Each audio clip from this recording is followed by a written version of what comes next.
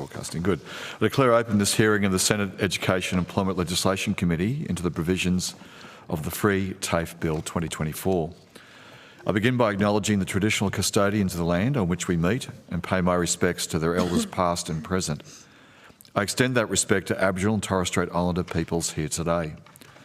I'm Senator Sheldon, the chair of the committee, and I'm joined by other members of the committee in the room and remotely. These are public proceedings being streamed live by the Parliament's website, and a Hansard transcript is being made. I remind all witnesses that in giving evidence to the committee, they are protected by parliamentary privilege. It is unlawful for anyone to threaten or disadvantage a witness on account of evidence given to a committee, and such action may be treated by the Senate as a contempt. It is also a contempt to give false or misleading evidence. Witnesses also have a right to request to be heard in camera. If a witness objects to answering a question, they should state the ground upon which the objection is made, and the committee will determine whether it will insist on an answer, having regard to the ground which is claimed. If the committee determines to insist on an answer, a witness may request that the answer be given in camera. I remind all senators that we continue our work implementing the standard report, and as chair, I'll ensure that proceedings are conducted in an orderly and respectful and courteous way. I now welcome in person a representative from the TAFE Directors Australia. I understand that information on parliamentary privilege and the protection of witnesses giving evidence to Senate committees has been provided to you. For the Hansard record, will you please state your full name and the capacity in which you appear here today? Thank you. My name is Jenny Dodd. I'm the Chief Executive for TAFE Directors Australia, which is a small peak body for the TAFEs. I'll now invite you to make a short opening statement. At the conclusion of any remarks, I'll invite members of the committee to ask questions. Thank you. Thank you for the opportunity to present to this inquiry into Free TAFE this morning. I acknowledge and pay my respects to the Ngunnawal elders past and present, and any Aboriginal and Torres Strait Islanders in the room or online today. Yuma. In my opening comments, I want to tell you 5 stories. Before I do, I just want to begin by sharing a little of my own background. From 2014 to 17, I worked for TAFE Queensland, where we partnered strongly with Aboriginal and Torres Strait Islander communities. I also felt firsthand the impact of the enormous distances that define Queensland. I went to Queensland, having worked for 20 years here in Canberra. Then from 2018 to 2020, I was part of Tasmania as the CEO of TAFE.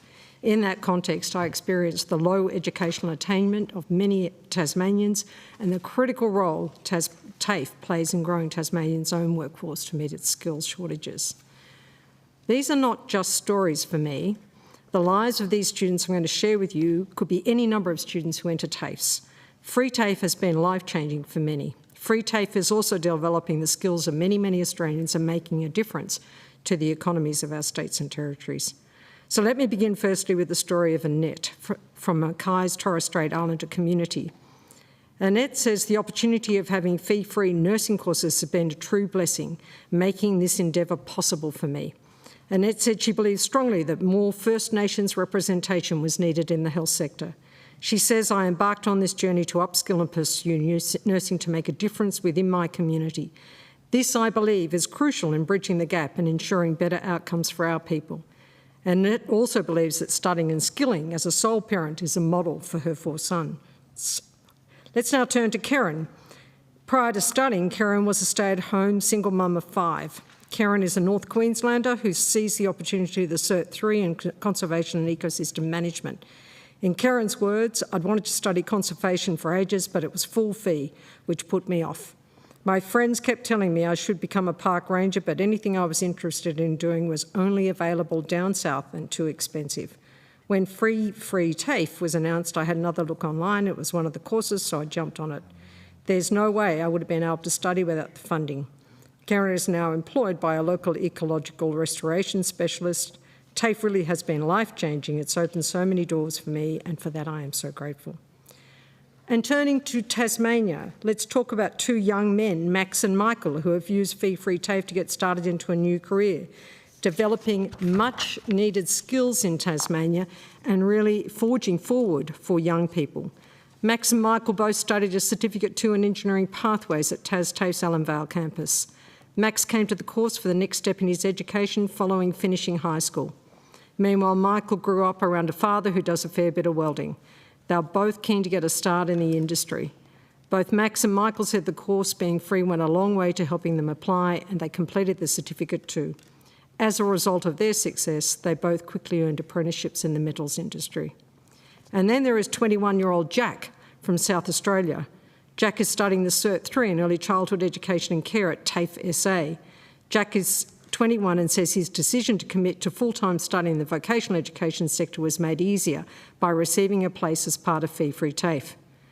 This was one of the 4,000 places available to assist South Australians to retrain or upskill, especially in skill shortage areas such as early childhood. Jack says studying requires such a time commitment, so it's good to know the fee is taken care of and I can focus on the course. Jack also acknowledges that he has needed extra help because he has ADHD and says he has been impressed with the support service available to students at TAFE SA and the amazing lecturers. Lastly, but by no means least, from Victoria there is Laura. Laura was a fee-free TAFE diploma student at Chisholm Institute of TAFE who won the Ramsay 2024 Student Cadet of the Year. Laura was chosen from 150 fellow nursing cadets nationwide to win this prestigious award. Laura was accepted into Ramsay's cadetship during her Diploma of Nursing and completed placements at 3 Victorian private hospitals. She was quickly selected for a graduate position at Ramsay's Peninsula Private Hospital, only a month after completing her cadetship there. Before starting nursing studies at Chisholm Institute in 2023, Laura had worked at Australia Post for 15 years. She says, "As I approached my 40s, my interest in work that would help others in community grew. This passion inspired my transition into nursing. Going back to school has been a transformative experience, enabling me to connect with a supportive community of peers and mentors." In summary, free TAFE is government funding to public institutions TAFE for public good. Free TAFE makes a difference to individuals, to their life circumstances, to their careers, to their communities and families. Free TAFE is about opportunities for those disadvantaged in education and from equity backgrounds. It demonstrates that removing barriers of fees and enabling qualification attainment enables better jobs. Free TAFE also is contributing to building the skilled workforce of every state and territory. Therefore, free TAFE should continue. Thank you. Good, thanks very much. Senator Brockman. Thank you. Sorry, Chair, I lost my voice there for a second. Can you just confirm with respect to your organisation its structure and funding pathways? Like how does it work in terms of the TAFEs across Australia? Is every TAFE a member? And how does information, decisions, money flow upwards to you? So TDA is a small peak body. There are 3 staff, myself and an administrator here in Canberra and one other member of staff who's located in Queensland. We're funded solely through the TAFEs themselves. They pay a membership fee. All TAFEs are members of ours. We have a board. That board consists of a representative from the TAFE, a TAFE representative from each jurisdiction. So when you look at the large jurisdictions where there's been single TAFEs like New South Wales, it's the Managing Director who's the board member. South Australia, it's the CEO who's the board member. Same with TAFE Queensland, where it's the board member. In Victoria, where we have 12 TAFEs and 4 dual sectors, they have an election process and they select their representative who then joins the board. But all 8 jurisdictions have a representative on the TAFE Directors Australia board. And is it just the size of the TAFEs that determine how much a financial contribution they make? It was formed in 1998 when there were many TAFEs, and it was a place, its title is TAFE Directors Australia, so it was formed as a place for directors of TAFEs to be able to have that liaison and connection with one another. Over time, of course, it's morphed as an organisation into some slightly different purposes. But the size, contribution from the different TAFEs is based on their student numbers, roughly their geographical distribution, etc. So TAFE New South Wales is one TAFE, is a significant contributor. Once you start breaking that down, I was the CEO of TAFE at the time, much less. So yes, it's relative according to. It's broadly based on student numbers and how they function. And is that the sole funding source? Do you have other so partnerships? So the other funding source we get, and we work hard at this, is through corporate affiliates. So we limit our corporate, because we're such a small team, we limit our corporate affiliates to 7 or 8, and we are fully got 7 corporate affiliates at the moment. And corporate affiliates, they actually pay for one of the staff members, essentially, or best part of that. So those corporate affiliates are people such as Technology One, ReadyTech, people who are in the ecosystem of TAFE. We have a very strong network influence, and I get a zillion vendors coming to me saying, can we get to your TAFEs? And the answer is no. You have to be a corporate affiliate of TDA to work with us in a partnering arrangement. And then what happens with the corporate affiliates, they work with us through thought leadership. So can I give you an example? ReadyTech, who's one of the big student management system suppliers, was a sponsor of one of our TAFE Talks webinars last week. We had nearly 500 people who registered for that. They weren't, most were TAFE, but many were others. They and TAFE SA did a thought leadership presentation on the changing nature of apprenticeships and the changing management structure required to be able to deliver to apprenticeships. So that's the sort of relationship we build with them. It's not about selling their product, it's about brand recognition, partnership, and their contribution to the thought leadership of vocational education and training in Australia. And just roughly, I don't expect an exact figure, but I mean, is it a third of your income derives from those corporate affiliates? No, it wouldn't be 10%? any. It varies a little. Corporate affiliates are really interested in working with us when we have a TDA convention because that accrues a large number. We don't run a TDA convention every year. Okay. So just at the moment, we had a convention in 2024, the next one will be in 2026. So at the moment we've got a special deal going for our corporate affiliates, which is 2-year membership, because we haven't got as much to offer them in their partnership response. So they don't accrue for anywhere near a third or anything like that, but they are an important revenue source for us, but they're also an important partnership source for us. So Adobe's a partner, and that sort of opportunity to mix with the not always large, but predominantly large. My Equals is a partner. Desire to Learn, which is a learning management system, as a partner. They see the benefit of being able to support us. We are very clear. This is not a sales job for you. This is a partnership opportunity. And those partnerships are very strong. And most of them, Tech One's been a corporate affiliate of ours for over 10 years. We've really grown the program since I took over 3 years ago, or 3.5 years ago, and we've grown the corporate affiliate program to increase our revenue. It was a commercial decision, but also to ensure we had that voice of our vendors, our commercial partners, in the space in which TAFEs play. What data, what information do you collect from your members when it comes to TAFE particularly? So it's not actually really our role, Senator, and we don't see it as our role. Our role is to be a network body for our members. As you know, the TAFEs, not the dual sectors, but the TAFEs are state or territory government owned. Yes. Therefore, their chief executives are members of the public service of their state or territory government, and their reporting mechanism is through to their state training authorities. That's where they report data. At TDA, our role is to talk about the issues that they are encountering. So let me give you an example in the context of today. When Free TAFE was first announced, not the Victorian one, which had been going for some time, but the one that went national, we formed a network of the senior leads in all the TAFEs who were responsible for the implementation. Our thinking at the time was to stand that network up for 6 months so that they could share, because for many of those TAFEs, they had to move very, very quickly, and a lot of the announcements, if you take the Northern Territory, for example, was announced around the second last week of December, had to be in place by January for enrolment. So very, very quick arrangement. So we formed that network so they could talk with each other about how they were in their own states and territories implementing the program and learn from each other. So TAFE SA, for example, was a little bit ahead of the pack because they had been the first announcement. So they had a really clear data tool that they started to share through Power BI with each other so that the others could understand how they were recording it. Our role in that was to facilitate. We don't record data, and clearly we keep an eye on it in the way that others do, but we don't ask for data from our TAFEs. The sorts of things that network did do, though, was have conversations about where enrolments were, where withdrawals were, what were issues. So let me give you an example of that.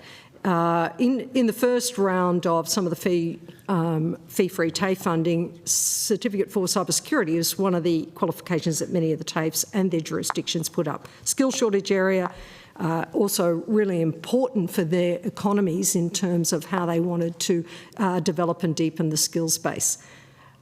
In that network, there was quite a bit of conversation amongst the TAFEs that for the target audience of these students, it was too hard and it was a difficult qualification. So through their own conversations, some of them made decisions, we'll actually refocus to the Certificate 3 and make that possible for students. So they're the sorts of conversations. We had a lot of conversation around the wraparound services and how it was being used in the various states. And Tasmania, of course, had received quite significant wraparound services that they then applied through for their state training authority and what they were going to do with it, which we mentioned in our inquiry, which supported their very successful and critical foundation skills program. So that's... So where do you get, I guess wondering where you get your information on the TAFE system as you do your advocacy, having been in different industry, but in your role in a previous life, information is very important in order to advocate on behalf. So what are your information sources then, if it's not coming directly from the TAFEs? It is coming directly from the TAFEs, but we don't. Your question was, do we collect the data? We collect the general understanding of where they're going and what their issues are, but our role isn't to get them to report to us. To start with, they probably wouldn't, because we're a peak body. We're not. Their reporting line is to their state training authority. Does that take the form of, is there something tangible that you could provide to the committee? Is there reports? To us? No. No. Okay. So much of it is quality of conversations, much of it is through the networks. We also, as you're aware, the TAFEs are state-based and territory-based organisations, so a lot of the work that we do is working with the Department of Employment and Workplace Relations on their behalf. So some of my role, I sit on numerous committees run by the Department of Employment and Workplace Relations and the Department of Education. So, for example, this afternoon I'm on the University's Implementation Accord Committee in that voice of vocational education. So that's the role of the peak body, is to be able to do things that the TAFE CEOs living and working in states and territories can't do. That's our role in that national context. There's often a perception that we might be a data source. We're not really. We're a peak body that enables the networks, that speaks on their behalf and does a lot of advocacy for them about key issues. One of the pieces of advocacy we've done, a couple, just to give you an example where we've had success, is the self-accreditation for TAFE at the AQF Level 5. That's been a big part of our platform. We did a lot of advocacy through our network in nursing, where we pushed for the care minutes in aged care to recognise the enrolled nurse, and we got that changed, which was, sounds small, but we got a 4-hour recognition out of those legislative care minutes that could go to a diploma of nursing graduate and enrolled nursing. So they're the sorts of things that we advocate for. We have been strongly advocating for Commonwealth supported places in higher education, and we've got through that Accord Implementation Committee a commitment to a number of those for 2026. So they're the issues. So when looking at the data, that's not our role. We're an issues-based peak body management for our TAFEs. So no formal reporting on free TAFE to you. One of the reasons cited by the government only funding TAFE is training quality. I think that would be fair to say. Through the reporting you hear back from your TAFEs on the ground, that anecdotal process, can you provide any instances across the TAFE network where there have been discussions of quality not meeting standards? So TAFEs have a strong commitment to quality, and it is about setting a quality bar that actually meets those standards, but actually exceeds those standards. So the AUSPar self-assurance program that is now in place is around how TAFEs will work towards, TAFEs and all RTOs will work towards self-assurance of meeting the standards. That is a commitment right across the TAFE network that's our role. Our role is to drive towards high-level quality outcomes. Now, there will always be individual isolated examples which can be brought forward, whether you're talking to me or whether you're talking to the private training providers, that demonstrate an individual may have not had the best experience. That's going to happen regardless of what organisation you exist in. But by and large, the quality commitment by TAFE is exemplary. It's committed to the fee TAFE as being an opportunity for those who are disadvantaged. And what that has meant, they've had to put significant support services to enable those students to participate in learning environments, which to some extent, many of them have not been familiar with. And if you look at Jack, whose little snippet I gave you, Jack talks about his amazing lecturers in early childhood from TAFE SA. Senator Grogan. What a great segue there into the amazing TAFE SA. I'm a big fan from South Australia.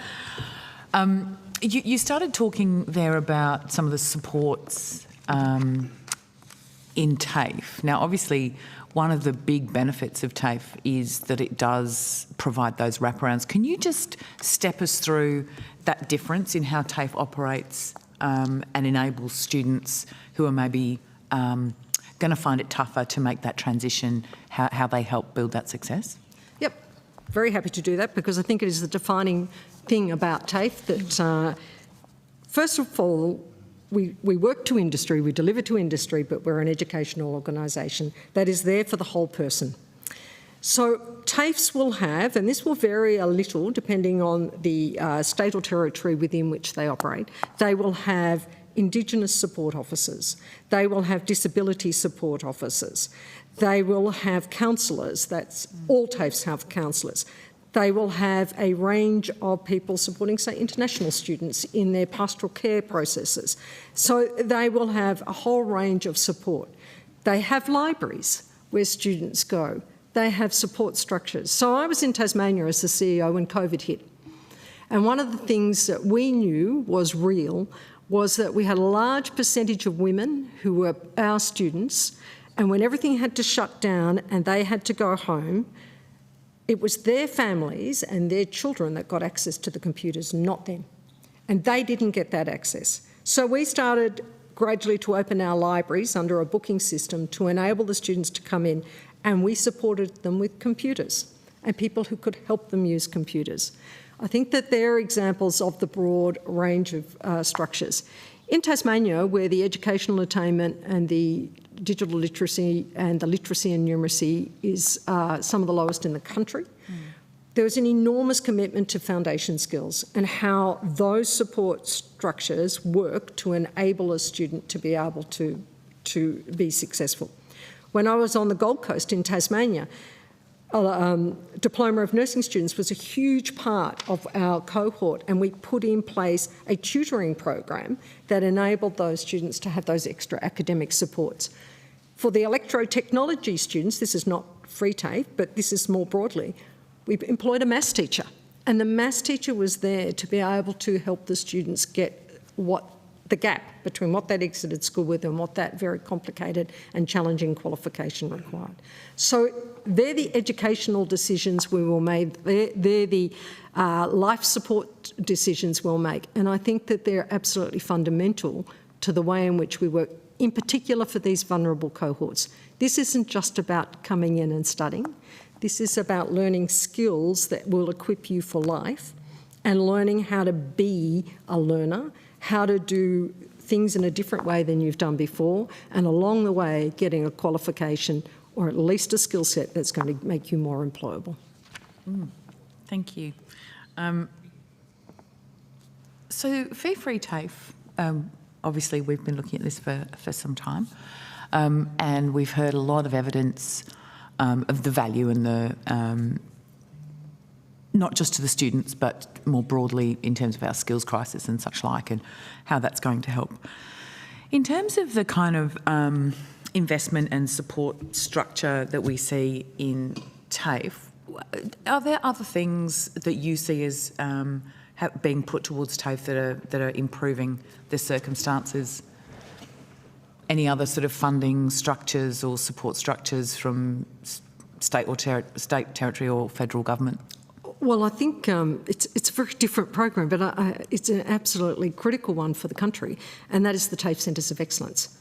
And the development of TAFE Centres of Excellence, and we now have about 9 that are announced, are absolutely about where those critical industries need change. Now, these are quite, they're absolutely innovative, and they're absolutely driving different thinking in our TAFEs. Let me talk about the Canberra Institute of Technology TAFE Centre of Excellence, because it was one of the first announced. It's looking at electric vehicles. So the role that TDA has played in that is working with Canberra Institute of Technology to get a network of electric vehicle educators from other TAFEs around the country. We have those networks. We get them to the table. What they're now doing is sharing resources with each other across the country to be able to become more efficient and more effective in the delivery of what is essentially a new industry for our TAFEs. It's that level of innovation that's occurring very broadly in terms of this National Skills Agreement. And the TAFE Centres of Excellence have actually very much inspired TAFEs in that get out there and do some really great things with industry. The partnerships are strong with industry. The partnerships are strong with universities starting to come into play. So if you look at a couple of the TAFE Centres of Excellence that are coming out of Queensland, they've done a call very broadly for university partners, and not all of them are in Queensland. So they're looking at where they've got university partners that are strong in the areas that they're delivering. New South Wales, similarly, has got 3 TAFE Centres of Excellence in advanced manufacturing. These are really important developments for the country, of which our public provider is well positioned to be able to deliver on what is essentially critical change process that will lead us into being a more stable and successful Australian economy. The last one announced was the Defence TAFE Centre of Excellence, only announced last week. It will draw, WA, but it will draw across the country because defence is so important and will bring in so many of the other TAFEs. Is that the sort of example you were looking for? Yeah, yes, it is. That's really great to hear that they're providing such leadership in industry areas that are so critical. Maybe you could tell me that there was a comment which has been repeated significantly from Susan Lay about the fact that if you don't pay for things, you don't value them. She said that in relation to fee-free TAFE. Would you say that the students across TAFE, the lecturers across TAFE, would agree with that statement? Do you think that the free courses within TAFE are less valuable and not worth it? I think these stories that I started with demonstrate that all of those students, and that's just a snippet of the hundreds of students, have valued the opportunity and have valued it enormously, in part because it was free. I am sure most people in this room today are well educated, and we've had opportunities, all of us, to be highly successful. I think one of the things that TAFE do, and walking through the doors of TAFE, are those who have not been advantaged in education or in economic pursuit. If you can change that dial for one of those people by giving them some education for which they might not have done it. If you look at these stories, 2 of these students were women who were sole parents. If you've got an $1,800 debt to do a course, it might not seem much to many of us. But if you've got 3 children or 4 children to clothe, to get to school, and your ongoing costs as well, rent, etc., that's a big decision you've then got to make. Do you put it there or do you put it here? If we can move many of those women into, give them skills and give them hopefully qualifications that will get them into employment, that is change for the economy. And that's what we know that the Universities of Court is also trying to do, is bring those equity groups in. No teacher in TAFE would ever think that a student doesn't value the course in any way other than it might not be right for them or their life chances get in the way. But in terms of valuing it, you don't have to pay to value it. That statement, and with great respect to Susan, and I think she has also made some good statements about the importance of skills and the criticality of skills, but that statement often comes from a point of privilege where we can pay. And I have seen in my career so many who can't. Thank you, that's really helpful.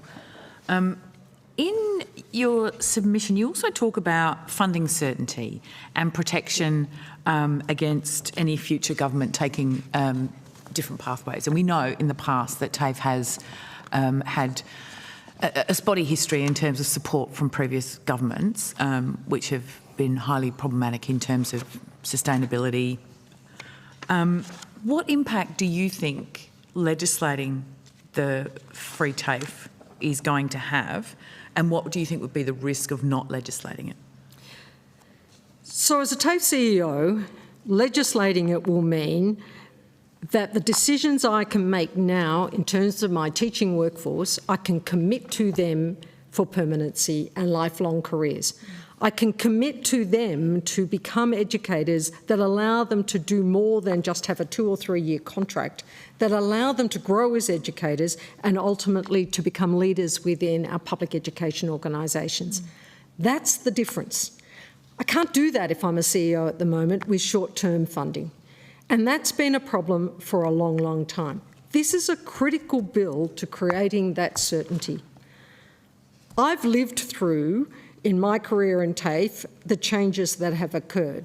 And I've seen what were organisations that were able to give commitment to people for long-term careers go through this incredible cycle of cuts and changes and the broader marketisation decisions that were made. And that is not a negative comment I'm making, I've just seen it. Unable to, if you haven't got the ability to predict the future, then and have some certainty over that funding, then you won't be able to make some of those really important decisions around how you offer programs and where you employ your staff. One of the biggest issues, if you ask TAFE CEOs what keeps them awake at night, one of the biggest issues for them still is how do I get the qualified teachers in my organisation? This will help solve that. This will help get those qualified teachers there, because you are able to say to them, here's a permanent opportunity to be a part of the workforce. When I was in Tasmania, we could not get plumbing teachers. We introduced a program that, because as you would all know, you have to hold the Certificate for Training and Assessment to be able to teach. We introduced a program that went through merit selection, but a person could apply and they would be confirmed permanent on application. They had 12 months then to do their Certificate for Training and Assessment with guidance and with reduced teaching hours. If they got it within 12 or 18 months, they rolled to permanency without another application. That changed the dial because it was because the reduction in salary often for some of those critical trades to come and teach is a big decision, and it's an even bigger decision if you don't have permanency. Yeah. Now, the second part of your question was, or have I covered the whole question? I think you've given a good flavour. I think it's really just that risk. If we don't legislate this, what's the risk? And I think you've covered that in terms of workforce within the TAFEs and various other things. In terms of students looking ahead and thinking about pathways, do you see any benefits there? I think what we've had in Vocational, I sat here in one of these inquiries about the perception of VET last year, and the perception of VET has been eroded because of the changing nature of how we actually structure VET. If we want to change the perception of VET, especially for young people, we have to do a body of work to give it stability. And we have a body of work to do with our school students. And those two young men from Tasmania, I can see their faces now as they're not your high flyers who are going to come in and necessarily have high ATARs, but they're going to be great employees and do great things in their lives and have really satisfying lives because they get skills and qualifications. We have to change the dial around the perception of vocational education, and certainty around a program like Free TAFE is going to help with that, helping our young people to see This is here. We've had an intergenerational asset of TAFE that's been around for well over 100 years. This commitment reinforces that brand and its sustainability. Thank you. Thank you very much. Thank you, Chair. Thanks very much. Senator O'Sullivan. Thank you. Chair. Thank you, Stod. I'm actually a former TAFE student, did my apprenticeship and went to TAFE as part of that. Very proud of my TAFE education and it did serve me well. I just wanted to place that on the record. You answered the question, last question of Senator Brockman in relation to quality. The question was, is there any? Can you think of any instances where TAFEs haven't met the quality standards that are required? You weren't able to provide any instance that you're aware of. Can you think of any instances where industry training or private training providers deliver better training than TAFEs? I'm not sure that the question that you're asking here is one that's for me to answer. I respect a lot of our private training providers. Our enterprise training providers that have high levels of completions, so they should. The people who are employed in those enterprise training providers are there to learn skills and qualifications deliberately for their employer. So yes, they should have high levels of qualifications. They'll always have a certain degree of advantage for that industry because that employer has made the decision to say that we want to really bespoke train using the national training system for those sorts of people. So that will of course occur in some instances. I think that there are also some in our Aboriginal communities, there will be RTOs that are really well positioned to be able to do some great training. And there will be many examples of that. I've gone from the enterprise RTO to the community-based RTO. We're a big system. We've got 4,000 training providers in this system. 29 of them only are TAFEs. TAFE is the public education provider. We're very broad brush. We have hundreds of qualifications on scope. We have thousands of students. Our role is to educate and enable. Our role is to give those first opportunities and to work, through my example of TAFE Centres of Excellence, in the innovation space with employers and industry. It's a multi-layered system. So I don't really want to get into this is better than that or that's better than this, because it is about the different purpose. We're a for-purpose educational organisation. And my question really goes to, and you've answered it, that it is your job to come here and advocate on behalf of TAFE. That's the very purpose of your organisation and why you exist. And just like any other industry body or union or any other representative body, they come here and their job is to advocate, obviously, for the best interests of their members. And you're certainly doing that this morning, and I congratulate you for that. So therefore, you wouldn't actually come in here and say, "Well, give TAFEs less money," would you? Of course not. Of course not. It's a complex business running a TAFE. It's a complex business delivering to students who might have low advantage in education. It's a complex business enabling a very broad mix of a teaching population, from hairdressers to creative arts to plumbers to electricians. That's the melting, that's only the tip of the iceberg. That's a melting pot of a TAFE workforce. It's a complex business. It needs to have certainty of funding. It needs to have good funding. If we broaden the conversation into higher education, there's a big conversation in this country to be had about equity of funding across vocational education and higher education, about what we're trying to achieve in the whole skills agenda. This piece of legislation is about the public education provider in vocational education. For some reason, we never question the role of the public education provider in secondary education or the role of universities. We might question some of the governance of universities, but not their role. This is about the public education provider. It's about making it strong, making it the anchor institutions it is, giving it certainty, enabling students who understand the brand of TAFE, where it's low entry, it's an easy entry pathway with teachers who get it, to come in and have that first chance. That's what this one's about.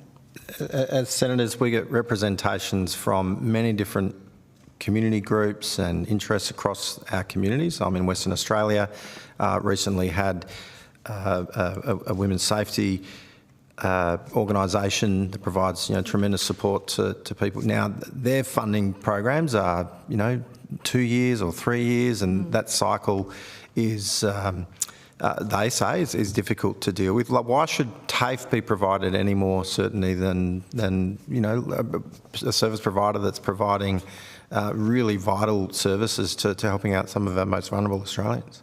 Because we are the public educator. We are for purpose, not for profit, state-owned or territory-owned, and we're there to serve the economy of those states and territories. That recognition of public education as the anchor for vocational education is so critical. With that certainty, there will be lots of opportunities. We are also the provider that delivers in critical industries at a level that others don't, and plumbing, electric technology, diploma of nursing. These are some critical industries where there are critical skill shortages. Being able to attract and retain a workforce in those industries through being able to offer them ongoing commitment, being able to develop TAFE centres of excellence for the future. These are not just going to be a couple of year programs, these are going to have longevity going forward. That's the reason why, because we're the public education provider.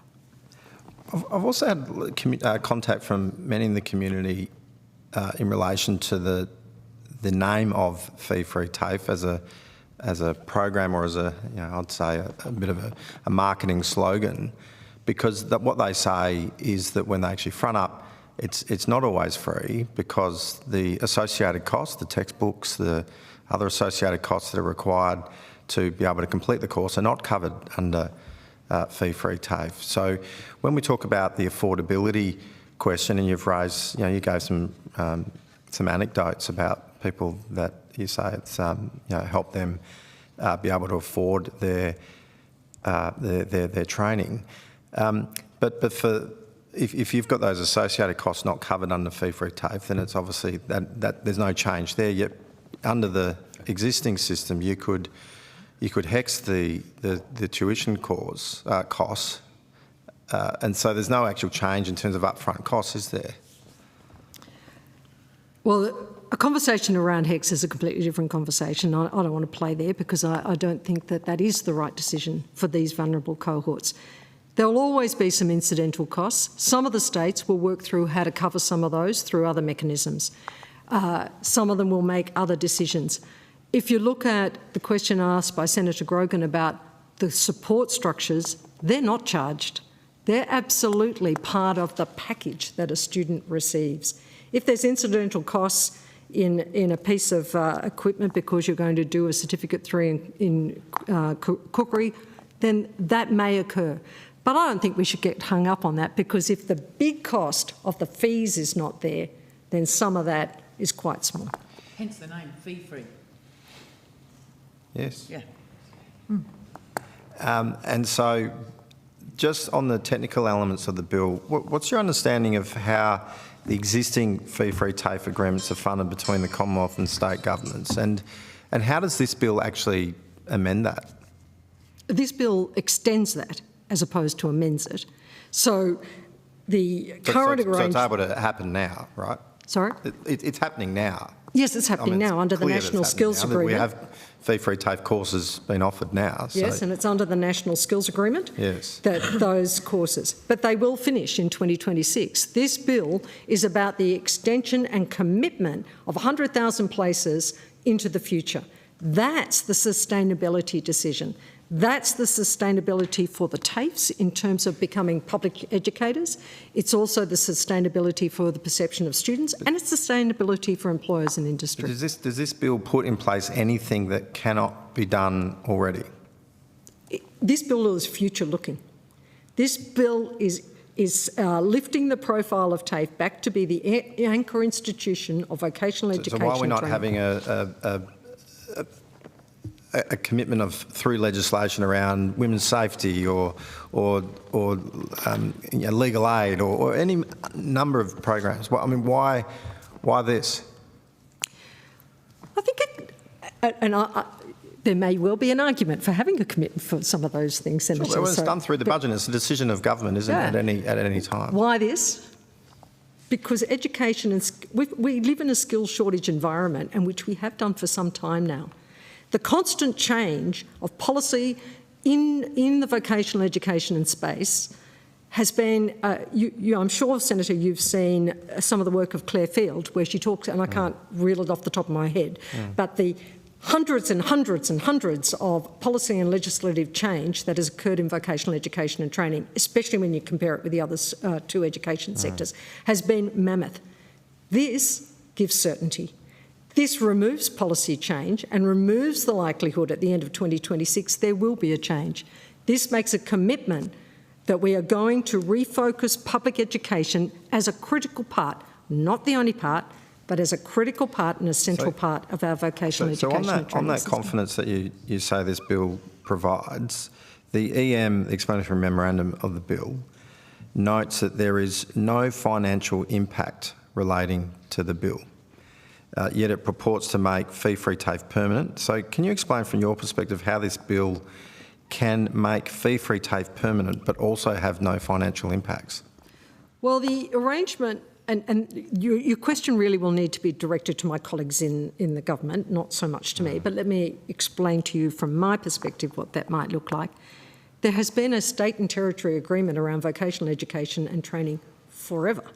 It is about how money moves. So that commitment is already made.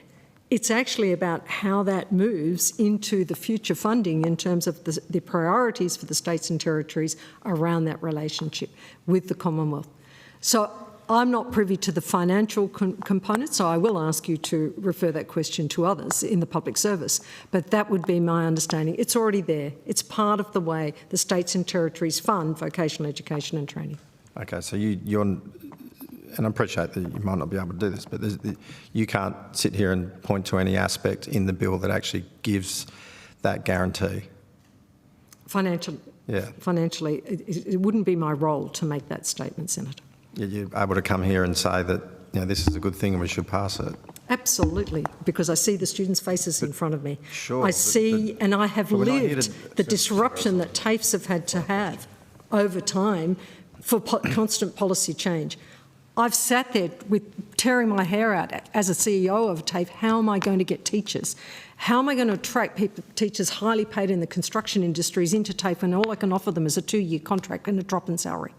They're the big challenges that TAFEs have had to confront. This bill helps remove some of those challenges, and that's multi-layered. Okay, I'm out of time. Good. Thanks very much. Just a very quick question from me before I hand over to Senator Brown, who's very patiently waiting. It does also seem to me you've outlined the advantage for the education system, and I know when you say that you're not saying about the processes and the organisation, you're saying about the organisation that delivers for community.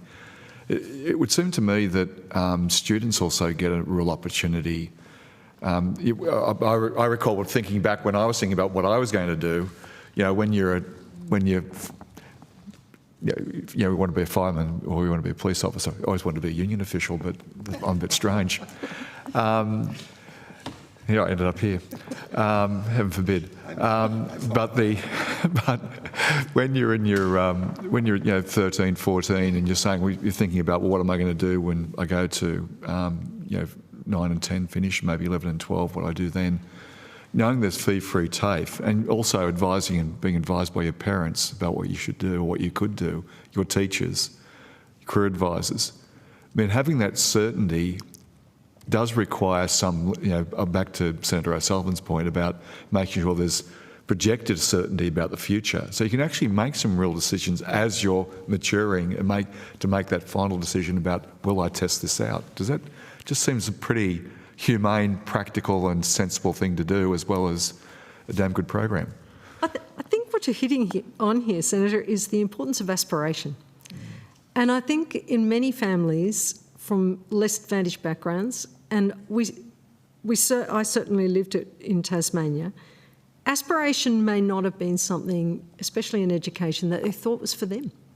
And yet this opportunity, and those two young men who did the Cert 2, that opportunity to say, there is no fee, that's a real leverage for a parent who might be aspirational to say, let's move, let's go to TAFE. Let's make TAFE equal in its prestige to going to university, and this removes one of those barriers and it creates aspiration. Thank you. Senator Brown. Thanks, Chair, and thanks, Ms Dodd, for coming along today. And I'd like to really thank you for presenting the examples that you have of real students and the appreciation they have and the opportunity they've had under Free TAFE. You did it in your opening statement and all through your submission. I think it's really important for committee members to understand and hear the stories of people that are really achieving and having opportunities they may not have been able to take up before. So we've had this discussion around TAFE and RTOs, but I think it's pretty important that we put out in evidence what additional accountabilities that TAFE have to satisfy as the public education provider, and what role do you think TAFE plays in the vet system that the private sector does not? Well, first off, TAFE is part of the state and territory economies, and one of the reasons the existing fee-free TAFE has been successful is that we haven't seen exactly the same courses offered in every single jurisdiction, because it's been about what those states and territories really need where they really need the skill shortages and where they really need to direct their applications for students to come and study. One of the roles of a CEO of a TAFE is to be absolutely part of those solution-driven conversations with their governments, regardless of which flavour of government it is. It's about the state economies. That's fundamental. That's a conversation that makes them a for-purpose provider for the economies for whom they work. So TAFEs are subject to direct government oversight. They are. Their operations can operate as a statutory authority, but they are subject to direct government oversight. They are an instrument of the government in helping the government of that state and territory achieve the outcomes it needs, in particular in skilling its population, in terms of making sure that its young people have pathways into education, in terms of making sure that the state has the adequacy of the skilled people they need to be able to perform all the multitude of things that are required for us all to live. That is a fundamental role of TAFE, and that makes it distinct from any other provider in this system. They're large organisations. Whether you look at TAFE New South Wales, that has nearly 400,000 enrolments, does about 70 to 80% of the apprenticeship training in New South Wales, and is recognised by the New South Wales government as a pivotal part of their economy, to Victoria that operates a different structure of TAFE with 12 TAFEs in full dual sectors. But the Victorians are highly networked and they're highly responsive to the government in Victoria. The system might look different in its execution, but it's the same purpose, it's the same construct really in what the purpose of TAFE is. And it's had years and years to do that. This is not new. They're not going to be here tomorrow and gone the next day. They've been with us for well over a century. Thank you. And I notice in your submission you warn that expanding free TAFE beyond public TAFEs would be a risky policy in the market setting. And you also reference evidence that where government funding is extended to RTOs, not all will act in line with the policy intent. Can you talk us through that evidence and explain why it's important that public providers are the main deliverers of free TAFE?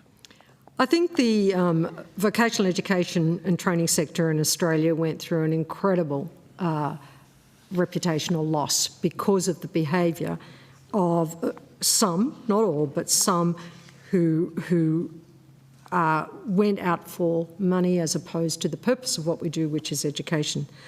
And that was back in the vet fee help days, and a lot of that's now been tightened up.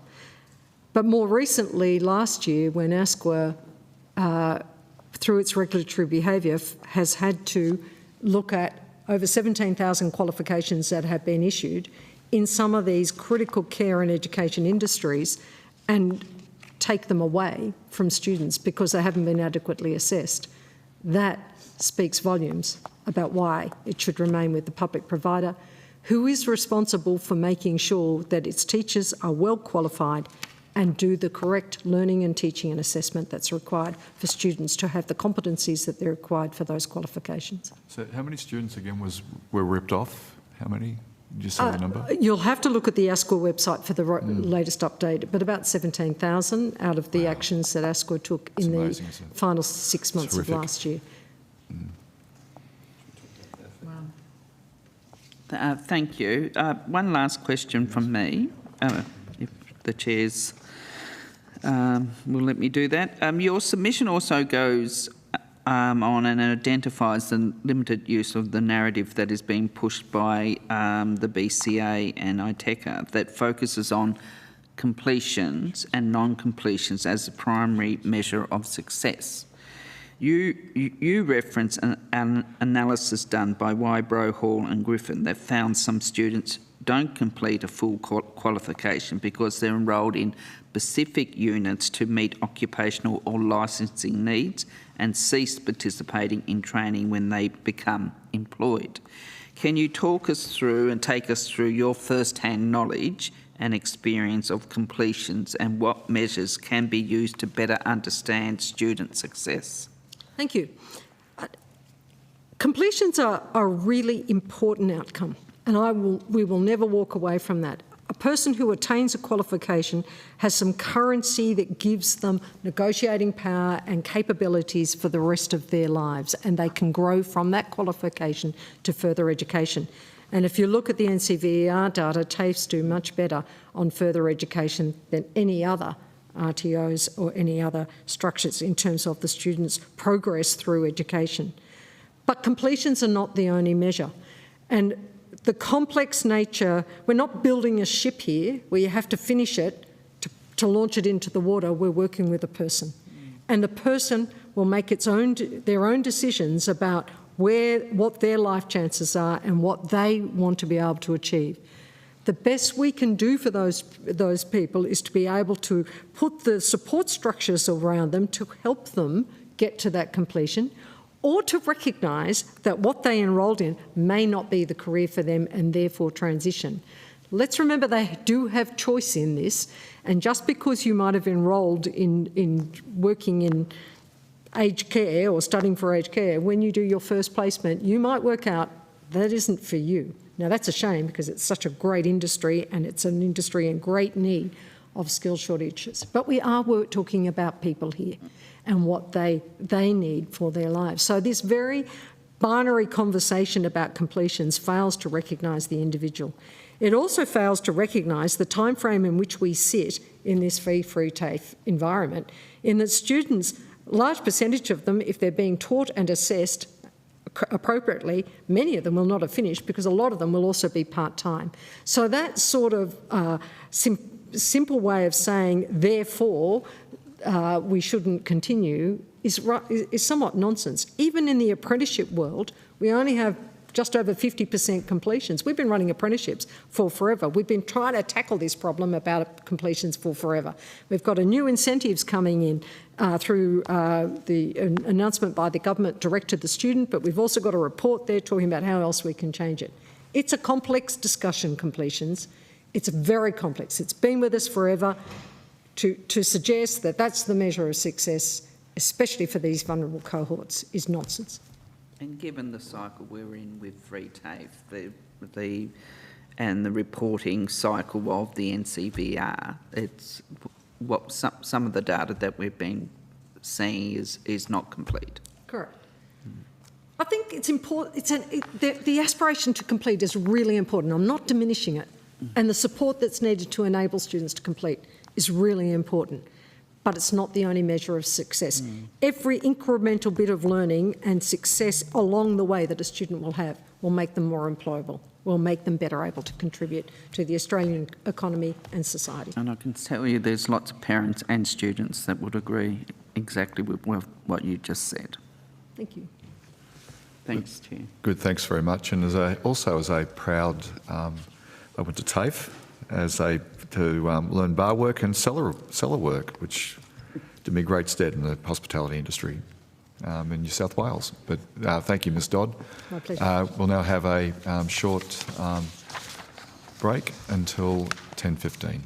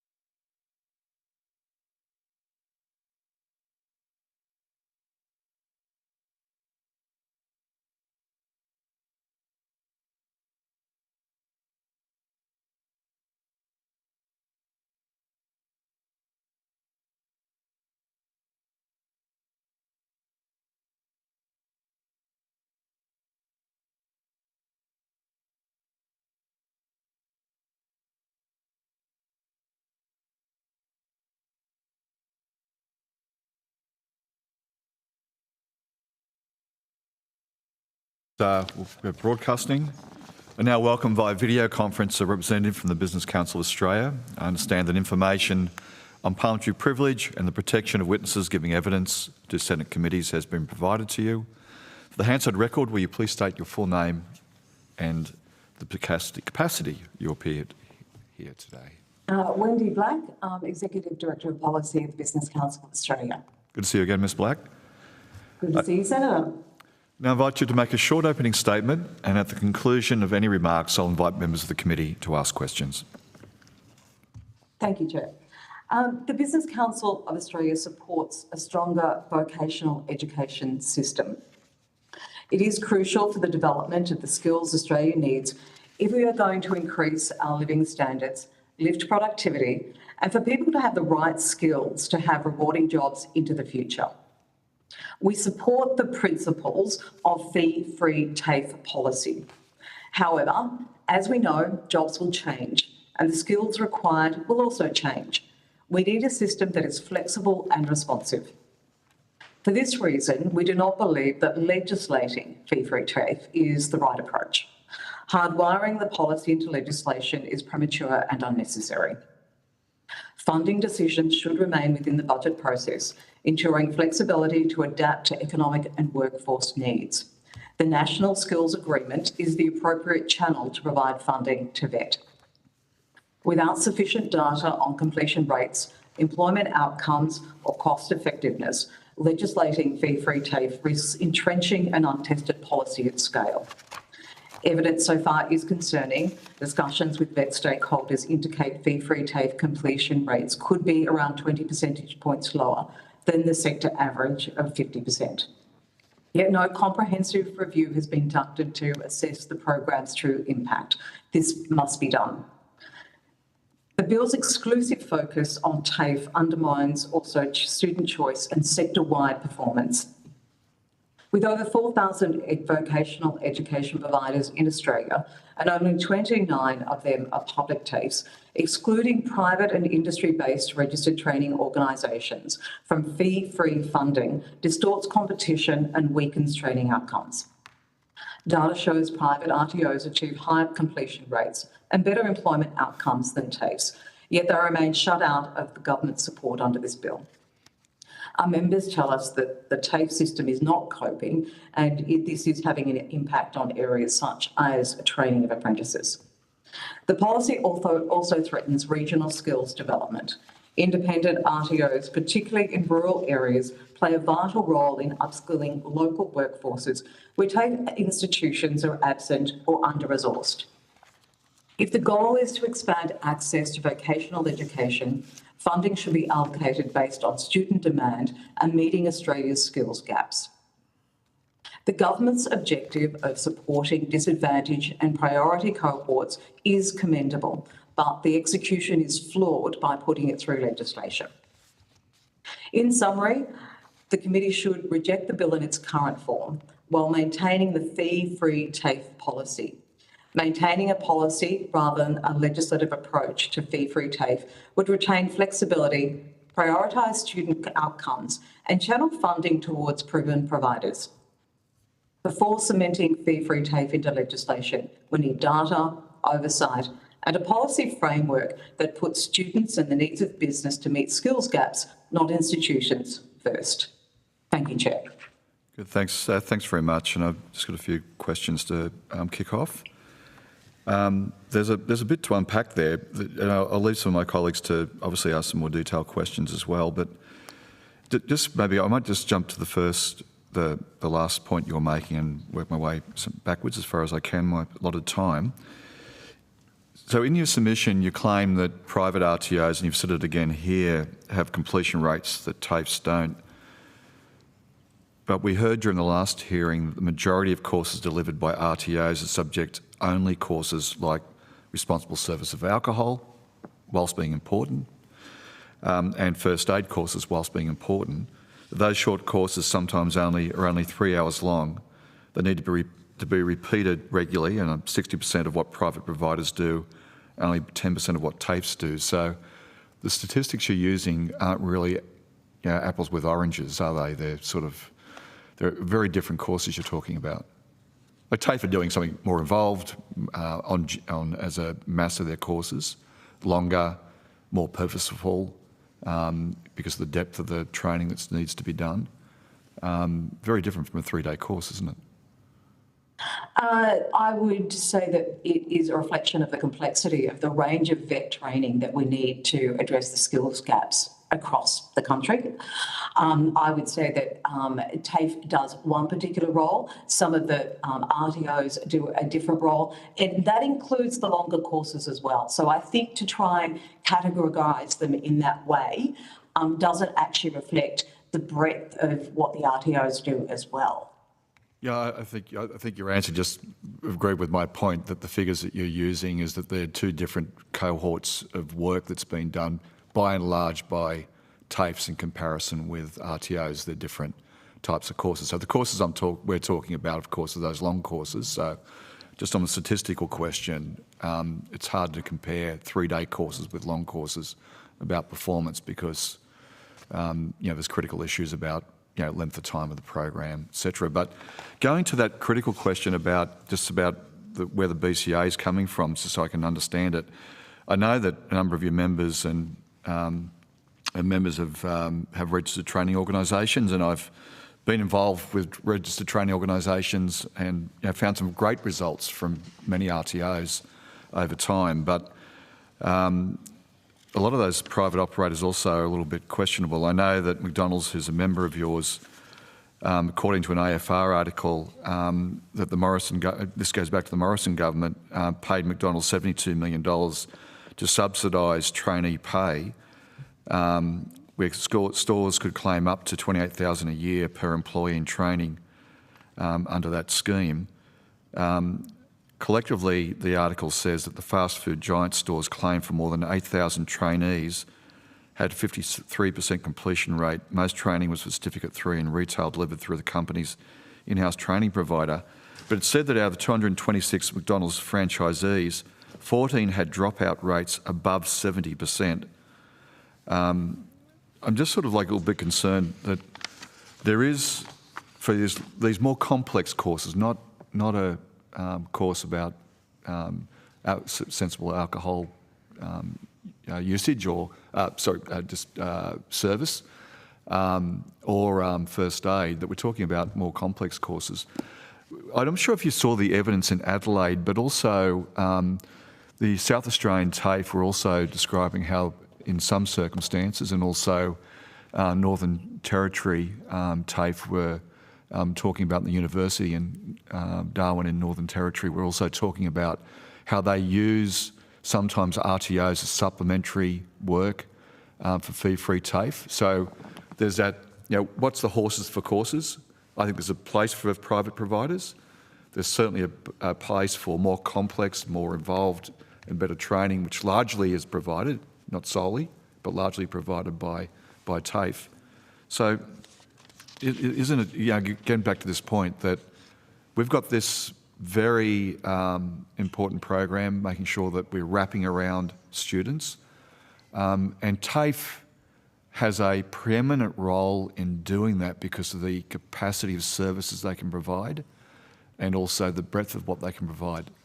It doesn't take away from good work others do, but it says horses for courses. So fee-free TAFE has a place to play, particularly with TAFE colleges. Look, Chair, I would say yes, we do support, and I said, the principle of having fee-free TAFE, we do support. There is areas where they do play a good role, but they're not everywhere. And I was really heartened by the evidence from TAFE SA, and I think South Australia is actually doing quite a good job here because they know the skills challenge they're facing there, particularly in the energy transition, particularly with the work they've got to do around AUKUS. They've got a massive task ahead, and I was actually interested to see their evidence that they are actually using both not-for-profit and profit providers as well as part of their program. And I think this is where it's a concern that what is being legislated here is looking to actually just entrench TAFE without the option of using those other providers. Now, if the other providers can actually be involved, well, that would be excellent, because I think you actually do need to mix everything up. I will go back to your other point about comparing apples and oranges. I think there are some where you compare apples with apples. I mean, TAFE does short courses as well, RTOs do, but they also do longer courses, more complex ones. And I think this is the challenge that we have here with this model, is we haven't really worked out what actually is going to be the best delivery mechanism to make sure we do get the best completion rates. RTOs, you're right, in some areas do shorter courses, and the reason they're successful in doing that is because they're more flexible. And this is one of the concerns that we have, that the TAFE model doesn't provide the flexibility that so often people need. So if you were trying to get some women back into the workforce, as an example, if the TAFE offering is only Monday to Friday on certain hours, and they can't get there because of other caring responsibilities, then that makes it really difficult. And this is where the RTOs actually have met demand by being more flexible and providing that opportunity. And our concern here then is that you're choosing one model which may not be the best model for the individual. And what we want to do is absolutely increase the number of skilled people out there, increase the opportunities for people to uplift their skills, to get a job that they want in their local area. And so often there may not be a TAFE there. We're a big country, there's only 29 of them. And I think that is also one of the challenges. So as I said, in principle, I think this is a great initiative. We particularly welcome the announcement from the government last year of the additional 20,000 for the construction sector, absolutely needed. But we don't know yet how that's following through. Let's see if we've got the model right. Let's see whether we've got the right provider. What are the real outcomes here? Have people then got longer term jobs? I think that's what we really want to see. Ms. Blake, just a couple of things, and I certainly agree with you about making sure that we can have, open up for more people across that aren't working or aren't working in jobs that are particularly we need more people trained in. And I think your point about more opportunity for mothers to, as an example, as one cohort you mentioned.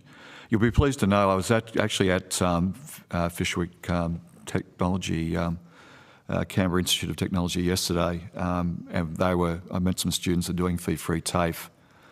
And Catelyn, a nursing student, told me, and I'll quote what she said to me, I already had to defer 6 months because I couldn't afford it, when she was talking about fee-free TAFE, and we're both in agreement the service needs to be provided. If I had to pay for it myself, it would have been further deferral, meaning a further delay in becoming a nurse and helping the community. So one of the things that she was pointing out, and having a young family, and the TAFE service has been able to actually meet her requirements. Also, just on this point about flexibility, there is a capacity for TAFEs, and also within the funding model, where the flexibility in legislation where there's a need has been identified for other providers to deliver. They can deliver, and they are delivering. In actual fact, there's a whole list of other providers that are delivering as well as part of this program.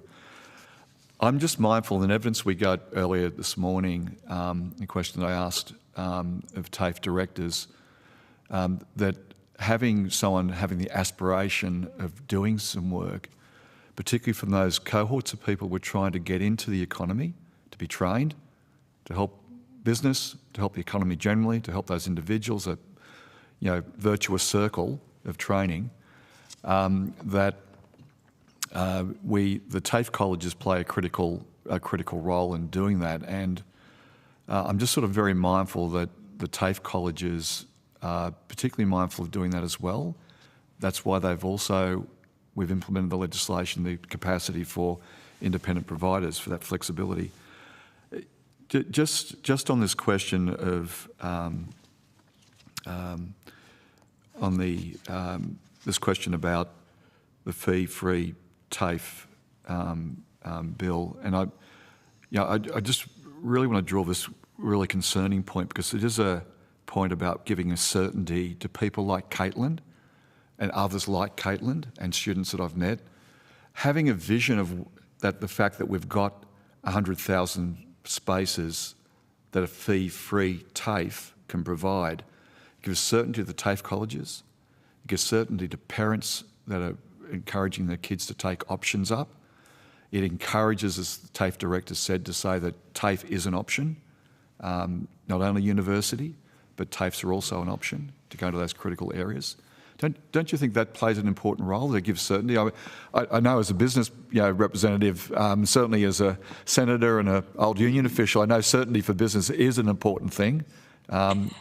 Isn't certainty also a positive thing here for people like Caitlin and others like her, and parents to say, when they're 14 years old, son or daughter saying, where do I go? That, hey, here's somewhere you can go because we know it'll be there. Certainty is absolutely important, but there is no certainty with this bill because there's actually, the mechanism actually comes through the funding, and there's no funding tied to the bill. And I think that was quite clear in some of the evidence we've heard, even when TAFE SA were asked whether, in fact, if the funding, what would happen with the funding here, they couldn't answer. So I think this is why I go back to the key principle of the issue that we have here, is that this should be done through the normal budget mechanisms, and you can provide funding certainty as there has been through the National Skills Agreement. Now, if that should be the right mechanism for doing it. And on the issue of certainty, yes, businesses want certainty, but not certainty of something that's not working. And so you've always got to make sure you've got the data and you've got the ability to pivot if you find out that it is not working. Because if you are locked into something that you can't change, you are going to be out of business really quickly if it's not working. And that goes to our other point. Get the data, make sure it's working, make sure you've got the ability to pivot, and make sure you're getting the outcomes that you need. And that's why when designing these programs, legislation is not the right mechanism. There are other structures that can be utilised to do it, to provide the certainty if you want to do the agreement, but not through a piece of legislation. Ms Black, that's a very interesting response. I know my colleagues are going to also ask some questions, and I'd love to ask you some more questions, but I'm going to hand over to the Deputy Chair. We might have some time at the end, Chair. Thanks. We might. Thank you. Ms Black, thank you very much for your time this morning. Can I just ask, at a very high level, what is it that employers, the businesses that are going to be employing graduates from training courses, what is it that they are looking for out of vocational training and education? Look, and I think this is the key to it. They need people who have done the right qualifications, have got the skill set they need to come into a job. And I think one of the reservations, the feedback we get with the TAFE system, and I think this is a broader issue, and this is the challenge with just a discussion about fee-free TAFE. There's a broader discussion to be how do we lift the capacity in TAFE? This goes to, we absolutely need more apprenticeships, we welcome the government's review around that and put forward a model as to how we think we can really lift the numbers again. But the key to all of that is, the feedback we're getting is that the system has not met the mark, that the quality is not there, it hasn't got the capacity. And so I think there's a bigger issue here without adding on a sort of straitjacket of a particular policy in legislation, is it actually delivering? Has it got the right qualifications? Has it got the right courses? Is it meeting business needs? Has it got the flexibility? So one of the concerns that we do have is that it doesn't actually keep up with where the skills needs are actually at. The actual detail of the courses and the training, as I said, things change and they change very quickly. I mean, just look at, the demand for cyber, the demand for AI. Those courses change quickly, which is why so often our members end up going, we're going to do it ourselves. That's the only way we're going to get the qualifications and the people getting the right training, which is up to date. Not something that's 5 years ago or 10 years ago, but it's something that is actually coming through right now. They're the real skills that we're looking for to meet demand, to stay competitive, because that's what's happening around the world. And so for employers, it's that agility that's important. Who provides the training? Are employers essentially agnostic in that regard? I mean, essentially they want the outcome rather than, you know, rather than focusing on who is actually delivering the course. Is that right? Absolutely. Agnostic as to who's delivering it, they're focused on outcomes. That's what a business has to do. Correct. However, I would say at the moment, the reason why the RTOs have absolutely flourished is because they are providing the outcomes. And I think this goes back to my other point about how do we lift the capacity within TAFE. As I mentioned, I actually think South Australian TAFE is doing some really good things there. And I think the new centres which are really focused on particular skill sets, I think they are actually something that could well be a real positive going forward if they're done right.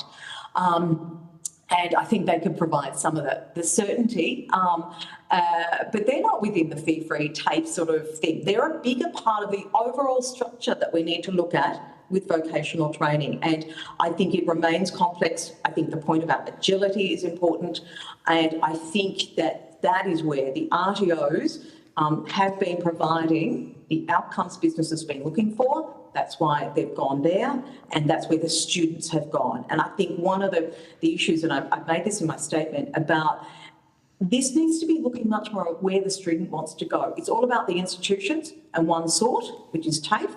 It is not looking about what does the student want, where do they want to go. And if you give a student a choice, generally find they will go to the RTO because they know at the end of the RTO they are more likely to get a job.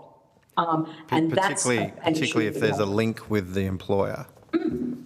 Absolutely. There's an industry connection, a pathway. Yeah. So in your submission, you state that there's little available data to assess the effectiveness of the government's $1.5 billion fee-free TAFE program. Can I firstly ask, are you aware of any review of fee-free TAFE? Has there been any consultation with employers in regards to the graduates and the quality of the students that are coming, or the graduates that are coming through? Has there been any look at the effectiveness of fee-free TAFE before this decision's been made that you're aware of? Look, not that I'm aware of, no. And I certainly note that the National Centre for Vocational Education Research at CEVA has certainly offered to do further work in this regard. And I think this goes back to sort of, again, one of our key points here is let's get the data, let's do the analysis. We're not saying stop the program. We're saying let's do the analysis as we go through. We should be tracking all those students going through, have real-time data, so we know, and I think this real-time data is essential, so that if we start to see students falling out, why is it? I mean, I think the point Jenny Dodd raised actually about, acknowledge that cybersecurity, the bar was pretty high on that. It is difficult. You've got to take a different approach. That's the flexibility we actually need in this system, but we need to be monitoring it all the way through. And we're starting to see a cohort that are dropping out. What are we doing to actually make sure that they stay within the system? And until we get that, why put it in legislation? And CEVA in their submission state that they're not actually tracking cessations. Do you think that's an important metric to be monitoring to, as you go, evaluate the effectiveness of the program? Absolutely. And that goes to my point about, particularly if you've got a vulnerable cohort, which, as I said, we're really pleased. This group of people really need to actually have that opportunity, and TAFE can provide that if it's got additional supports around it. But you need to be tracking that so you can intervene very quickly. And you can see if there's any particular trends. And so it's disappointing that that's not happening. If you're really doing a proper analysis of the success of a program, and we're not talking about small amounts of money here, And there are two things that are really important. It is, value for a taxpayer dollar, always important. But more importantly, we need these workers. We need these skills. We've got a productivity challenge in Australia. We've got new industries coming along, and we need the workers. And if we get this wrong, then where are we going to be in 5 years' time? Can you talk to us? You spoke about the challenge of legislating. What would be the material impact of that? In making it permanent without the evaluation, without the flexibility, without the things that you discussed. Like, what would be the impact on business across Australia as a result of that? Well, that's the thing that I guess we're most concerned about, that there has been a focus on just this one element, which is not being tracked efficiently, and no business would be able to do that. I'll be out of business very quickly. And I think the real concern we have is, as I said, we need these workers. We need to lift our productivity. We need the electricians. We need the nurses in the care economy and the aged care workers. We need to be able to do our technology changes, whether it's in adopting AI, whether it's in cyber, any of those different areas. We need that workforce. And our economy will continue to go backwards. Our living standards will certainly go backwards if we haven't got the workers that we need. And you'll also have a cohort of people who won't find that their jobs are not so rewarding because they haven't been able to get the right training for the right job. And that, to me, as a community, would be another poor outcome. Aside from the business and productivity impacts. The Chair was asking questions earlier about and mentioned that a lot of the courses that are delivered by private RTOs are short courses such as responsible service of alcohol and other type of courses.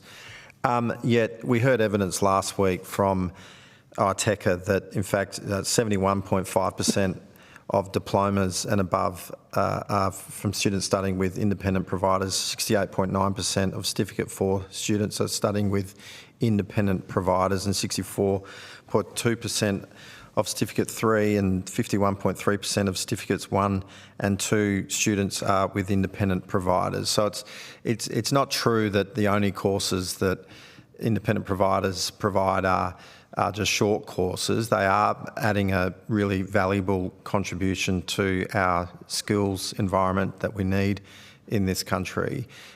How important do you see it is to have policies in place that ensure the viability of all types of providers, whether they be public or private? Oh, look, it's essential. And you're right with that point. And as I said to the Chair, there are elements where we are comparing apples with apples. But yes, and TAFE does short courses too. So they all provide a variety of different courses. But what also is important is that you have that large number available because, as I said, we're a big country. 29 TAFEs cannot service a country of this size or meet the needs that we have going forward. So I think it's important that we continue to have a diverse range of providers, and there is absolutely a key role for TAFE. And as I said, I think we need to do more to uplift that capacity because it is important. But those other providers, the RTOs, are absolutely crucial. They do most of the training in this country, and if we didn't have them, the businesses wouldn't get the workforce that they need. So I think that is absolutely crucial, particularly in regional areas. And that's where I guess we're concerned that there is so much focus on this one slither, as important in the principle that it is, but we are still not looking at the broader mix of how do we actually deliver for what business and the individuals actually need. And that's where the RTOs they've developed because there is a need there. Thank you, Ms. Black. Senator Brown. Thank you. First of all, I just want to ask you a question around government payments to independent RTOs. Are you aware of the data regarding government payments to RTOs from 2022 to 2023? No, I don't have that data, Senator. I just asked that question because in your submission you talk about the free TAFE is distorting the system by focusing primarily on TAFEs rather than RTOs. But the information that I have is from NCVER data shows that in the 22-23 period, government payments to independent RTOs increased by 10.9%, and for public providers the increase was smaller at 9.6%. So yes. Yeah, no, sorry, I didn't have those numbers in front of me. And yes, I know the government does fund RTOs as well. And look, absolutely acknowledge that, and I think that is important. But I do think it's also important that you look at this, and this is where I go back to this principle about how do you make sure you've got that mix in funding right. And we're concerned that this particular policy, by putting it in legislation, you're actually favouring one over another rather than taking, as I said earlier, well, that agnostic approach of who delivers the best outcome. And it's the outcome that as a country we have to look at, and that is the priority. But it does look from those figures, Ms Black, that the investment in independent RTOs is, it's above what is provided to public providers. So there's no I would say that I can't see how you talk about a distortion in the system. And I don't...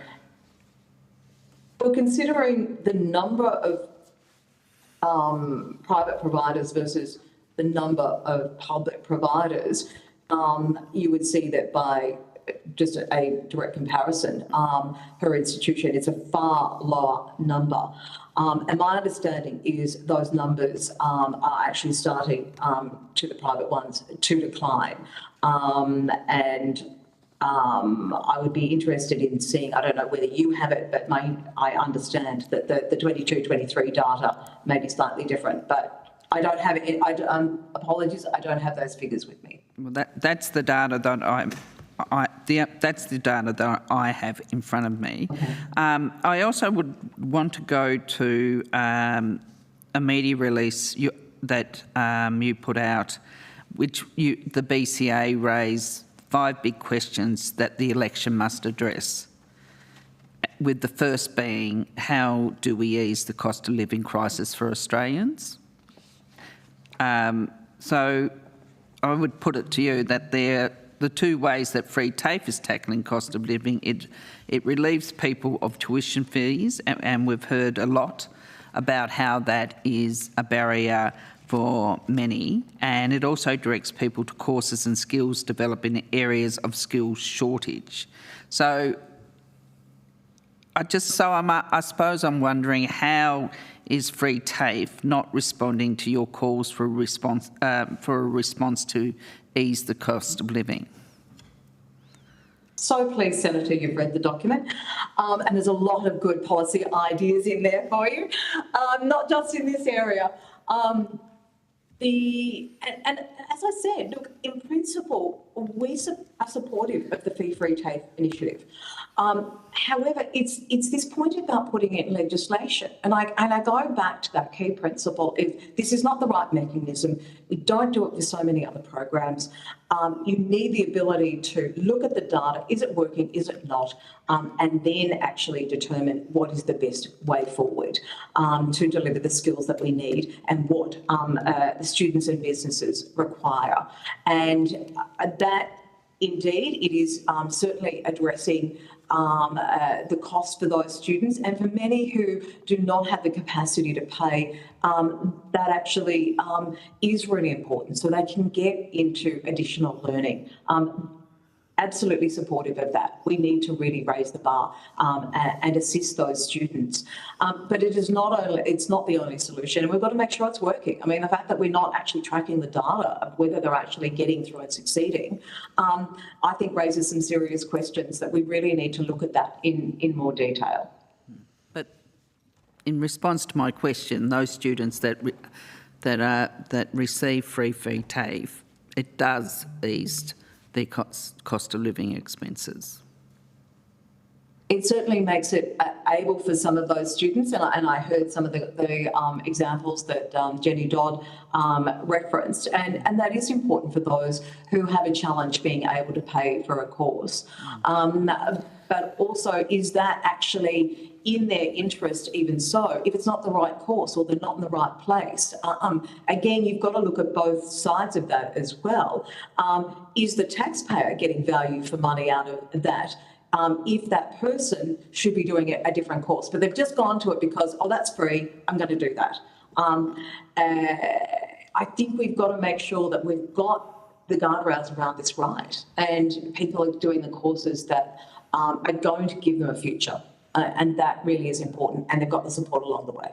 Well, you listened to Ms Dodd's evidence, and of course her evidence, as she outlined a number of samples of people and courses they've undertaken, how it changed their life and how productive they've become in their respective state economies. So it's very important also to be listening to those real life examples of how a piece of policy is changing lives as well. But I'm a little bit confused as well, because I know, and you have said it here, and you've said it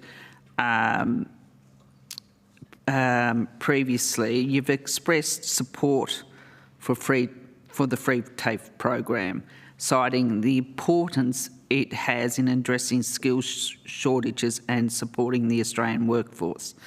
So I am a bit, and I know you've listed some reasons why, but I'm still very confused as to whether you are supporting free TAFE for Australians at all. Well, as I've said, we support the policy intent and the principles of what is being sought to be achieved here. Because we do need people going into more skilled training. And some of the cohorts that you have mentioned, and I think the way that it does change lives is excellent. We want to see that. But I also say, we're not tracking some of that. So how can we make sure that more people get the advantage and have those positive outcomes if we're not checking to see, well, are some going in and not actually completing it and not being supported through? So unless you've got that data and looking at retention rates and responding, this is not going to be as effective as it otherwise could be. And I think that is actually very important, because this is only one part, as I said, of the entire skills program that we need to look at holistically across the country. But previously,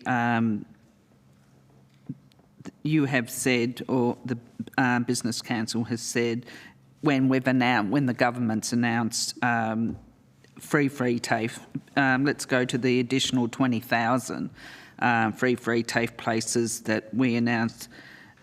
You're on record of saying it would assist in addressing workforce shortages in the construction sector. Attracting more people to the sector with high quality free TAFE training will be critical for Australia's future. Australia is currently facing a housing shortage which is impacting inflation and the economy, and on top of that, our net zero transition will require a skills pipeline to underpin the significant investments in areas such as infrastructure and defence. Increased demand will put pressure on the vet sector. We look forward to working with government on increasing teaching capacity and capability across this sector. So you welcome that. And so what I would say is I just do not understand why creating a certainty around free TAFE going into the future, given with the change of government in 2022, we all know there was a severe skills shortage. Why, given your previous quite glowing support of free TAFE, why you are in principle supporting it but are not supporting this piece of legislation? It doesn't seem like the previous comments really match this position. I believe they do, and I referenced that earlier, that statement that we made. And we do and continue to welcome the investment, particularly in the construction sector, because we do have a housing supply crisis, in part, driven by a lack of the workforce. So, as I said, we do support that. We support the principle of fee-free TAFE, particularly targeting the areas of need, like the care economy as well. But it's like, as you would in any business, you support it, you test it, you trial it. Is it really working? So we think that is a great initiative.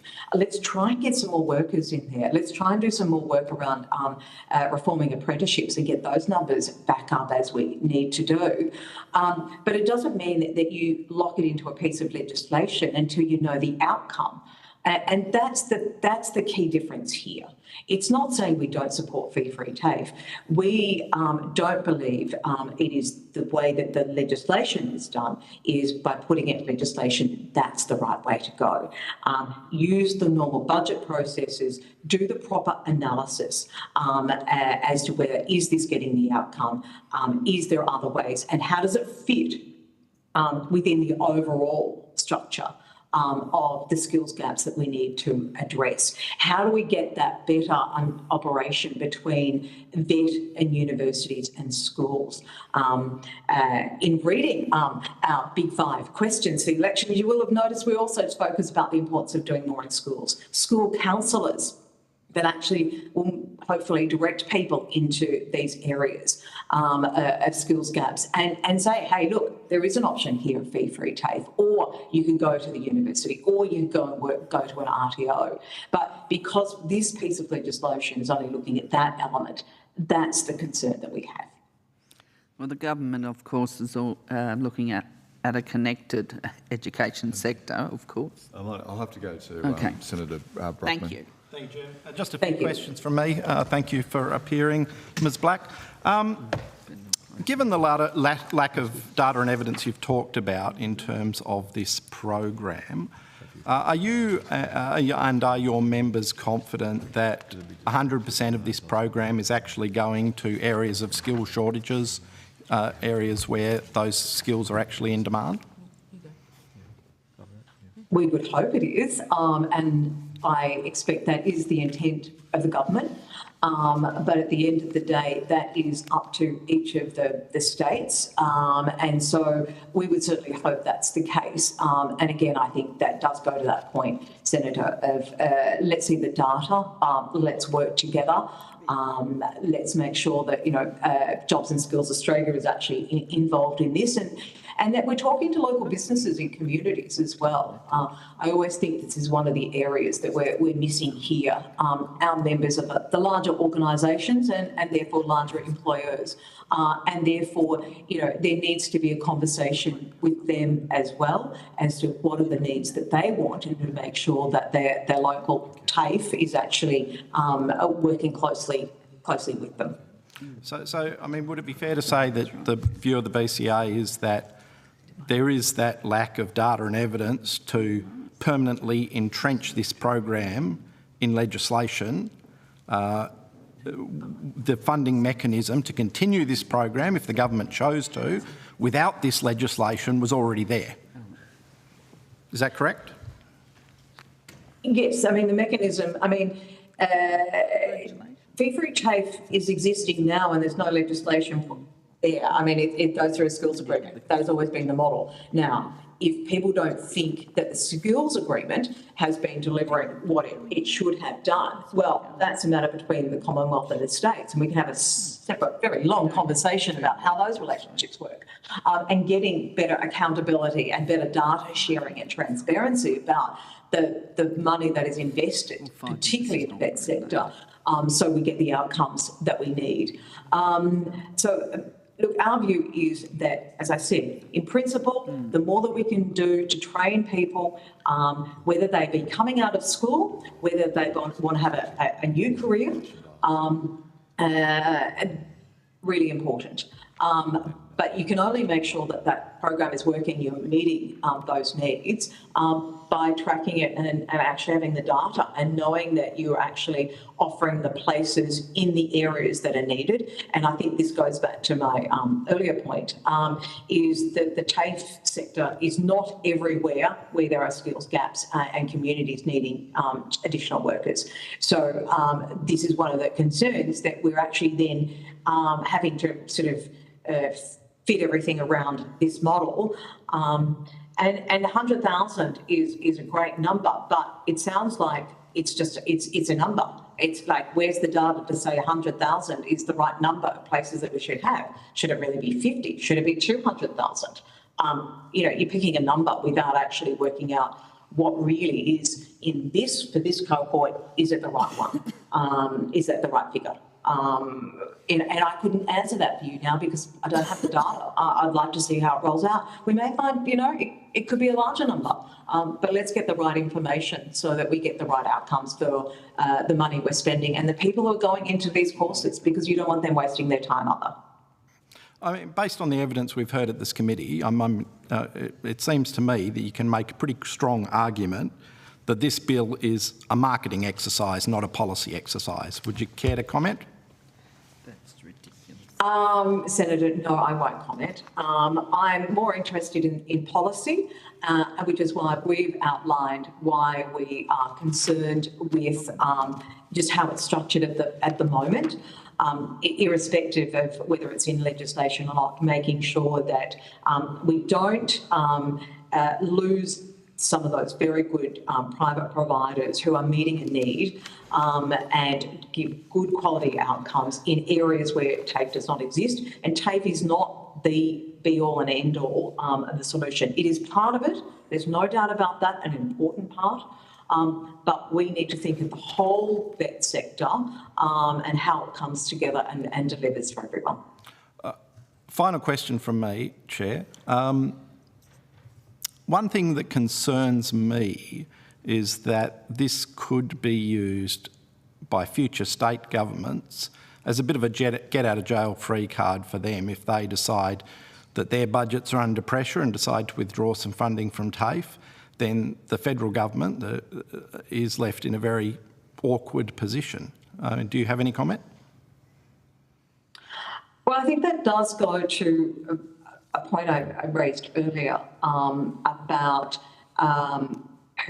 where is the funding at the end of the day for this, because it legislates a number without a commitment to the funding, because the funding comes through a different vehicle.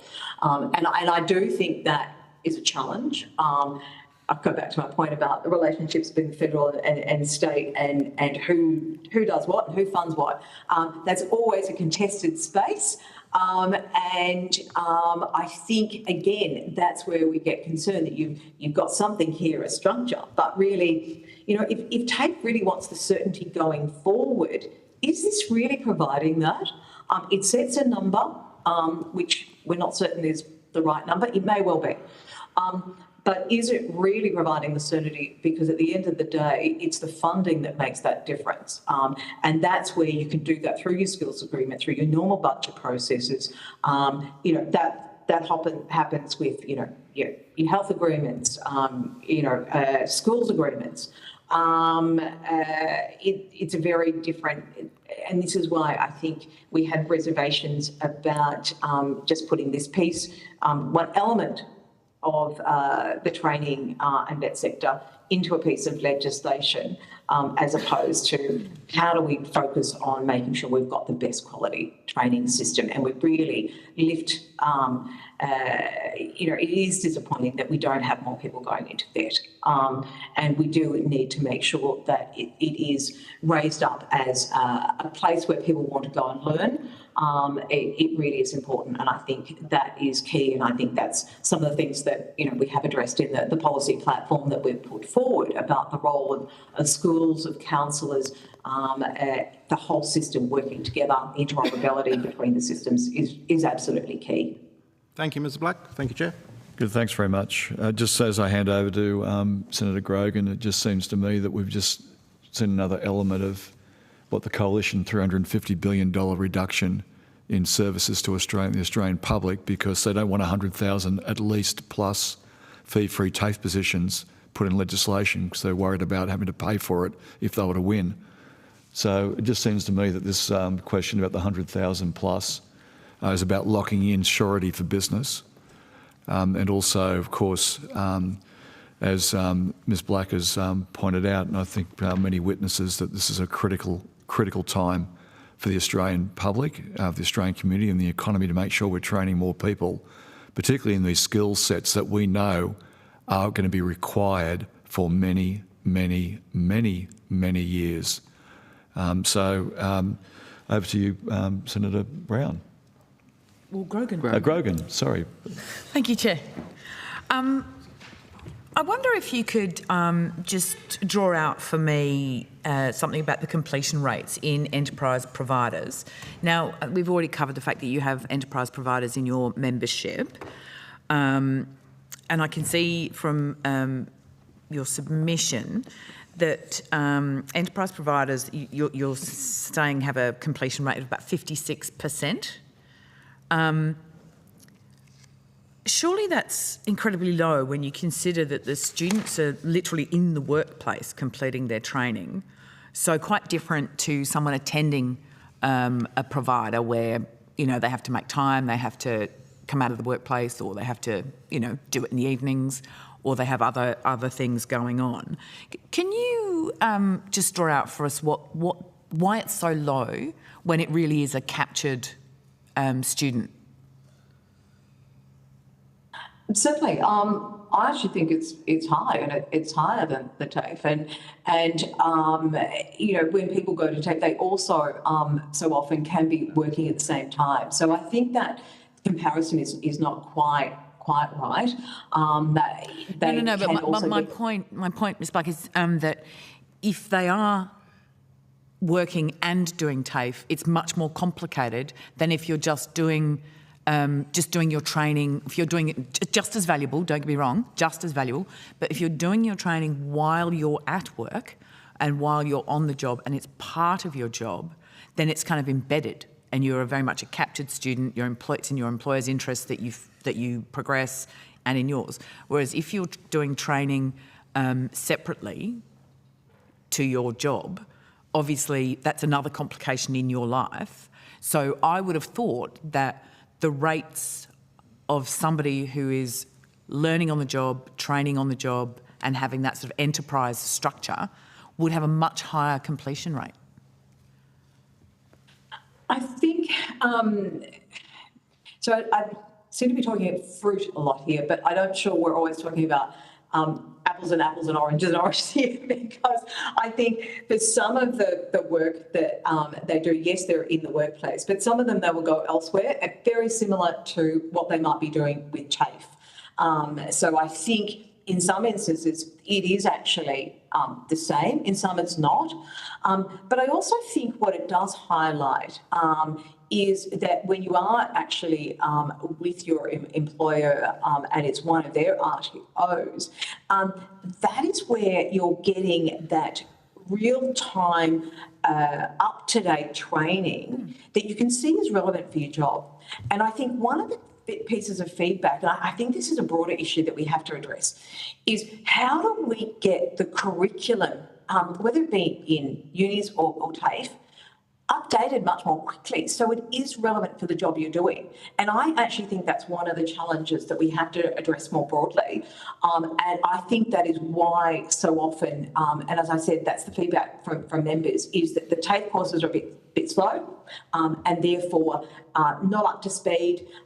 Therefore, they go and do their own thing. But for their workers and the students who are studying, it also is therefore more relevant. I mean, nothing worse than doing a course and come out and go, gee, they're not using that program anymore. That was really of no great use. So are you saying that's the situation that your members who are enterprise providers are having, is that they're providing training on the job through their enterprise to their workers that is of no use? No, the opposite. I'm saying, okay, so I think you maybe let me ask you the question again, because I think you're talking about quite a different thing than what I'm trying to get at, which is, so say I'm studying nursing at TAFE and I'm doing it part-time and I work through the daytime as a barista, right? And Tony here works at McDonald's. He's on the job doing a retail course. As long as it's not a grill, because 18% of people finish their courses at grilled, so definitely don't send me there. Yeah, we won't go to Domino's either.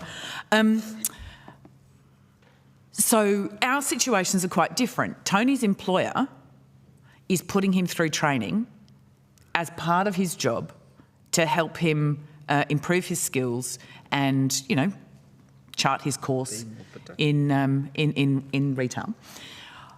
I, however, am working quite separately from my training, so it's more complicated for me.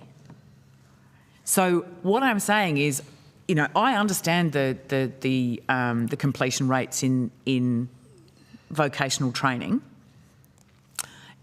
but I'm not understanding the dropout, because I think the rationale or the reasons that we've heard and that I'm aware of, having worked in that industry, for completion rates not being as high as people might think they are, it's not always a negative thing. But within an enterprise environment, I don't understand why the rate, as quoted in your submission, is 56%. And I'm just wondering if you can unpack that for me. Okay, I see what you mean, because I was thinking that you were meaning they were doing their training and then doing that with TAFE and working. So yeah, not working as a barista. I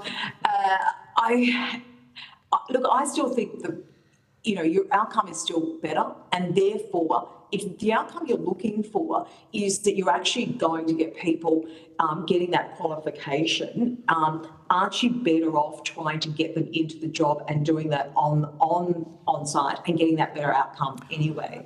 I think you're misunderstanding what I'm asking you.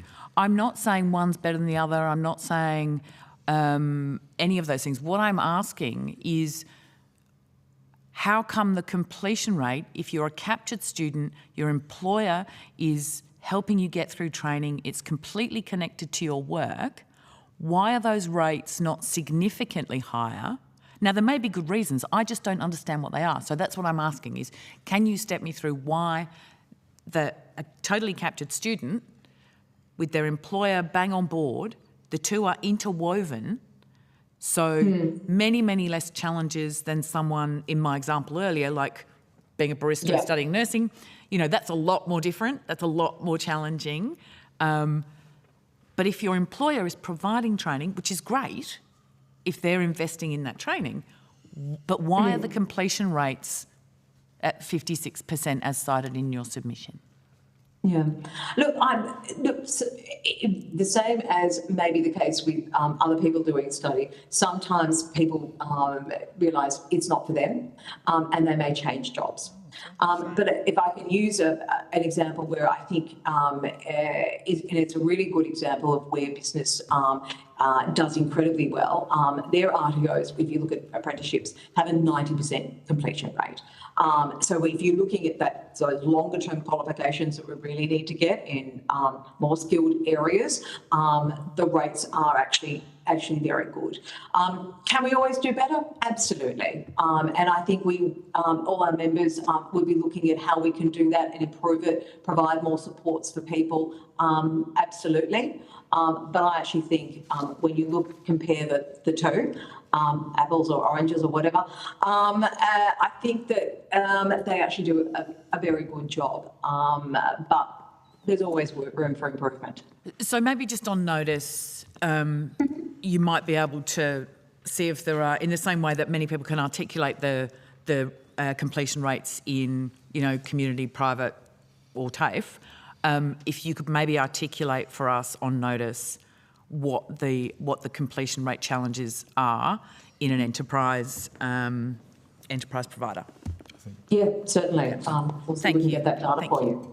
Thanks, Senator. Senator O'Sullivan would like to do a follow-up question. Oh, thank you, and thanks, Senator Grogan. I just wanted to ask, just so I understand the context for your answer that you've just given, in the way that Senator Grogan's put it to you, that maybe all of these people studying in an enterprise provider are, in her words, sort of captured, meaning like they're already employed by that employer. Is it always the case, though, with an enterprise provider course that the students are actually, already on the job? Because I'm familiar with employers providing training that are pre-employment, and then the condition of their employment, ongoing employment, would be that they complete the course. So they might be sort of at the beginning of their journey with the employer rather than, and so as you've pointed out, maybe they're doing that course and they realise actually working in hospitality or working in this field is not actually for me, so they make a different pathway choice. Can you just provide a bit of context to that? They didn't want to be a barista. That's disappointing. Yeah.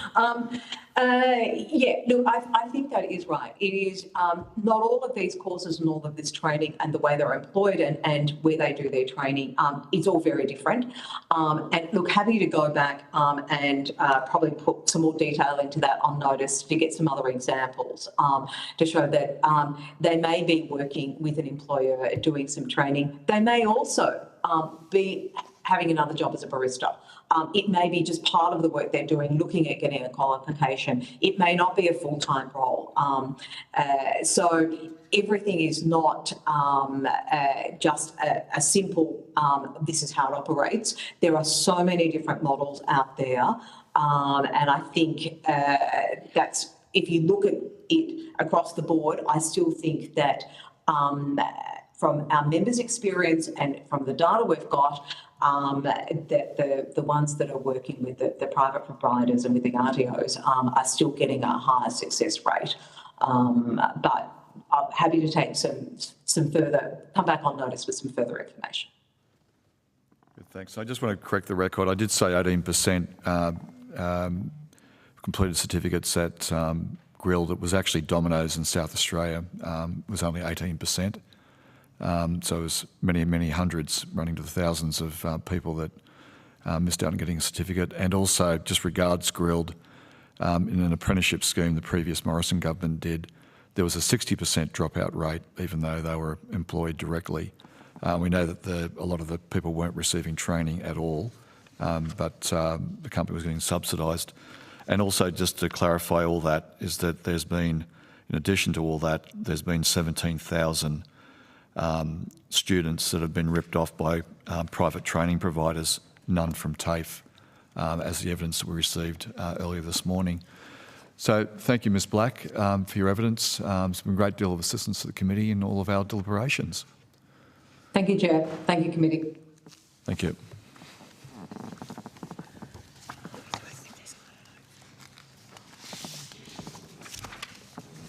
Now, just forget to say that.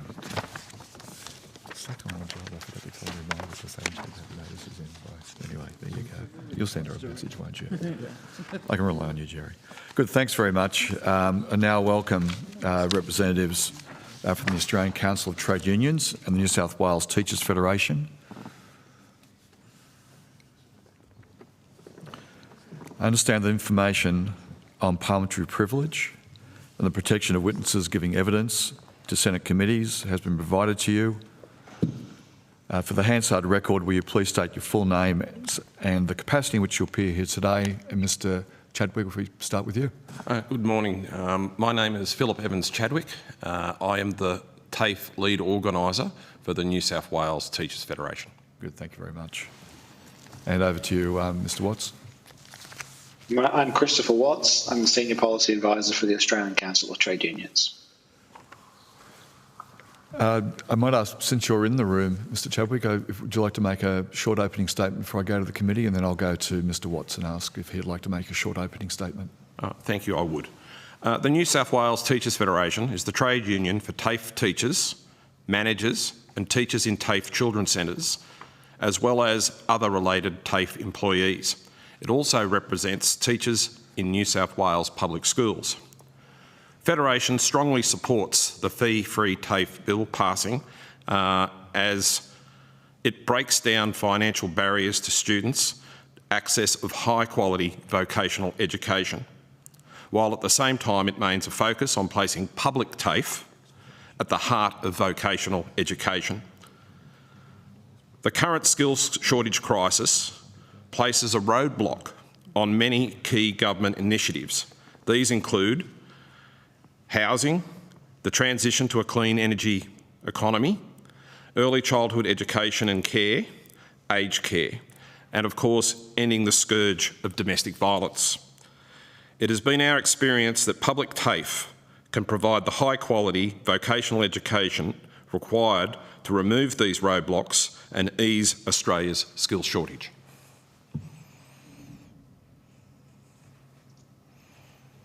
Thanks, Chair. Good, thank you.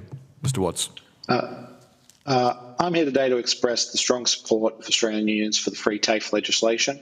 This program has seen over 500,000 Australians enrolling in fee-free TAFE courses across essential sectors such as care, digital and tech, construction and early childhood education. The fee-free TAFE program is an opportunity to address critical worker shortages, particularly in the care and clean energy occupations. It also represents the government's ongoing commitment to TAFE and to ensuring that at least 70% of VET funding is directed to TAFE. TAFE needs this repair due to a near decade of neglect under the previous government, a legacy which has left us with chronic skill shortages and deep and tenacious crises across the nation. We welcome that commitment and the commitment to the public provision of high quality skills and education that it represents. TAFE is and must be the centre of our skills system, and this bill will continue the government's clear recognition of that fact. As you'll have seen in our submission, the STU support for this legislation is built on three key pillars: the efficacy and the outcomes of the program, which have included significant cost of living relief for students and increasing enrolments; the need for legislation, the fact that legislating free TAFE will provide stability and security for students, educators and institutions. It will eliminate the need for annual re-announcements and ensure the program's continuity, allowing for better long-term planning and job security for TAFE educators. Finally, we believe that codifying the program as restricted to TAFE is crucial. TAFE remains the only public provider of vocational education and training, consistently delivering high-quality education. Expanding the program to non-TAFE providers would risk compromising the quality and security of public funds. This program is a vital investment in our nation's future, ensuring that Australian workers have access to the skills they need for the jobs of today and tomorrow. We commend the government for advancing this legislation and urge Parliament to pass it expeditiously. Thank you for your time. Good, thanks very much. I'll now go to Senator Brockman. Amazing. Yep. Thank you very much. I'll just go through a few questions. I'm happy for either or both of you to answer. If the answer is the same or similar, happy for you to say that. You've described why free TAFE is important to your organisations. Can I just start with you, Mr. Watts? You listed a few points there as to why you see this as being very important. The first one involved statements of claim around delivering a high quality education product. But one of the problems this committee's got is the fact that there is so little hard data, hard evidence available about the program. Would you agree there is not a lot of evidence available, and would you support making sure that information is collected on a timely basis? Thank you for the question, Senator. I agree that some data is lacking with regard to vocational education and training more broadly. Obviously, we haven't seen completions data from the cohort who've undertaken this program. However, we can see that it has led to a strong increase in commencements, which in our view is the purpose of the program. It is to increase those commencements, which it has done so. We've also seen that by removing course fees, the program has made education more accessible, with 60% of the people who've taken up the program being women and 30% in regional Australia. We've also seen a significant proportion being Aboriginal and Torres Strait Islander, about 6%. In terms of vocational education and training data, absolutely, I'd agree it would be fantastic for us to get data more regularly. As a regular user of National Centre for Vocational Education and Research data sets, it is a shame they are so far out of date, and we absolutely need more relevant data faster in order to make other decisions. I don't believe that we lack the data to make this decision. Okay, Mr. Chadwick, in an ideal world, would your organisation support free TAFE as a permanent feature across all courses provided by TAFEs in all states and territories? It's been a long-term objective of the New South Wales Teachers Federation. We believe in public education and we believe in free public education. That would certainly be the case for vocational education in the form of the public provider TAFE. Mr. Watts? I'm not aware of my organisation having a specific viewpoint on that matter, and I'm not authorised to talk of policy areas where we don't have an existing stance. I'm sorry. Okay. Well, as you've heard from previous witnesses and has been discussed by the committee, the EM of the bill, the explanatory memorandum, shows there's no financial impact relating to the bill, yet it also purports to make free TAFE permanent. Do you have a perspective on that fact? Do you have any comments on the funding pathways?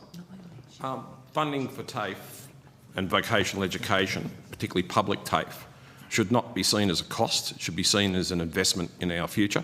It should be an investment in our workforce, and it should be an investment in our communities. People go to TAFE for basically two reasons. One, social skills, and two, vocational skills. People get the ability for low levels of language literacy and numeracy. They build upon those skills and they get the skills that they need for everyday life. People also go to TAFE to get the skills that they need to meet vocational requirements. That enables them to go through and get a job, build a life, support their families, possibly even buy a home. More importantly, it also allows them to get out of the social requirements of social security.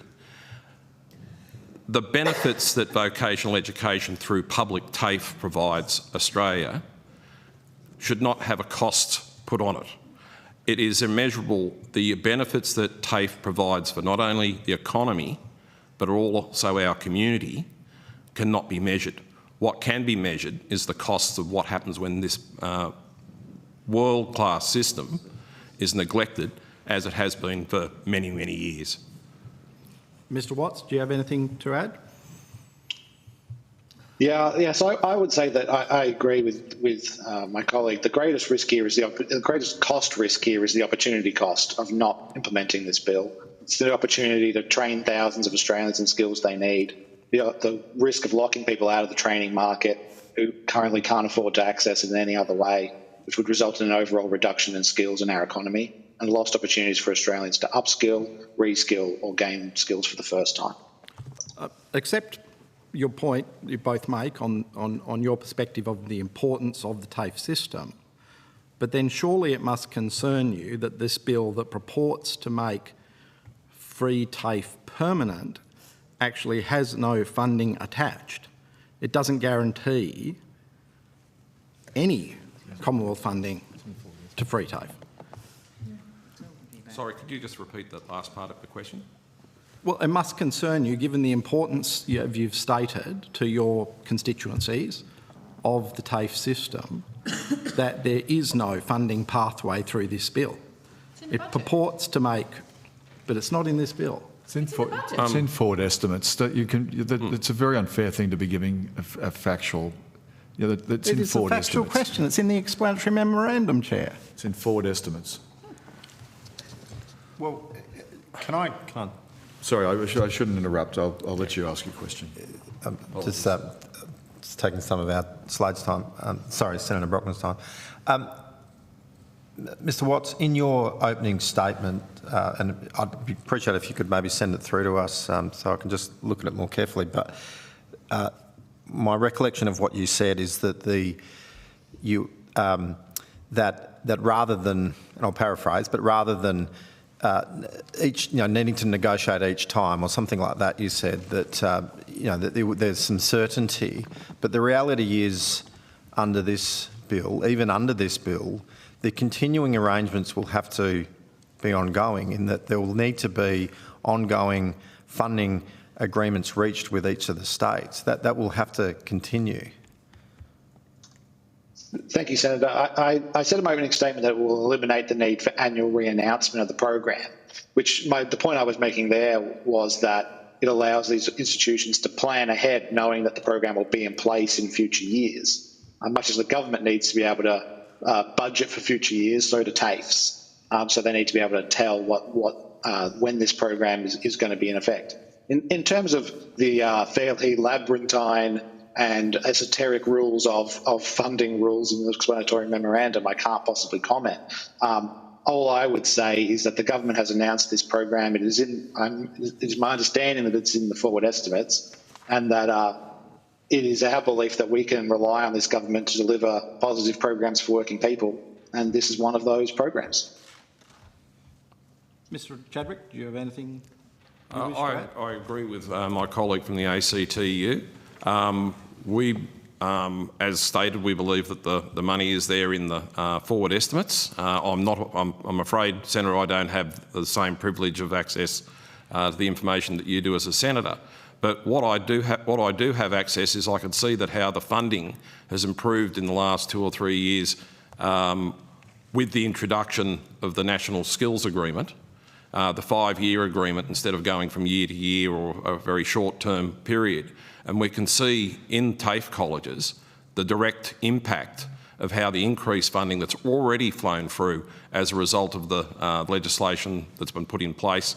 Not legislation, I retract that, with the National Skills Agreement that's been put in place, the dramatic improvements that we've had to facilities, the dramatic improvements that we've had to enrolments, and the dramatic improvement of TAFE's abilities to meet students' needs. Given what you said earlier, Mr. Chadwick, about the aspiration of your organisation, would a simpler way of approaching this issue is simply that the states charge no fees on TAFE? In a perfect world, that would be the case. Currently in New South Wales, we have a contestable funding model called Smart and Skilled. When it was introduced in 2015, it dramatically increased fees disproportionately across nearly 700 odd courses, and it had a dramatic impact upon enrolments. Enrolments in that year of 2015, when that model was introduced, declined significantly. It's very clear that the evidence is that if you reduce fees, that enrolments made more, students are more accessible to being able to enrol in courses. So obviously in a perfect world it would be desirable, but I don't think we're talking about state matters here. This is, we're talking about the fee-free TAFE legislation at a federal level. Have your members, have your organisations had any feedback about issues getting a free TAFE spot? Are members telling you, reporting back about the capacity of TAFEs to provide these spots? There's always, in the case of enrolments, there's always more people wanting spots than what's available, and that's quite normal. What we have systems in place that put people on waiting lists so that if someone else drops out, that position can be filled. TAFE is in the same situation as the rest of Australia. TAFE teachers themselves, vocational education practitioners, are also listed on the skills shortage list. TAFE New South Wales is the only one that I can speak for. We are currently have a shortage of teachers, and we are currently TAFE are working to employ more TAFE teachers. We've just recently seen 1,700 long-term casuals converted to permanency and an intake of new teachers into the workplace. It is the case that in some cases not all the positions may be filled immediately, but that is because of a shortage of teachers, and that is being addressed. Happy to leave it there, Chair. Good, thanks very much. Senator Brown. Thanks, Chair, and thank you both for coming today to provide some evidence. So these questions are to both of you, and you've talked particularly, Mr Chadwick, about the positive impact around TAFE. Can you expand on how has the free TAFE program positively impacted the Australian community and their ability to access essential training? Thank you for the question. As I mentioned before, when high fees are imposed on TAFE courses, it's an obstacle preventing people enrolling in that course. The removal of that obstacle provides access to a greater number of people that can enter training at TAFE, into high quality teaching and learning. The payback for the community is that we skill people up to occupy those vocations that are listed on the skills shortage list, and it works towards easing the skills crisis that we currently find ourselves in. Those people, once they move into those jobs, they then form part of the economy. They find themselves financially better off because of the skills that they've achieved at TAFE. Employers have a skilled workforce that can aid them meet their needs and provide the services that they need to their customers. And the TAFE graduates, they become, customers themselves, and the cycle continues. It's a cycle of improvement rather than a cycle of decline. Mr Watts? Yeah, I fully agree with everything my colleagues just said. I think we've seen the program succeed at making training easier to access for people, particularly from cohorts for whom upfront costs are typically a barrier. I mentioned earlier that the course uptake you've seen significant uptake from women and people and Aboriginal and Torres Strait Islander peoples. These are groups who often say that upfront costs have caused them to delay training or not undertake training. And so seeing those cohorts to undertake this training has been a fantastic outcome. But even for students who aren't in those cohorts or for whom the fee wasn't a tremendous barrier to training, we've seen it have a huge impact on their living costs. It's saving them thousands of dollars and potentially creating a lower requirement for them to work while studying, which is a great outcome. Thank you. We've also heard during the course of this inquiry and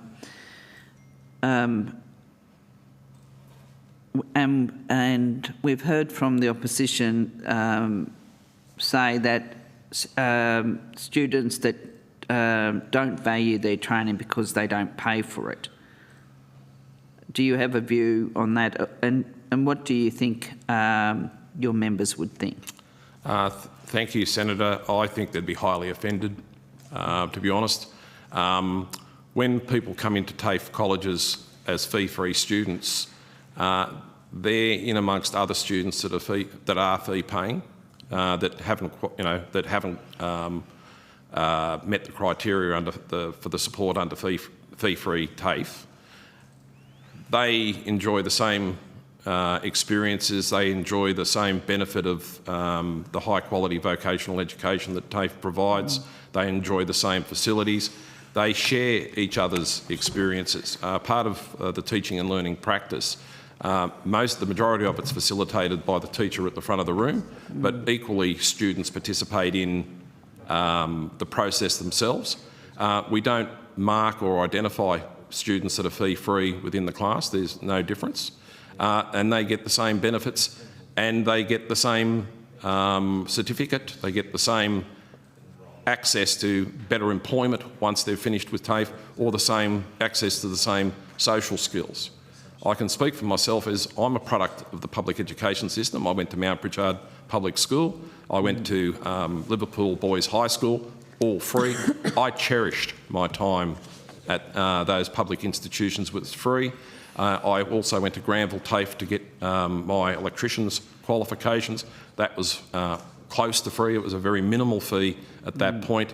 Those fee-free qualifications and lifelong teaching and learning that I've received as part of the public education system have set me up to be the person I am today, and is what's brought me in front of this committee today.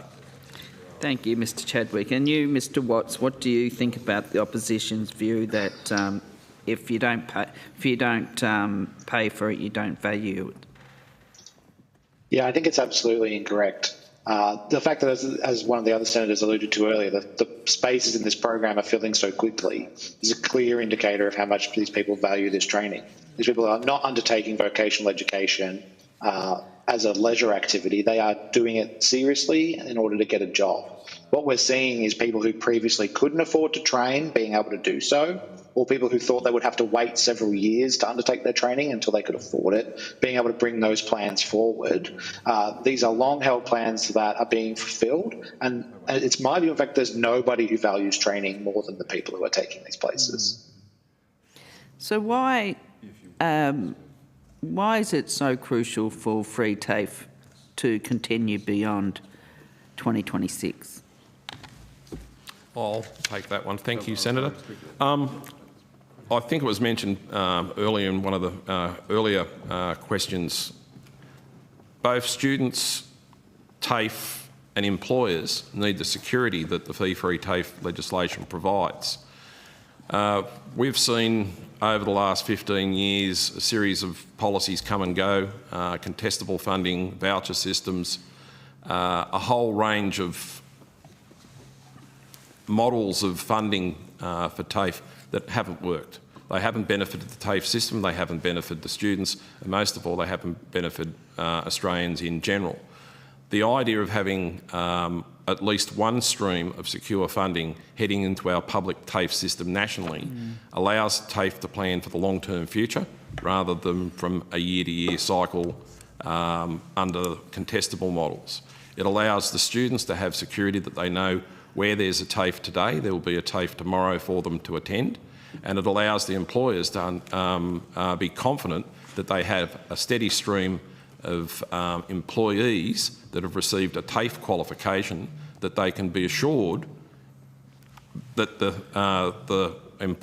TAFE graduates have the skills and the knowledge, the important skills and knowledge that their qualification says they have. Thank you. Did you want to? If I could just add something to that, Senator. I agree with everything my colleague has just said, but I also want to say it's important that it continues beyond 2026 because, frankly, we're starting from far behind the eight ball on skills development for the future workforce. It's critical that free TAFE continues beyond 2026, but it would have been even better if it had started 10 years ago. We need a continuous enhanced pipeline of skilled workers entering our workforce.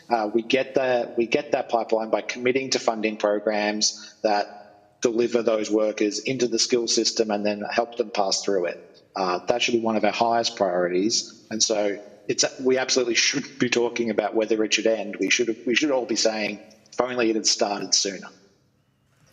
Thank you. And to you, Mr Chadwick, JSA published a study of the vet workforce in 2024 and found that TAFE workforce had better employment conditions, more diversity and is higher paid than the private sector vet workforce. I also understand that the New South Wales government allocated funding to convert casual teachers in TAFE New South Wales to permanency. Can you talk to us about the impact the quality jobs in VET has had on the quality of education and training and student outcomes? Thanks very much for the question. Yes, I certainly can. As I stated before, TAFE teachers are actually in skills shortage themselves.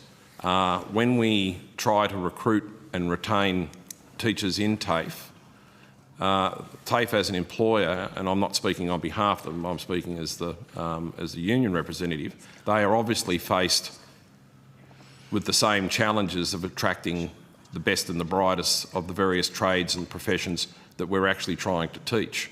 So in order to be able to attract and retain people into teaching, to get them to put down their tools and pick up a whiteboard marker, we have to offer better conditions than what the private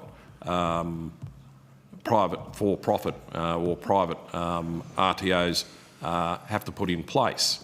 Traditionally, TAFE workforces, there's some 40,000 workers in TAFEs across Australia.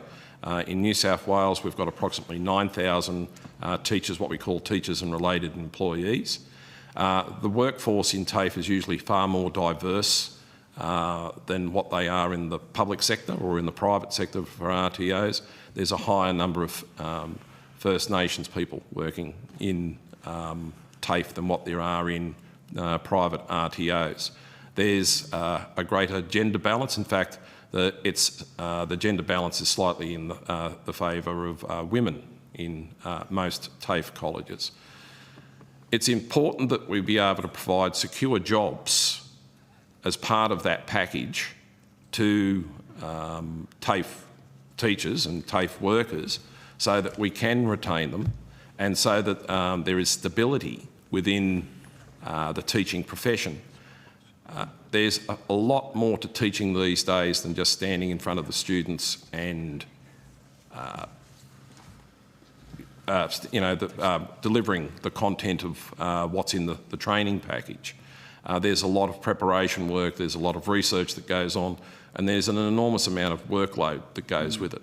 Having a secure workforce provides the paid time for teachers and other related employees to be able to carry out those duties, and it gives them the ability to be able to develop and grow their skills over a period of time. Where we have periods of where we can get what's called return to industry, the returns to industry allow those TAFE teachers that have built their experience up as teachers to go back and freshen up their qualifications and freshen up their skills as in industry. So it's important that we have good working conditions for TAFE teachers. Otherwise, if there's no TAFE teachers, there's no TAFE. If there's no TAFE, there's no future workers. And that stability and obviously the certainty under this piece of legislation with free TAFE dramatically increases, I would say, the student experience and outcome.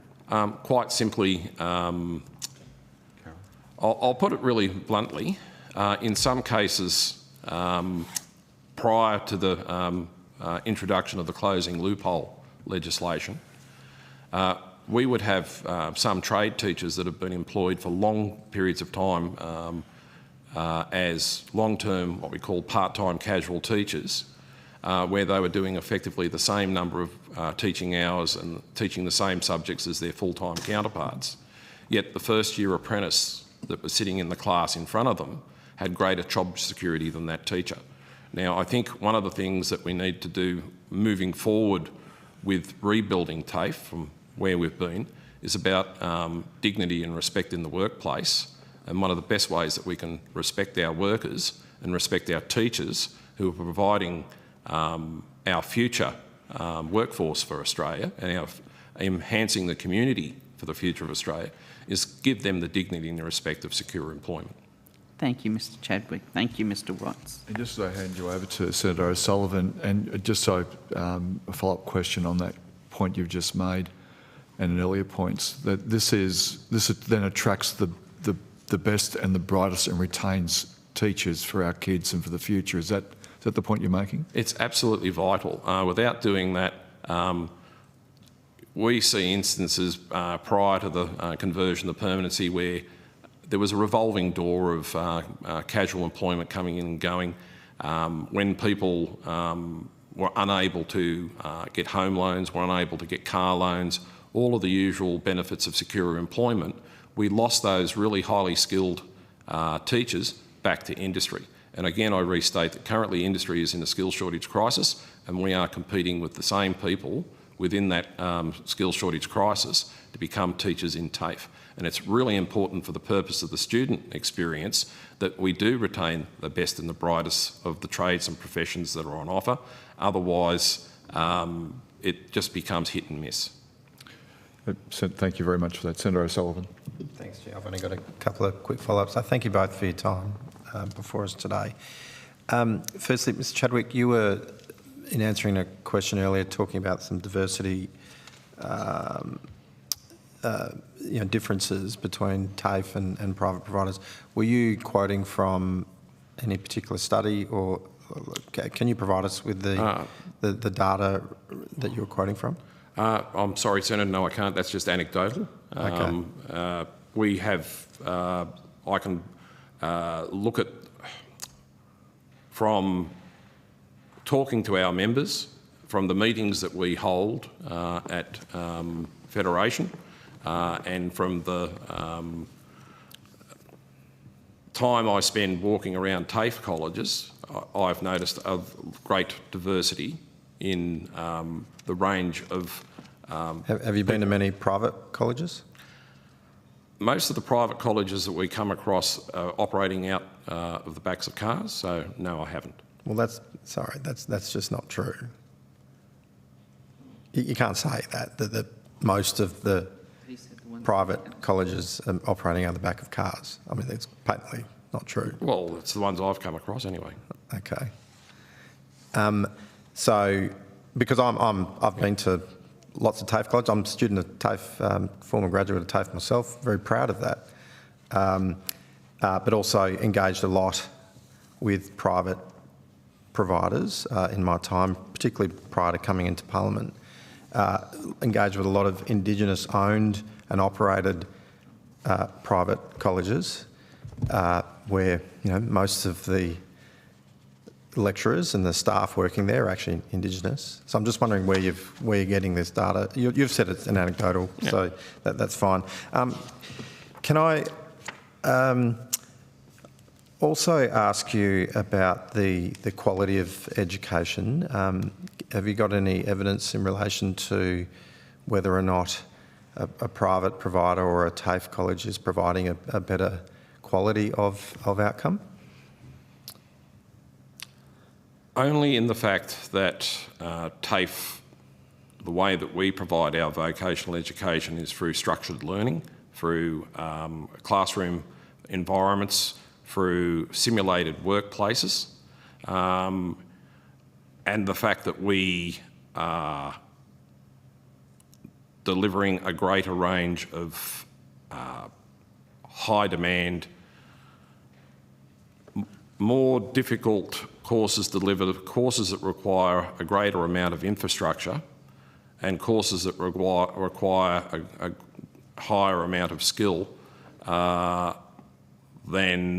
the majority of the private providers, in the fact that the private providers tend to go for the low-hanging fruit of the simpler courses to deliver, whether they be Cert 2s or whether they be diploma courses. TAFE tends to go for the areas of the, for the areas such as electrical, carpentry, plumbing, early childhood education. Can you provide me with some evidence of that, or are these just anecdotes again? That would also be anecdotal. Okay, thank you. Just in relation, what's your understanding of the eligibility requirements for a student taking up a fee-free TAFE place? They need to meet a certain financial criteria. They need to be either under 17 years old. They need to be from a low socioeconomic background or unemployed. So according to would that be consistent across all the states? I believe so. Because according to I've just pulled up the TAFE Queensland website. They've got a very helpful fee-free TAFE fact sheet. Frequently asked questions. Who is eligible for free TAFE? To be eligible, you must be an Australian or New Zealand citizen or Australian permanent resident visa holder, a Queensland resident, no longer at school and not currently enrolled in a qualification. There is no other eligibility criteria that, at least that I can see. Can I here. just, if you don't mind, if I can just check my notes, I will give you a concise answer. Yeah, and while you're looking that up, the reason why I'm asking about this is just in earlier evidence to, I think it was Senator Brown's question,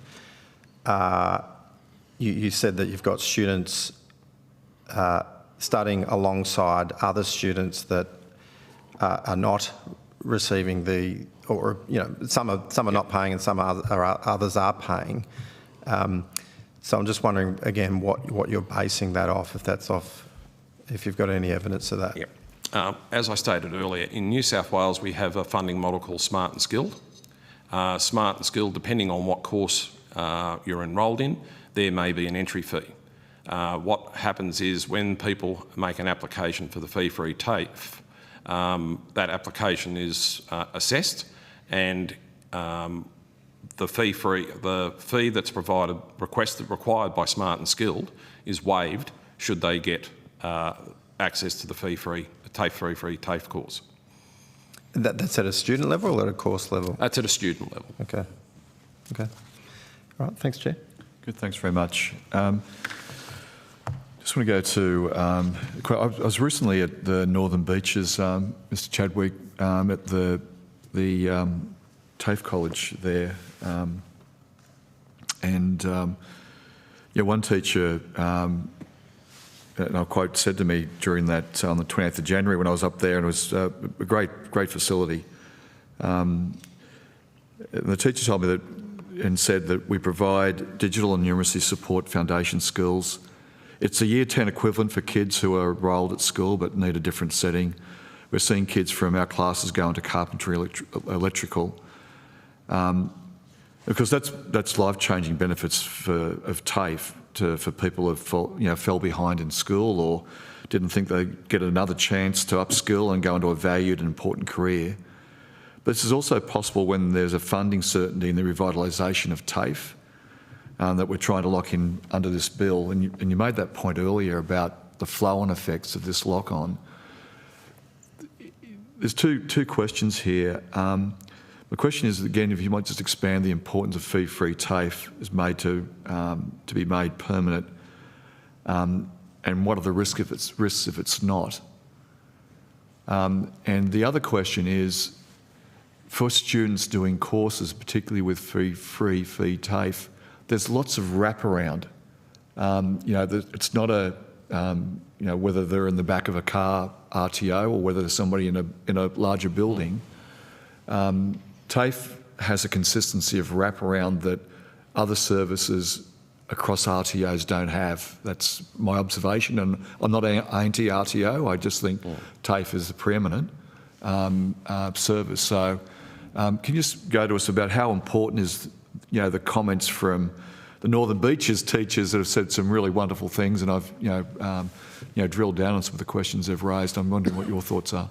Well, firstly, the first part of the question in regard to what are the benefits are very clear, that the fee-free TAFE legislation allows uninhibited access to TAFE courses. The risk of not continuing with it is we basically lock out people from accessing that high-quality vocational education that TAFE provides, and we risk going back to more of the same of what's been going on for the last decade and a half of uncertainty around funding, uncertainty around secure jobs in TAFE, and insecurity about whether those students can actually get a place. As far as the wraparound services go in TAFE, TAFE provides a wide range of services. These include language literacy, numeracy support as a digital, as you've mentioned, Mr Sheldon. We also offer disability support. We have what we call teacher consultants, which help individual students that have got a range of challenges in their life.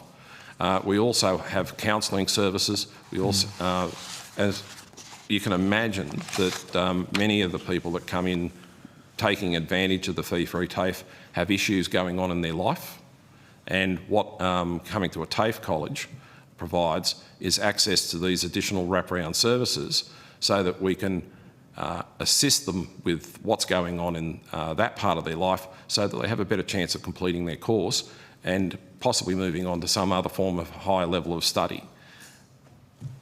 Well, and this goes to the certainty question. I know, particularly in New South Wales, that in 2023, the New South Wales state budget shows that over the forward estimates, the former Liberal National State Government had cut funding by $196 million, causing course cuts and staff reductions.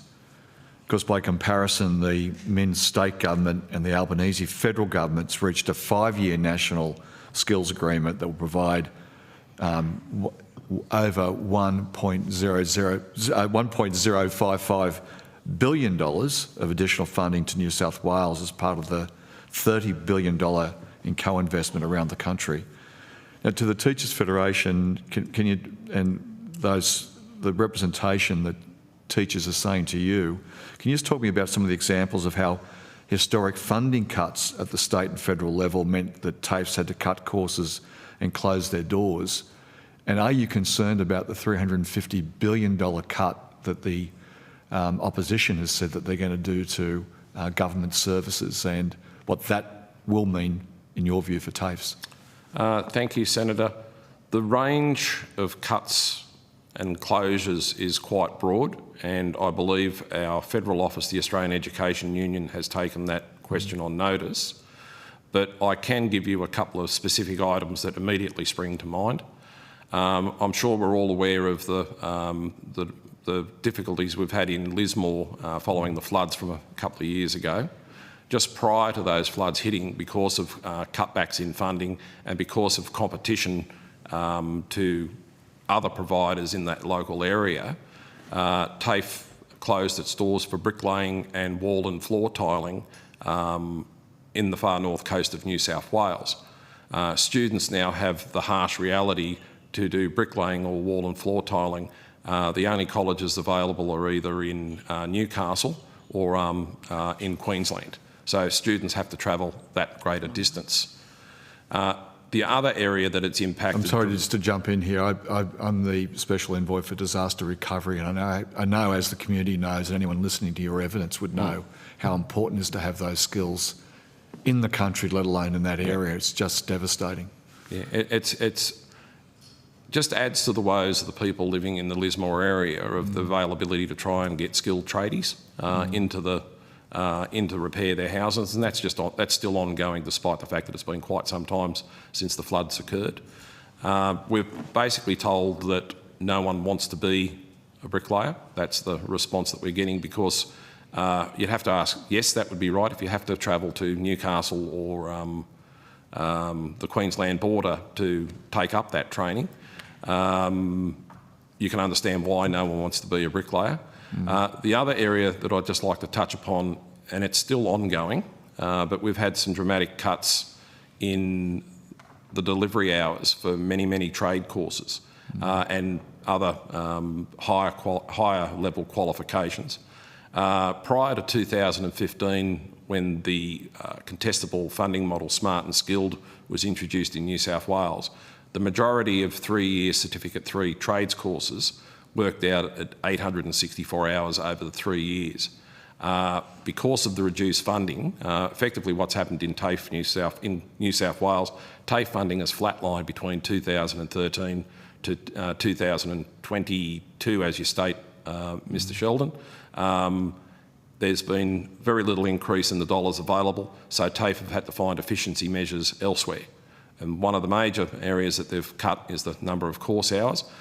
Students are still responsible for doing the same amount of work, still responsible for understanding the same amount of knowledge and skills, but they've had a dramatic increase in the amount of time that they attend TAFE to be able to acquire those skills. They're still assessed on the same standards under the training package, and it's made life very, very tricky for students, and it's made life quite difficult for students for teachers because of the work intensification. So turning around and making these commitments to ongoing funding, increased funding, and programs is critical to rebuilding TAFE. Is that accurate a description? Absolutely, Senator. What it allows us to do is to plan for the future, and it allows to address some of those concerns and at the very least prevent them from the number of delivery hours getting worse.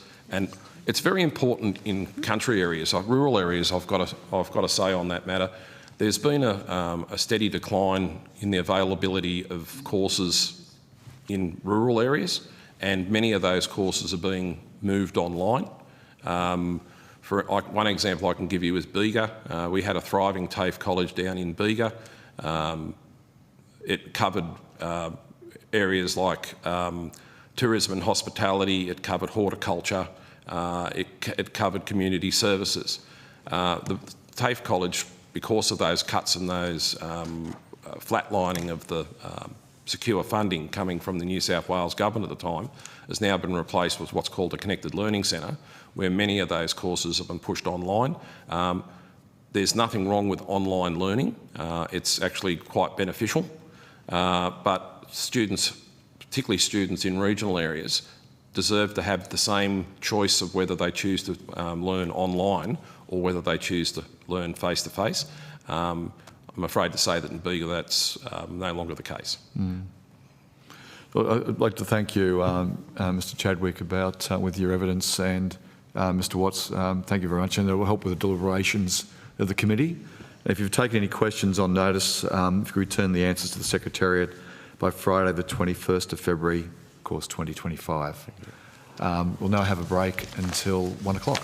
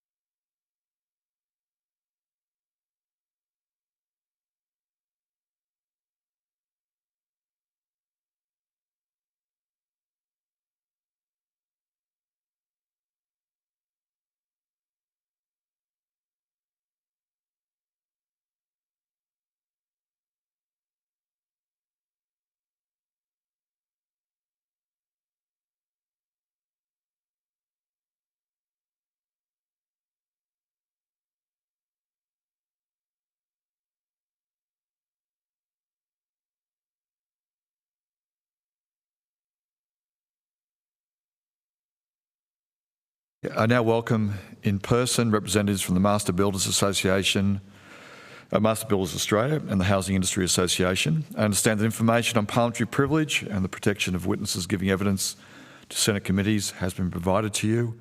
For the Hansard record, will you please state your full names and the capacity in which you'll be here today? Maybe if we start from the left, my left. Simon Croft, the Housing Industry Association Chief Executive, Industry and Policy. Thank you. Welcome. Jordan Murray, Executive Director of Future Workforce at Housing Industry Association. Elizabeth O'Grady, Master Builders Australia, National Manager of Industry Policy. Thank you. Alex Waldron, Master Builders Australia, National Director of Industry Policy. Great, thanks very much. I now invite you each to make a short opening statement, and at the conclusion of any remarks, I'll invite members of the committee to ask questions. The workforce needs of the housing industry are in the spotlight because of the housing affordability crisis and the Housing Accord's target of building 1.2 million homes over the next 5 years.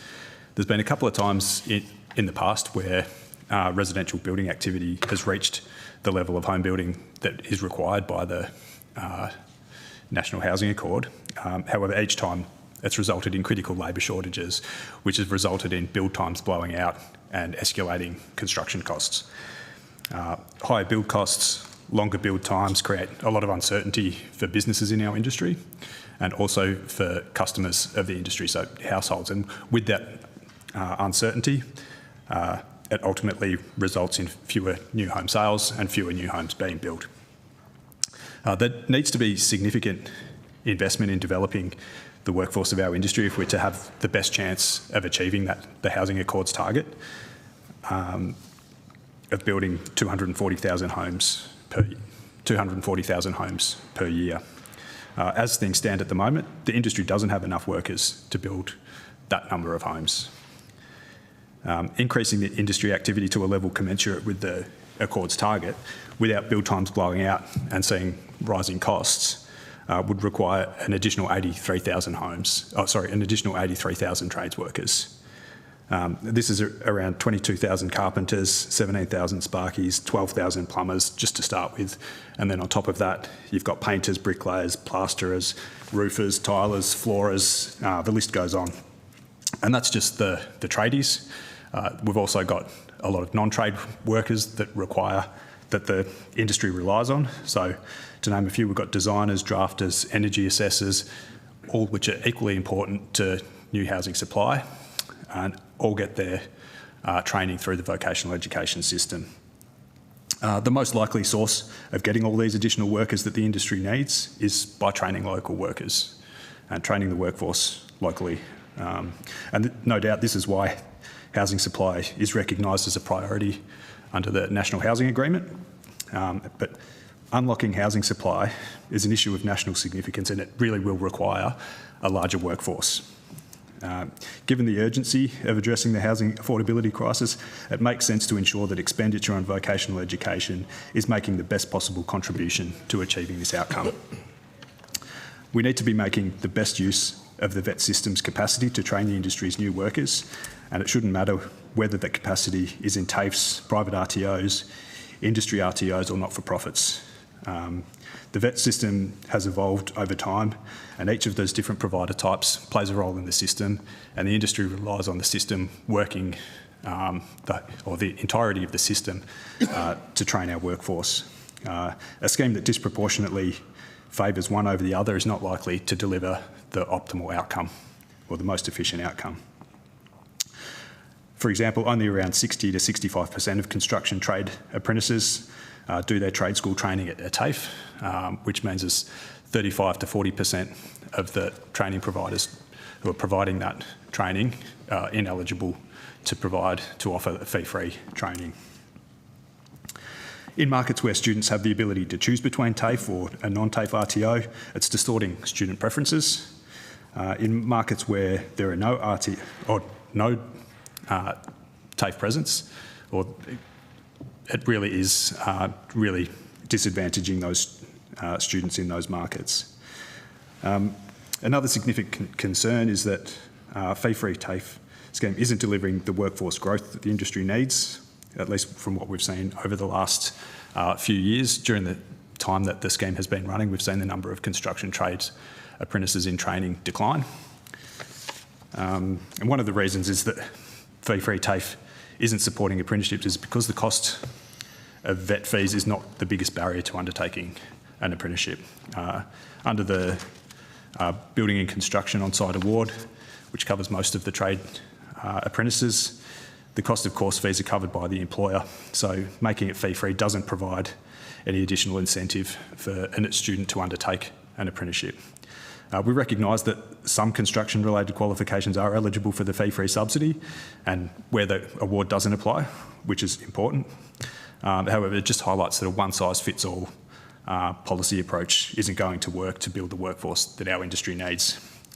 It also appears that the number of enrolments in construction-related qualifications under the scheme may be underrepresented relative to the other eligible courses when you consider the market share of the construction qualifications across the vet system. And I say it appears because there is a lack of data out there, and the fact that the scheme can cover everything from short courses, for example, the white card qualification, right through to diploma level qualification. So, you know, a white card qualification can be done in a day or a couple of days, right through to a diploma level course, which might take multiple years. The scheme covers all of those, so it's really difficult to get a gauge on what is actually being funded there. So, in conclusion, yeah, if the fee-free scheme is to become a permanent fixture of the vet system, it should be after a comprehensive review of this existing scheme and a commitment to ongoing performance evaluation. And Master Builders. Yeah, hi, thanks for the opportunity to present to the committee.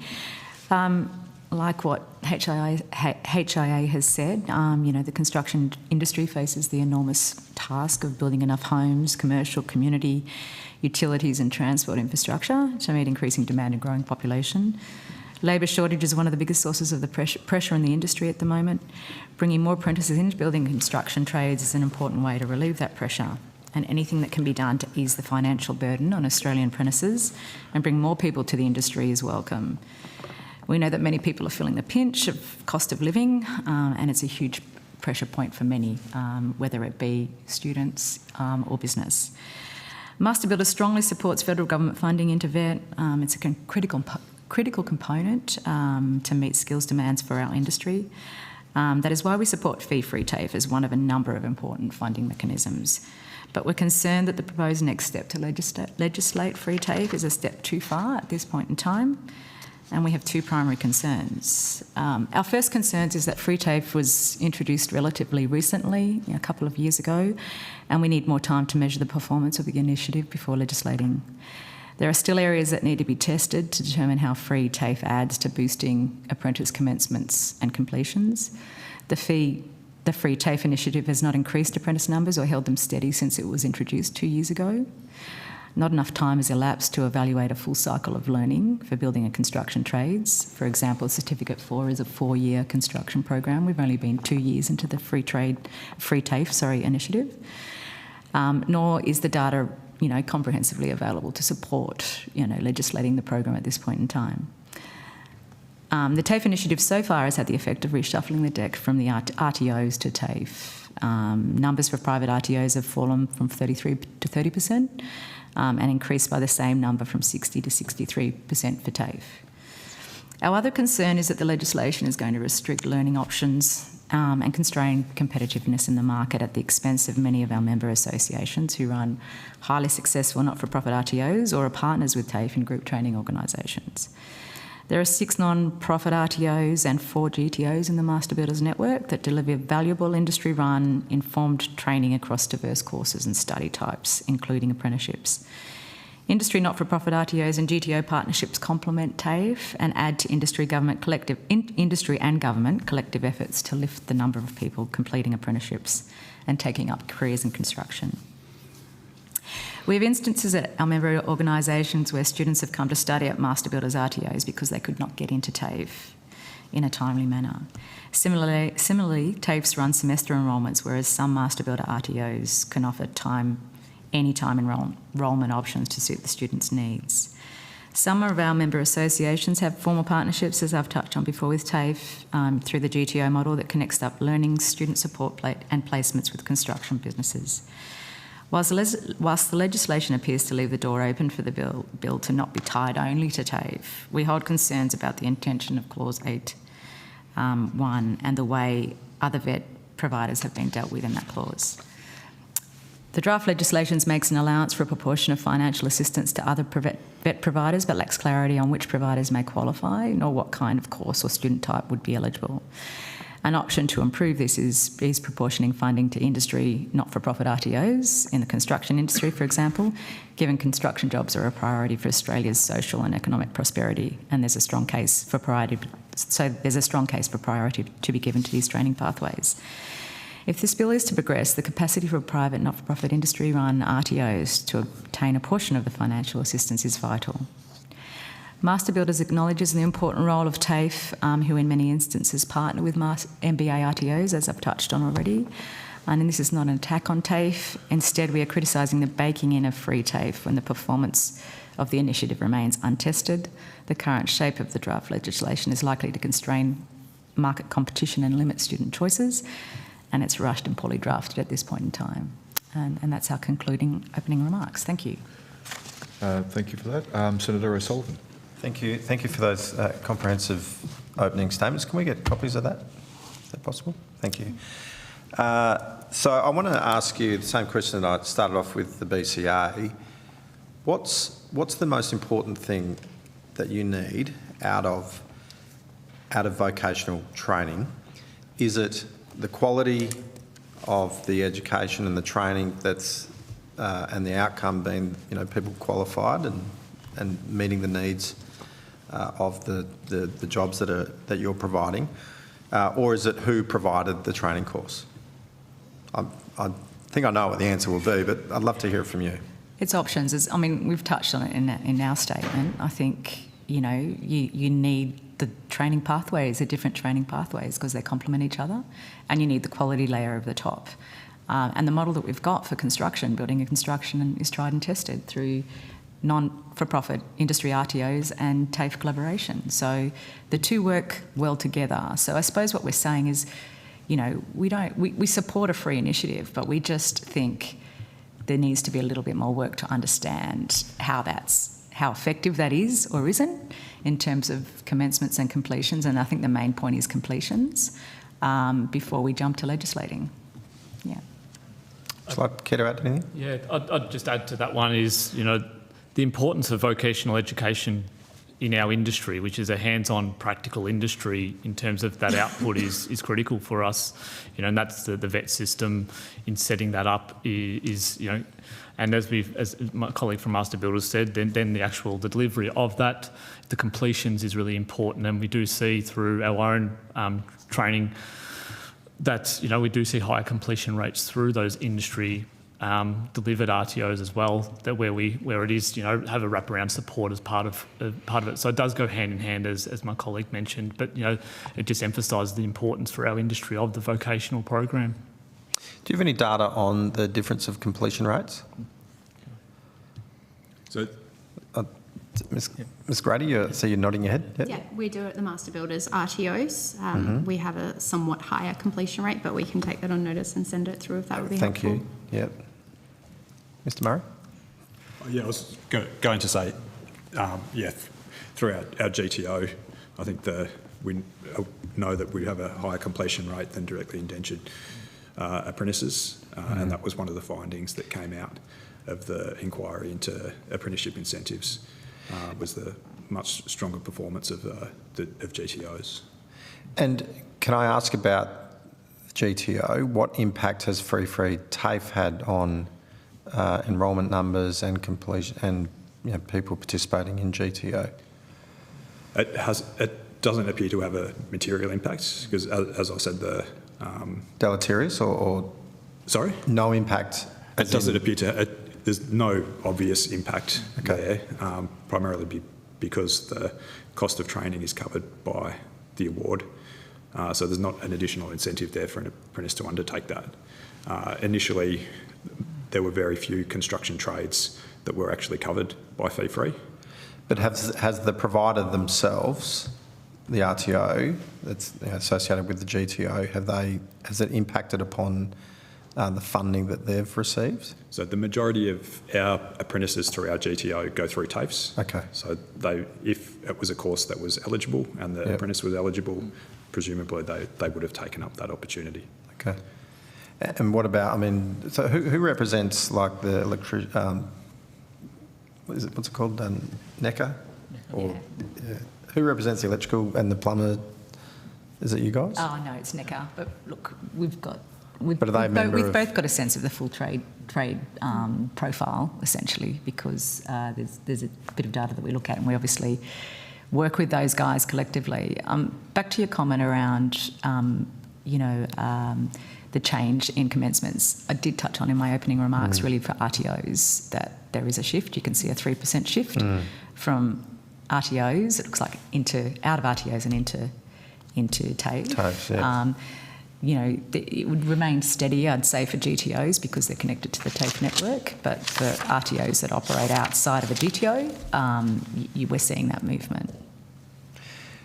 And so is it the agility of an RTO that's particularly appealing for your industry compared to the rigidity of a TAFE? And you mentioned enrolments being around semesters and the like. Is that sort of one of the fundamental problems or interest in ensuring that there's a more even playing field? Yeah, I think, our RTOs, whether they're a GTO or not, really work quite cooperatively with TAFE, and I think they exchange information, provide collective support for students. So yes, the wraparound services that the two provide, are an important part of the ecosystem. I touched on in the opening remarks about the flexibility of the RTO network. We're not as rigid. We'll take people in, at different points in time in the year, whereas TAFE's a bit more rigid. So you complement each other in that sense. So you're sort of continuing the pipeline of apprentices coming through the system. And at the end of the day, the point is we need to be lifting the numbers of apprentices we, get through TAFE and RTOs. So we've got more workers out there in building and construction because we've consistently got a deficit of workers in our industry that we need to break the back of. In terms of those wraparound supports, is there a difference in the capacity of a private training provider and TAFE to deliver wraparound supports in your experience and your members' experience? From our member perspective, from our RTO network, GTO network, we have got builders and subcontractors and the like and trade professionals that are all, attached to our associations. So you've actually got, a natural, for want of another word, ecosystem there of the building and construction industry. So, you might have cases where a placement hasn't worked well with one business. And through our networks, we can look at, can we place this student in another placement with another business. And that's the GTO That's the model, GTO or the yeah. RTO model that has the advantages there over TAFE. Yeah. I guess where I'm going there is has been through some of the questions and some of the comments from my colleagues here and certainly some of the answers we've received from those that are sort of TAFE only, if you like. They purport that TAFE is able to provide a better quality and more comprehensive wraparound support. Some of the pastoral needs, because some of the cohorts that fee-free TAFE is targeting might need additional support, some of those around those soft skills rather than just the hard skill uplifting that a vocational course might give. And so that TAFE it's been put to us that TAFE is able to provide better support. That's not my own experience. I've worked across this space for a long time. I've seen equally TAFE and private RTOs provide excellent level of support. In some cases, there's been deficiencies in both or in one or the other. So what's your experience? I might just, for HIA, our main, in terms of our RTO is delivery of the certificate for in building and construction for people to get their builder's registration.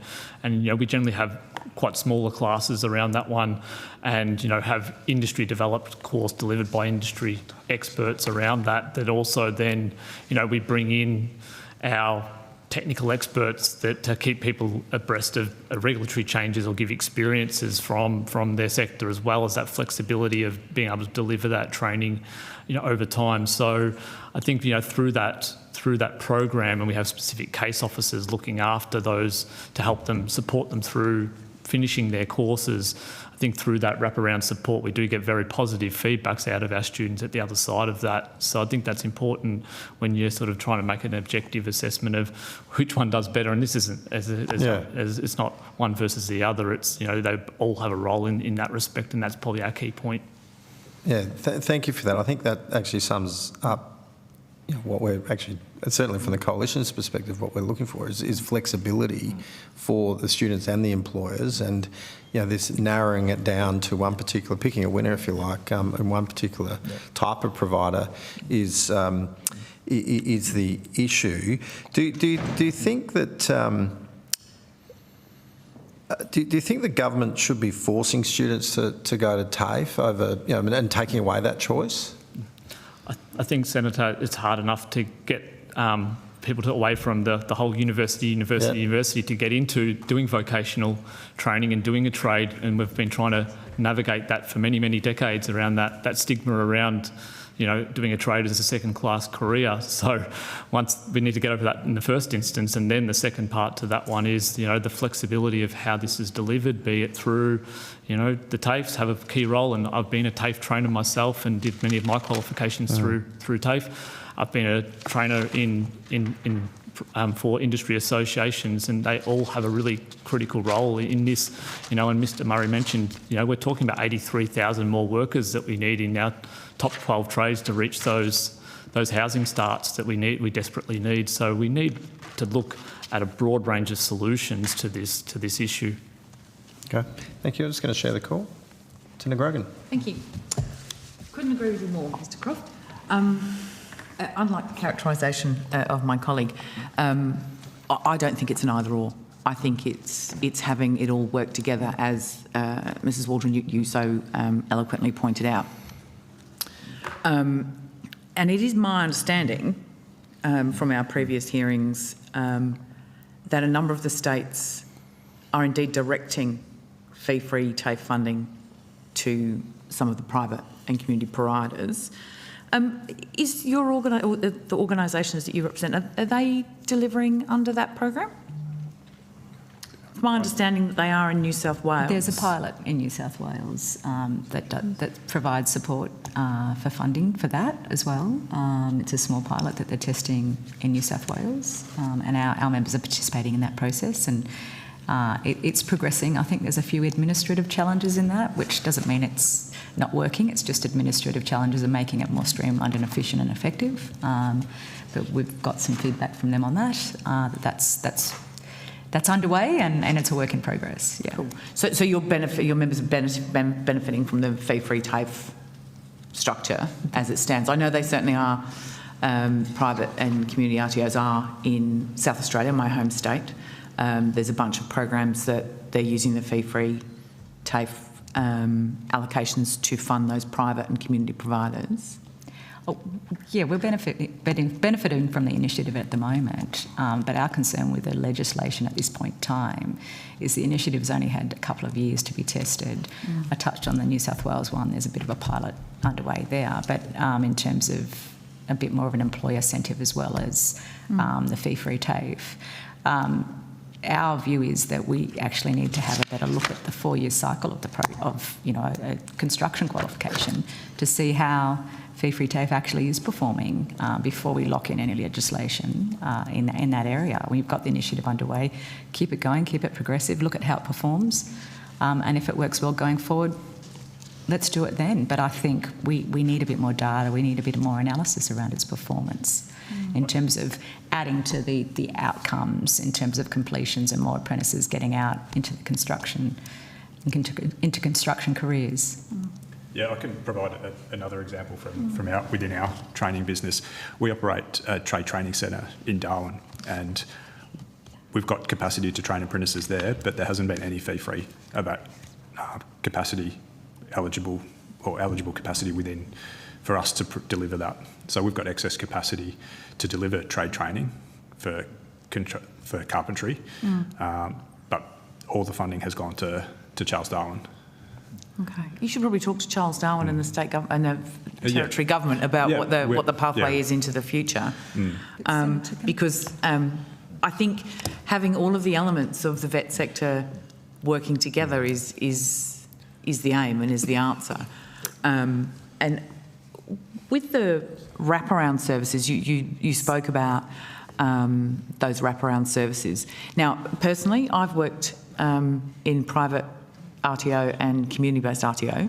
I've never worked in TAFE, but I love all three sectors. I think they all add something quite different. And given the skills crisis we've got, surely we need each of those to be working to their most capacity to get the right answer. But what I think I'd be keen on your view. I'm well aware that there are some private RTOs and some community RTOs who provide wraparound services, but it's not consistent. Would you agree, or do you have a different view? Yeah, I'd agree with that. Within the private sector RTOs, there's a wide range of different businesses with different sizes and capabilities. So it's important that is recognised, that a small RTO that's delivering perhaps one course isn't going to have the same resources as a large TAFE institution. But there are very good larger vocational or private sector providers that do have that capacity that would be equal or better than a TAFE. So, we have a couple in South Australia who do a spectacular job. So it's important to recognise that not every TAFE has those resources either. The smaller campuses that don't have all those facilities accessible to students that they would have in larger campuses. So okay, and so as I've said, I'm from South Australia. I spend most of my time in the regions in South Australia. We have a really good TAFE network that's coming back online, having been, gutted to a degree in previous times. And they provide services where there are no private providers. They're very limited community providers because they're small markets, and the private and the community providers choose not to embrace that. Hence why having a public provider in this country is a really important aspect. So there's a greater equity of delivery. Yeah. And I think that goes to your point that we need all parts of the system working collaboratively, because there are markets where it often doesn't make sense for private providers to compete with TAFEs, because TAFEs do have a competitive advantage. Because they've got capital resources that have been accumulated over time. It's very difficult to establish those toeholds in those in those markets where TAFEs are functioning well. But a lot of innovation does occur in those, or within the sector where TAFEs don't operate. So private providers see an opportunity within the market to deliver training in a segment of the market that's not being met by TAFEs. So, and that's where we need those RTOs to be delivering those services in areas where TAFEs are under-servicing or unable to deliver the training. I think just add to that one, Senator, is we do work closely with our TAFE colleagues. Just yesterday I met with the Melbourne Polytechnic Group, who have just been provided with some funding towards one of the new centres of excellence, and about trying to shape that. And I know our master builders colleagues do something similar. So we do work very collaboratively and do some research with them over the time. So again, it's that coordinated approach, I think, is what we're trying to emphasise. Yeah. Just to add to that a little bit further as well, on the previous question that you raised, just around the differences between the two. I think coming back to the system all working together, in my opening remarks I touched on, you have got a clause in your draft legislation that touches on, in the clause 8, other vet providers being sort of eligible. We're asking, if you're looking at that, just a little bit more detail and a bit more definition around what that looks like would be helpful. You've got part of the workings there to include the whole system in your legislation, but it's not quite there yet. So that's our point around that. You could enhance that to improve that provision. And then the other respect, I touched on the data as well. It's the data that is the challenge, and going back to looking at a 4-year window on the performance of the fee-free TAFE initiative and test that before you lock in legislation. Yeah. Because, of course, the fact that it's free doesn't change what TAFE's doing. Do you know, it's just that they're not paying fees to attend. Yeah. I think with this extra places going towards fee-free to enable people who cannot afford to train and who would not be training if they did not have access through this pathway. It's the idea of the legislation is to lock that in. Is to lock that in a way that makes sure it survives into the future, because we know, and we've heard plenty of evidence about some of the approaches by different governments into the provision of training and the provision of TAFE. And, you know, at the risk of being a little overtly political here, the Liberal Party have made it very clear that they don't support the free TAFE. And Mr Dutton has clearly stated that he'll cut what he doesn't like, but won't tell us what it is. So you can assume that TAFE is probably on his list. So is that not an argument to protect the training industry, to protect TAFE? And as I say, we know in South Australia, I know just because I'm from South Australia, that there is a proportion of that money that is going to the privates and the communities. Therefore, when we're looking at a skills crisis, having a locked and loaded number of places that are going to go on into the future. Now, obviously, there will be evaluations. Obviously, NCVER will report on the data. They only do it every 4 years, and adjustments will be made, a bit like the program you were talking about, Mrs. Waldron, where it's a trial, it's a test with some of the private providers that you can adjust over time, improve, etc. Do you see that as a valuable commitment and having that consistency and knowing that into the future you've got that sustainable level of places going into the training system? Our concern is with the way it's drafted now, is there's still a bit of risk in there in terms of movement of people out of the RTO network into the VET network, and that's not a good outcome for the industry, because we need to grow the number of people. We need all arms pushing outcomes, right? So our concern is there, and that's why we keep saying we need to look at how this is progressing over the 4 years first, work out where the problems are before we legislate, and make sure we get the legislation right, so we're not creating unintended consequences in legislation that's, you know, rushed and drafted, you know. So would you propose that we stopped and waited for the 2 years? We'd suggest yes. Make sure you've got, you know, a proper period to measure and test before you actually lock in the legislation, because you don't want to create something. You don't want to lock in something now that potentially is going to, you know, undermine the whole initiative and growth and outcomes for construction careers. So that's where we're coming from, and we have put in in the opening remarks there. I mean, you could actually, and I've said this before, you could actually, you know, amend your legislation a little bit to be more inclusive. So would you, of the RTO would you support network the legislation if it included that? We'd be happy to look at it, but I think we also need something around completions and how that's performing, because the main priority is to get more people out into construction careers, and this is not telling us at the moment that that's delivering on that. So I've got a million more questions, but I'm getting the wind up here. So I will just say that what we did here in South Australia was that people were going into the courses, but then because of the enormous skill shortage that we have in this country, they were then going into apprenticeships, or they were going into jobs before finishing their courses, and that can't be a bad thing. Anyway, I have more questions. Senator Brockman. Thank you. So what we're really talking about today is whether we pass this legislation which locks in a particular pathway, as opposed to keeping all options on the table.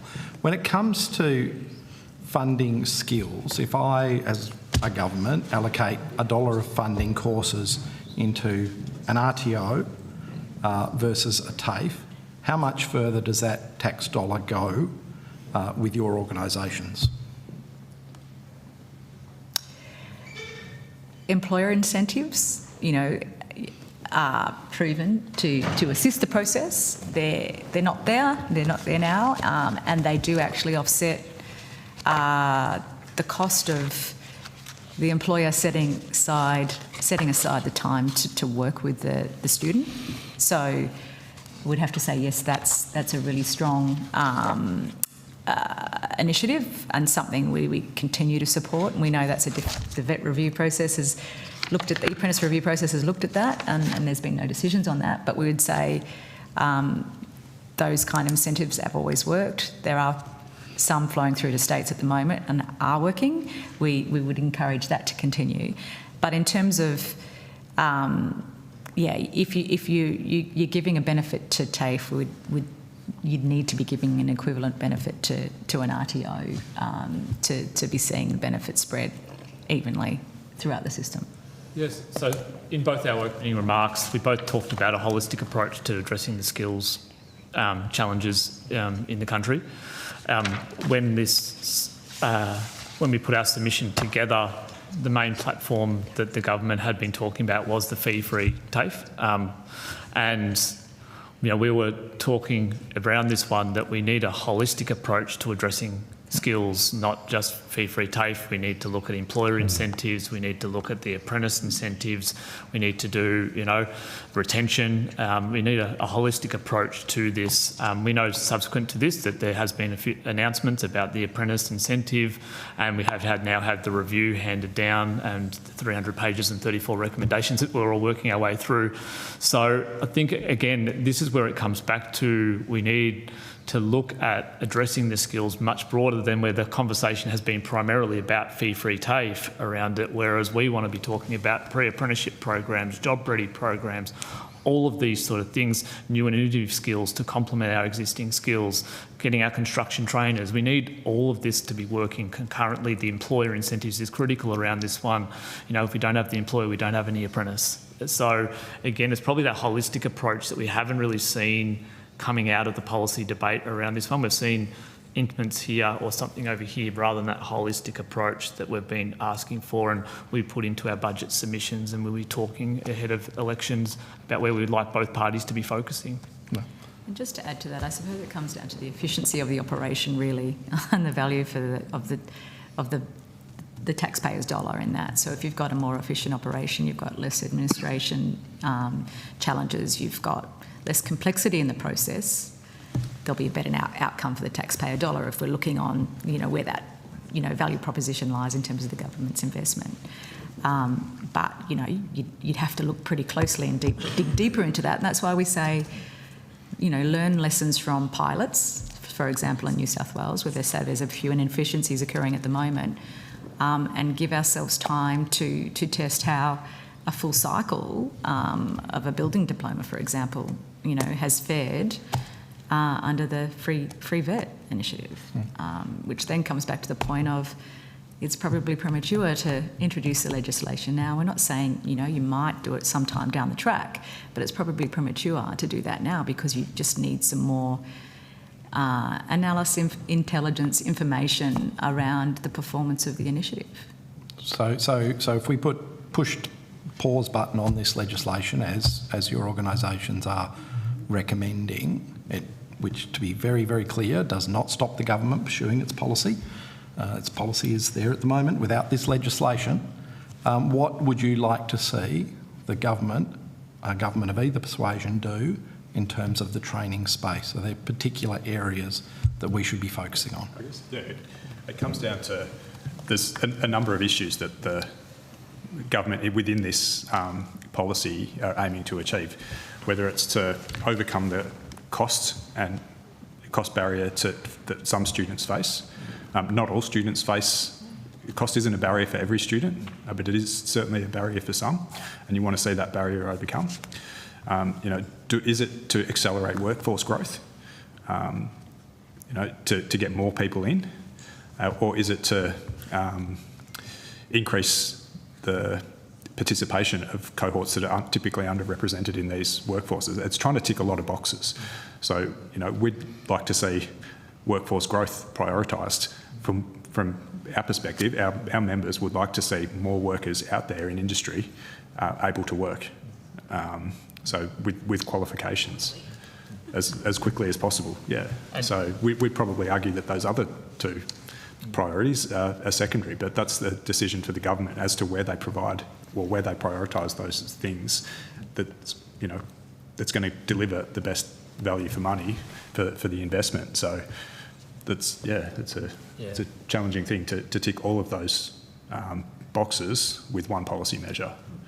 Just to build on my colleague's comment, sorry, Senator, that was, for us to be able to get the actual tradies coming through the door, which we're seeing the drop out rates and, the drop off in apprentice numbers, so programs that we've seen, a lot of this has gone towards the Cert 4 in building and construction or Cert 4 in training and assessment, really important.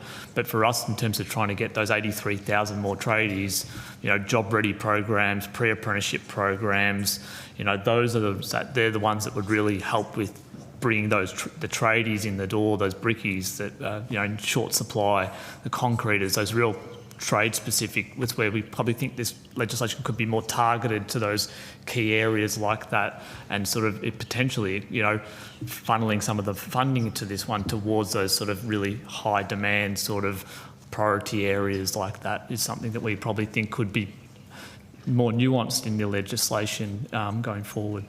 So just a couple more from me, Chair. Senator, can I add to just that question? Oh, yeah, please, go ahead. Just a couple of things. The apprentice review has been a very comprehensive process, really good consultation on that, and that give the government credit for that. 34 recommendations in that, some of them have been announced. There's a few in there that still could be announced. I touched on that before, incentives for employers, which have been in place in the past, and we're under the coalition government as well. So I think that has worked well. Our members continue to ask for that support, and then that comes back to, assisting the mentor process and the wraparound services process. There's also a measure in that around GTOs, I think more incentives for GTOs. That's an example, as we keep talking about, of TAFEs and private providers working well together, providing wraparound services. They're really important parts, of the training system, and I think focus on those areas, support those areas. And, fee-free TAFE is a part of that as well. The Chair's giving me the wrap-up, so I think this will probably be my last question. Just to the housing industry, you said in your submission that, and I quote, during the time that free TAFE scheme has been operating, the number of apprentices and trainees in the construction industry has declined. It doesn't appear that the scheme has been doing enough to boost participation. Again, reflecting on that quote, is this where you say you need a much more holistic approach to training across the industry in order to achieve successful outcomes? Yes, exactly. That's the point that we were trying to make there. This policy, it could potentially be great. We don't know because we don't have the data, but we know that it's, from what we see of apprenticeship participation during this period, it doesn't appear to be giving us the acceleration in workforce growth that we need if we're going to build that 1.2 million homes over the next 5 years. Okay, thank you. Chair. Senator Grogan, 2 minutes. Just on that, of course, this policy isn't just about the building industry. It's about the industries that are in need. And of course, state by state, those negotiations are had with the state governments about what they wish to apply it to based on what they need in the state. So to put it in the legislation I would argue, be unhelpful in terms of leaving it with a framework to guarantee those 100,000 places each year, but allow the states to determine what their priorities are. But the talk of workforce growth, adding this in and targeting, as you said, Mr. Murray, those cohorts that find barriers to entry is about broadening the workforce. It's about bringing more people in because we have a crisis here of skills and we need to increase the number of people coming into the system, coming into training and going into industries like yours and like other service industries where we know we have significant gaps. So essentially what this policy is doing is it's not there to fix the housing crisis. It's there to bring different cohorts that currently have barriers to entry Are you supportive of that as a concept? Yeah, I think overcoming those barriers, yes. Yeah. But in terms of creating the additionality into the workforce and accelerating workforce growth, there may be other programs that could deliver greater value.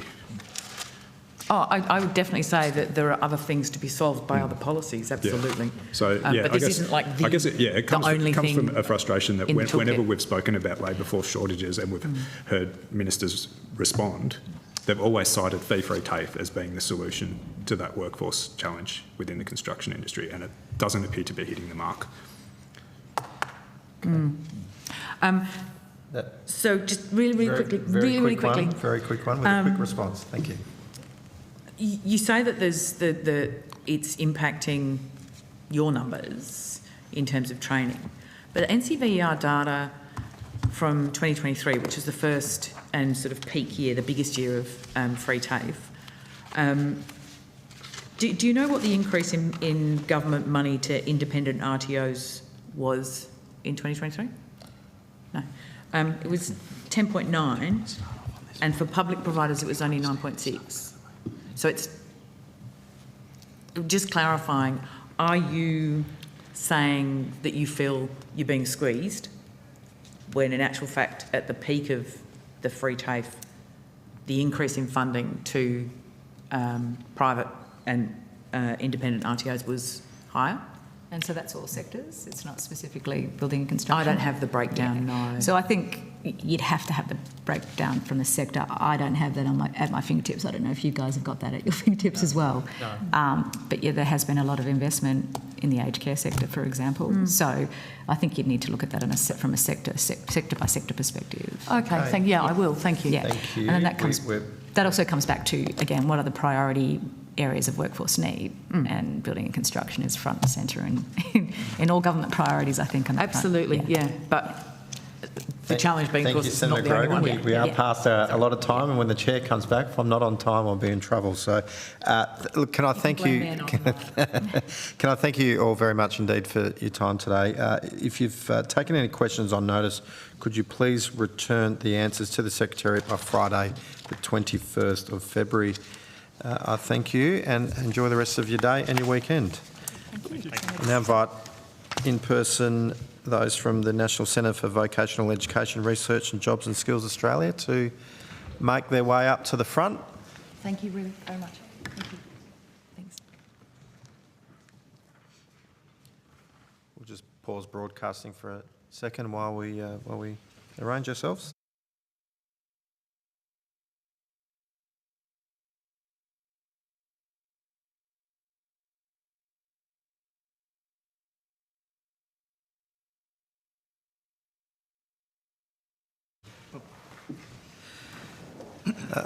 Welcome, everyone. I understand that information on parliamentary privilege and the protection of witnesses giving evidence to Senate committees has been provided to you. The Senate has resolved that an officer of a department of the Commonwealth or of a state shall not be asked to give opinions on matters of policy and shall be given reasonable opportunity to refer questions asked to the officer, to superior officers or to a minister. This resolution does not preclude questions asking for explanations of policies or factual questions about when and how policies were adopted. Commonwealth officers appearing today are also reminded of the Senate order specifying the process by which claims of a public interest immunity should be raised. A copy of the order is available from the Secretariat. For the Hansard record, will you please state your full names and the capacity in which you appear today? I'll start with you, Professor Glover. Professor Barney Glover, Jobs and Skills Australia Commissioner. I'm David Turvey, Executive Director, Jobs and Skills Australia. I'm John King, Managing Director of the National Centre for Vocational Education Research. Meta Creaser, General Manager of Research Analytics and Reporting at NCVER. Thank you. And do any of you have an opening statement? No, we have made a submission. Okay. You pass as well and go straight to questions. Okay, thank you. We'll go straight to questions and we'll go to Labor. I'll start. Or I'm happy to start here. Up to you, Senator Grogan. We've had an awful lot of evidence and dispute and discussion about completions in VET.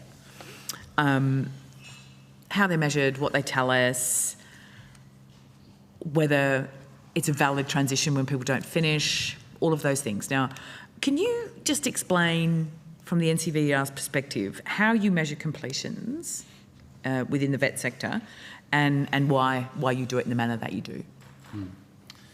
NCVER reports completions annually for both the whole vet market and for the government-funded market. We report the number of programs that are completed and the completion rate, so the proportion that is completed. They're publicly available at multiple levels of granularity. I heard your last discussion, field of education, funding source, provider, type and year, student characteristics, and for apprenticeships down at occupation. There's two key challenges with completion rates. The first is that the current national data standard does not require training providers to report cancellations at the qualification level, unlike apprenticeships and traineeships. What that means is we can't see withdrawal rates. So we can see how many courses have been enrolled in and completed. We lack visibility on how many are still in progress.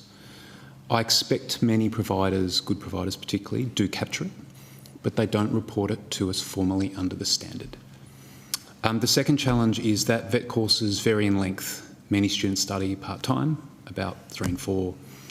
Our current approach is a balance between timeliness and accuracy. We report after 4 years as a compromise. Most students will have completed or withdrawn in that period. We also publish projections with a lower degree of confidence, obviously, because they are projections and we don't have the full cycle. But that is our reporting. Your question, Senator, would you like me to go on to further into completion rates and what they mean and don't, or is that answered your question? Yeah, I think it's the myriad and varied reasons. So let me start with, you don't track an individual student, so you wouldn't, this is a question, not a statement, do you track individual students in a manner that you could say, well, you know, Karen Grogan enrolled in a half-day first aid course and then went on and enrolled in a nursing course and dropped out halfway and went on to another course, still in the health sector. So to track what you could see as somebody making a progression. When we were in South Australia, they were telling us that they, because obviously, as you say, people keep their data, they don't necessarily report it. They were seeing people come in, start a course and then transition, so drop out effectively and go into an apprenticeship because they've been offered a job. Because we have this skills crisis, there's a lot of, and very low unemployment, there are a lot of opportunities. Is there a way of you tracking that kind of experience? Our reporting is not tracking pathways. We intend to move that way with our apprenticeships data quite soon. I might hand to my colleagues on my right for how you can track individual pathways through linked data. Yes. Senator, if I could respond. That'd be great. You're really touching on the power of integrated data assets and the work that we do at Jobs and Skills Australia. One of the major reports we released last year, for example, Senator, was our Vet National Data Asset. The Vet National Data Asset, in the report we gave at the end of last year, looked at all of the students in Australia, all the people in Australia who completed one of the top 500 vet qualifications over the period 2019-2020 financial year, which amounted to over 400,000 Australians. So at the person level, integrated data asset, the PLIDA system operated with the ABS, we looked at those 430,000 Australians and looked at their characteristics before they entered their vet program and when they completed the vet program. Very importantly, these were completing the vet program. We looked at their characteristics afterwards. So did they go on to further study? Did their likelihood for further employment or to increase their employability? We also looked at their dependency on income support before and after, looked at their median income and so on. So we collect a huge amount of data at the person level, aggregated up because we don't identify individuals. So for example, on average for those 400,000 people, median income went up about $12,000. Dependency on income support declined by 39% for those who completed a vet qualification. And there was a 15 percentage point uplift in employability for those who completed. And 24% went on to further study. About 16% went on to a further vet study, at higher level vet study. And about 8% went on to higher education study. And we also looked at that data at the person level, tracking through education and training and the Australian labour market. We looked at it by priority group, women, First Nations Australians, people with disability, to see if similar characteristics were clear in that regard, and they were, and we have data in our national data asset to reflect that. So the use of big integrated data assets is the way to track at the individual level to see their people's progression through the training system and the labour market. We are planning to do work with the NCVER to look at those who've only partially completed a vet qualification to similarly track their performance through education training, a little like the example you were giving, someone moving from one qualification to another qualification, perhaps into employment. Are they being employed in an area cognate to their study is another question to be answered. So we have, subject to resourcing, intention of doing more of that work in 2025-26, and also to extend the work we're currently doing on the Vet National Data Asset. Thank you. That's exciting stuff.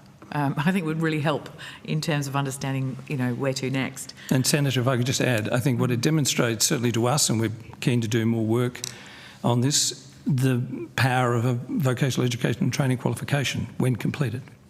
Absolutely. Sorry, Senator, could I just add my minor footnote yes, of course. Professor's comments? That integrated data asset does rely on the NCVR data. That's the source of the individual level data that we use, and we combine that data with the tax records. So the sorts of issues that Mr King referred to around the data collection itself will flow through to that integrated asset. And one of our arguments for NCVR taking on the collection and reporting of free TAFE is so that we can integrate it into the data set that will be linked, that Job and Skills Australia have used to give you these insights. Great. Professor Glover, do you see a particular role for public vocational education and training providers to ensure, equity, access, and what we're aiming for, excellence in our vet system? Do you see a particular role for TAFE? I think our public TAFEs have a social licence to operate in a way, and a community licence to operate that's expected of them in our states and territories, and I think it's an important obligation they have to support particularly equity groups and access to education and training. We have many high quality not-for-profit RTOs in Australia that similarly do a great job in uplifting equity students into vocational education and training programs and ultimately into to the employment market.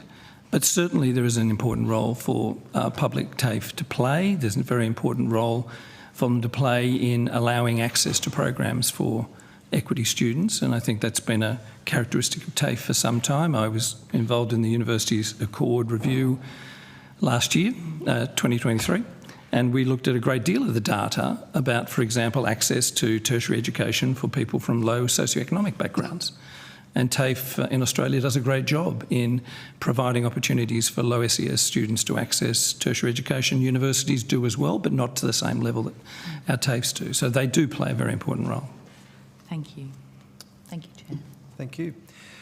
And to the NCVR, can I ask, interested in understanding the fee-free TAFE's impact on the training pipeline. Can you provide us with, either today or on notice, which is due on the 21st, the number of apprentices and trainees in training by electorate as NCVR's latest update? We can provide that on notice, Senator. Yeah. And can you also provide us with a list of all of the courses that have been funded under fee-free TAFE, like the titles of the courses? We don't have that, Senator. It would probably be Dua that would have the list of courses. We're not involved in the scheme itself. All right, I'll ask them later. Some of them are listening here already. We hear that fee-free TAFE has funded 600,000 courses. Can I confirm if the data that you have at NCVR shows an increase in TAFE courses being undertaken by 600,000? Have we seen a 600,000 number increase in the number of courses being offered? One moment, Senator.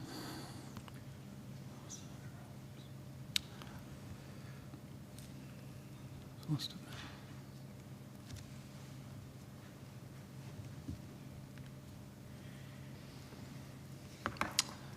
Senator, we have TAFE enrolments have increased over the last couple of years. I'm confident that it is not 600,000. We can give you the list over that period. So TAFE enrolments, government funded, 2023 to our latest. Okay, if you can come back to us with that, that would be good. Roughly, how many TAFE courses have been added then with the fee-free TAFE program to the preceding number of courses? We won't see that. We won't see that data, Senator. We won't see. We're not receiving the free TAFE data or courses, so we can't determine if an enrolment in a course is free TAFE or not at the moment. That is our challenge. So can you unpack that for me, just so I understand it? So you don't collect payment data. No. So we collect funding data, which the Senator referred to in an earlier discussion. We receive data from states and territories and from the Commonwealth and providers, but it does not distinguish whether that is a free TAFE place or another government-funded place. So there is no flag for free TAFE in the NCVR collection, and our submission is that that's something that we would like to propose. Yeah, okay. So you'd like to see that delineation in the data that you receive? Then we would be able to cut it ourselves in reports. Members of the public would be able to cut it through our data builders. We would be able to see it in the linked data more easily. That's our proposal. So forgetting whether it's fee-free TAFE or otherwise, has there been an increase in the number of courses being taken up by TAFEs since in the period prior to fee-free TAFE coming into action and since? Again, your question about courses, sorry, so we know enrolments are up, but if you're asking particular courses, I'll take it on notice. I understand what you're asking. The number of courses that have been offered, whether there's an increase in the number of courses. So,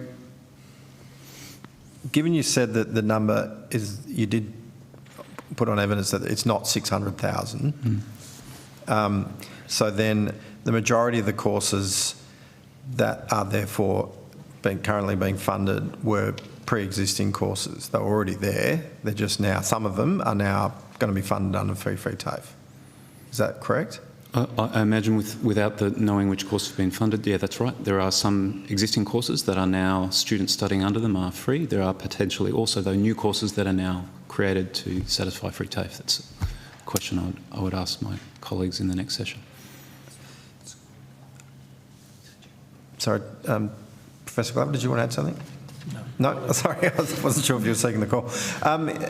So just in relation to not being able to distinguish fee-free TAFE activity, can I take it that means that NCVA is not providing data on fee-free TAFE to the Minister or the Department? Correct. So you're not providing that, okay? Not providing data. Right, interesting.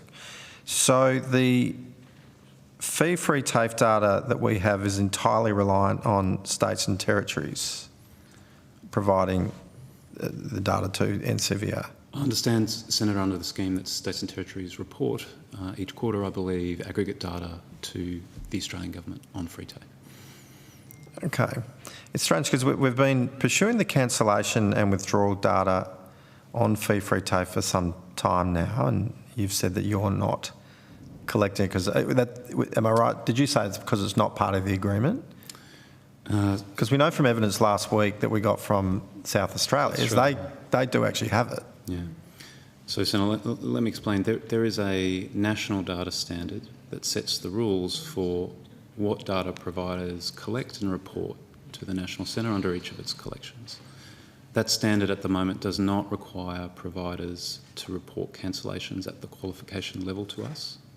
Not under free TAFE, I'm talking about the whole vet market.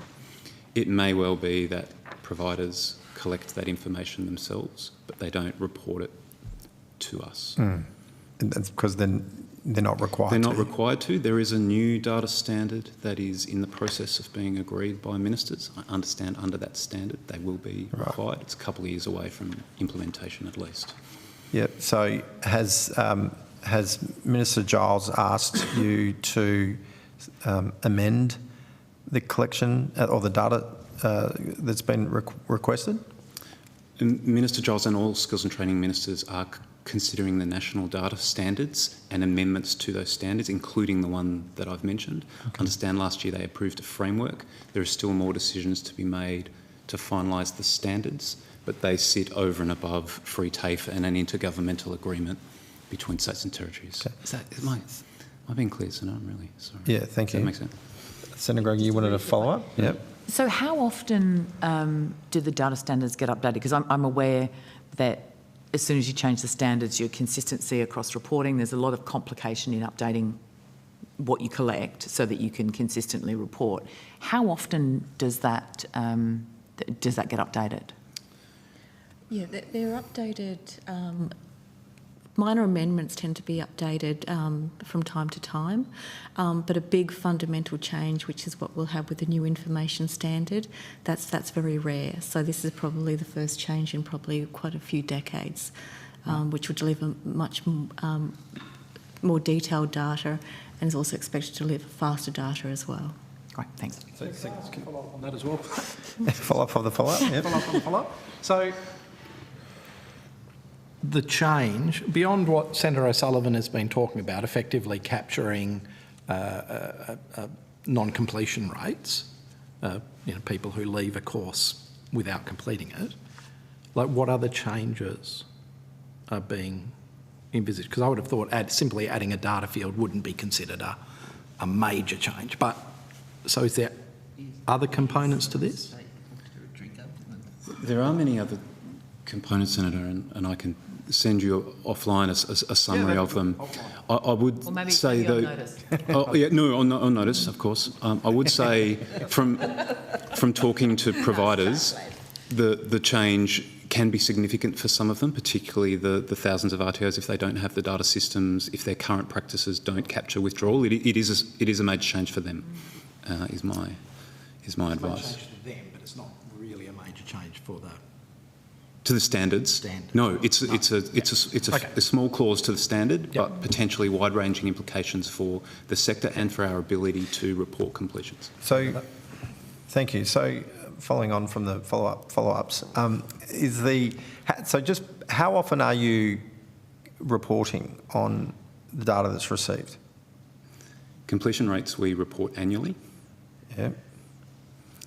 But all other rates, so. Commencements as well. So we report government-funded qualifications each quarter. Yes. We report the full vet market once a year, annually, because we collect data once a year.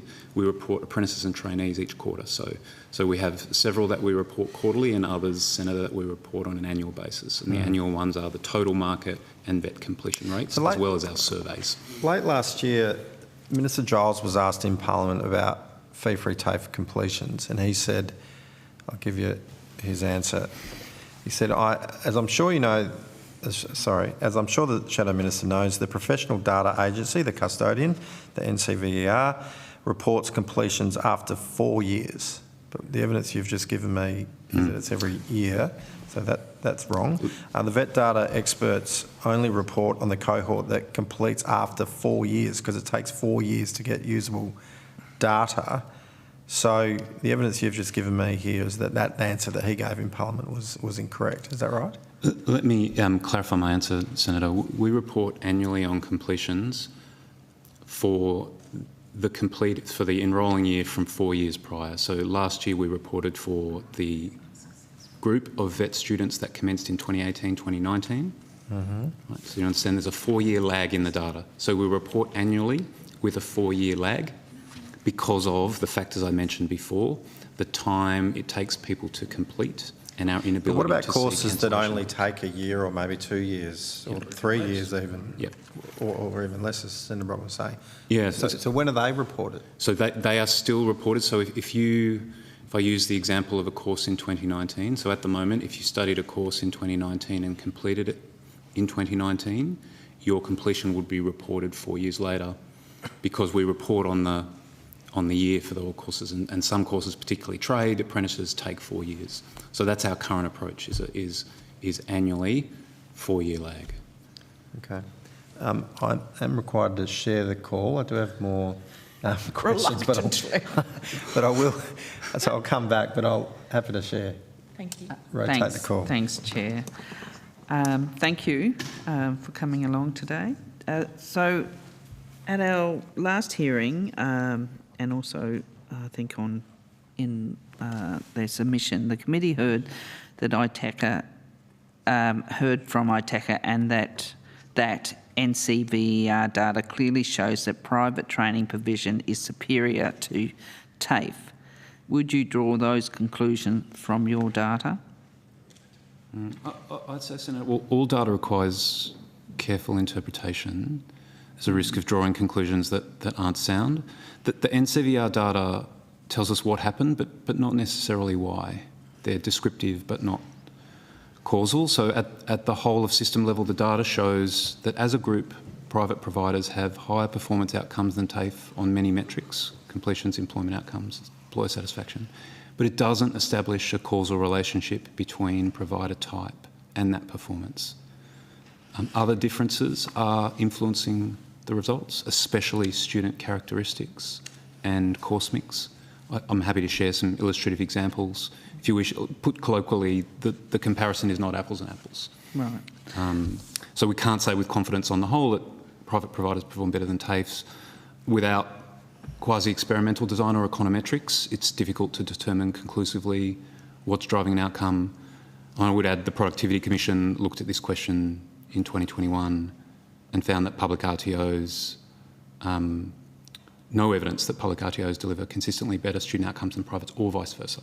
They found employer satisfaction is higher than in private RTOs, but students experiencing disadvantage report higher satisfaction at TAFEs at public RTOs. Right. Again, So, high-level findings. So you would say that drawing that conclusion, that you would not, that you yourself would not draw the same conclusion that ITACA suggested. No, I would not draw that conclusion. And if I can use the illustration of completion rates, which came up before, NCVER published research in 2018 that looked at the factors that drive improved completion rates. We found 70% was driven by student attributes and course mix, and provider type was relatively small at 10%. Right. So again, the major factors we're finding at that macro level are the students and their background and the particular courses that they're choosing is what's driving completion rates. Okay. Yeah, sure. Professor Glover, I don't know if you had a comment, anything you wanted to add to that? No, I think the analysis is clear. I mean, the characteristics of a student going into a VET or a TAFE program will determine their likelihood of an outcome, and bearing in mind that I was a Vice-Chancellor of a dual-sector university for some years and a Vice-Chancellor more broadly, I appreciate the challenges of supporting students from an educationally disadvantaged background and the importance of supporting equity students and to get them to successful completion. And you have to take into account all of those characteristics as Mr King indicated. So, no, I think that was a comprehensive response. So, Professor Glover, what do you see as the key benefits of a free TAFE and the benefits of making it permanent? Senator, I think there is a very strong argument for removing barriers to young people entering vocational education and training pathways, and for those mature workers having an opportunity to retrain or upskill. Free TAFE is a mechanism for reducing one of the very important barriers. Our analysis of the Australian labour market and the national skills system illustrates the challenge we have in Australia at the moment, because we have and I'm on record in making this comment quite frequently recently, we have an imbalance in our post-secondary education profile. Australia has been very successful over the last 2 decades in uplifting the qualifications of our adult population, but we've done so without a particular attention to the importance of increasing our vocational education and training qualified workforce, particularly when you take into account our employment projections and our occupational shortage data, which gives us a real indication of where we have a need now for skilled workers and the qualifications they need, and our projections into the future. We certainly see a growing need for post-secondary qualifications for almost all jobs in the future. upwards of 90% within a decade. So there is, and of those, a significant proportion need to be vocational education and training qualified. So we have a need to encourage more people to undertake vocational education and training. We also have an obligation to meet the attainment targets the government have set for Australia over the next decade and beyond. To achieve those attainment targets, we need to provide access to people from an educationally disadvantaged background, from equity groups, to have an opportunity to reach their full potential in the Australian labour market through vocational education and training in particular. So we have great demand to grow our vocational education and training system, and we need to remove barriers to access to vocational education and training. Free TAFE is one of those very important approaches to doing so. It needs to be coupled with focus on priority areas, and as I understand the draft legislation, it does require agreement between the Commonwealth and the states and territories in relation to priority areas. So national priorities are very important to take into account. It's very important to also ensure that our TAFEs and our vocational education and training providers who get access to free TAFE in that sense through the provisions of the legislation, if it's ultimately enacted, we need to ensure those students are supported appropriately to reach an opportunity to succeed. And the data I gave a little earlier from our VANDA analysis demonstrates the transformational nature of vocational education and training when people complete a qualification. So they need to be given the support they need to complete. And as Mr King indicated, we also need to be able to monitor and evaluate, and that means we need the right flags in the system, and CVR will need to be able to identify free TAFE to ensure that we can track it as part of our analysis of the flows through the education and training system and into the Australian labour market, and to ensure that those very positive outcomes I indicated that we have seen through our VET National Data Asset are in fact characteristic of the benefits of free TAFE in the future. So I see it as an important response to the need to grow our skilled workforce in Australia. Okay, thank you. I just want to go back to the NCVER. Do you usually report on time-limited programs? No, Senator. So, for example, we did not report on the Skilling Australians Fund, which I guess was in some ways the predecessor to the fee-free TAFE. We generally report through the national collection and the funding through the national agreement to states and territories. Right, okay. So it's not unusual that you're not tracking the fee-free TAFE? It's not unusual, Senator. My submission, our submission, is prompted by this notion that free TAFE will become permanent, taking it away from an intergovernmental agreement and part of the existing ongoing architecture, if you like, of the VET system. I think we should report it in the same way that we do other courses. Thanks. But can you outline what the NCVER data tells us about students who partially complete? Certainly, Senator. As Professor Glover mentioned, Jobs and Skills Australia are doing or planning to do some detailed work on what we might call non-completers or part completers in the next 12 months. There is data that we publish based on surveys that shows many students who do not complete that still end up with good outcomes. And so if I can give you an example, on average, in 2024, our survey shows 56% of students who did not complete had an improved employment status, so a bit lower than 64% that completed their qualification. That varies by qualification, but there are strong outcomes for students who do not complete, and I would say particularly apprentices. We'll be publishing data in the next couple of months on apprentices who don't complete. Many go into another job, including and in that job they regard their training as relevant. Do you have any of those figures around, through your survey of those that partially completed that went on to employment? What else does the survey tell me?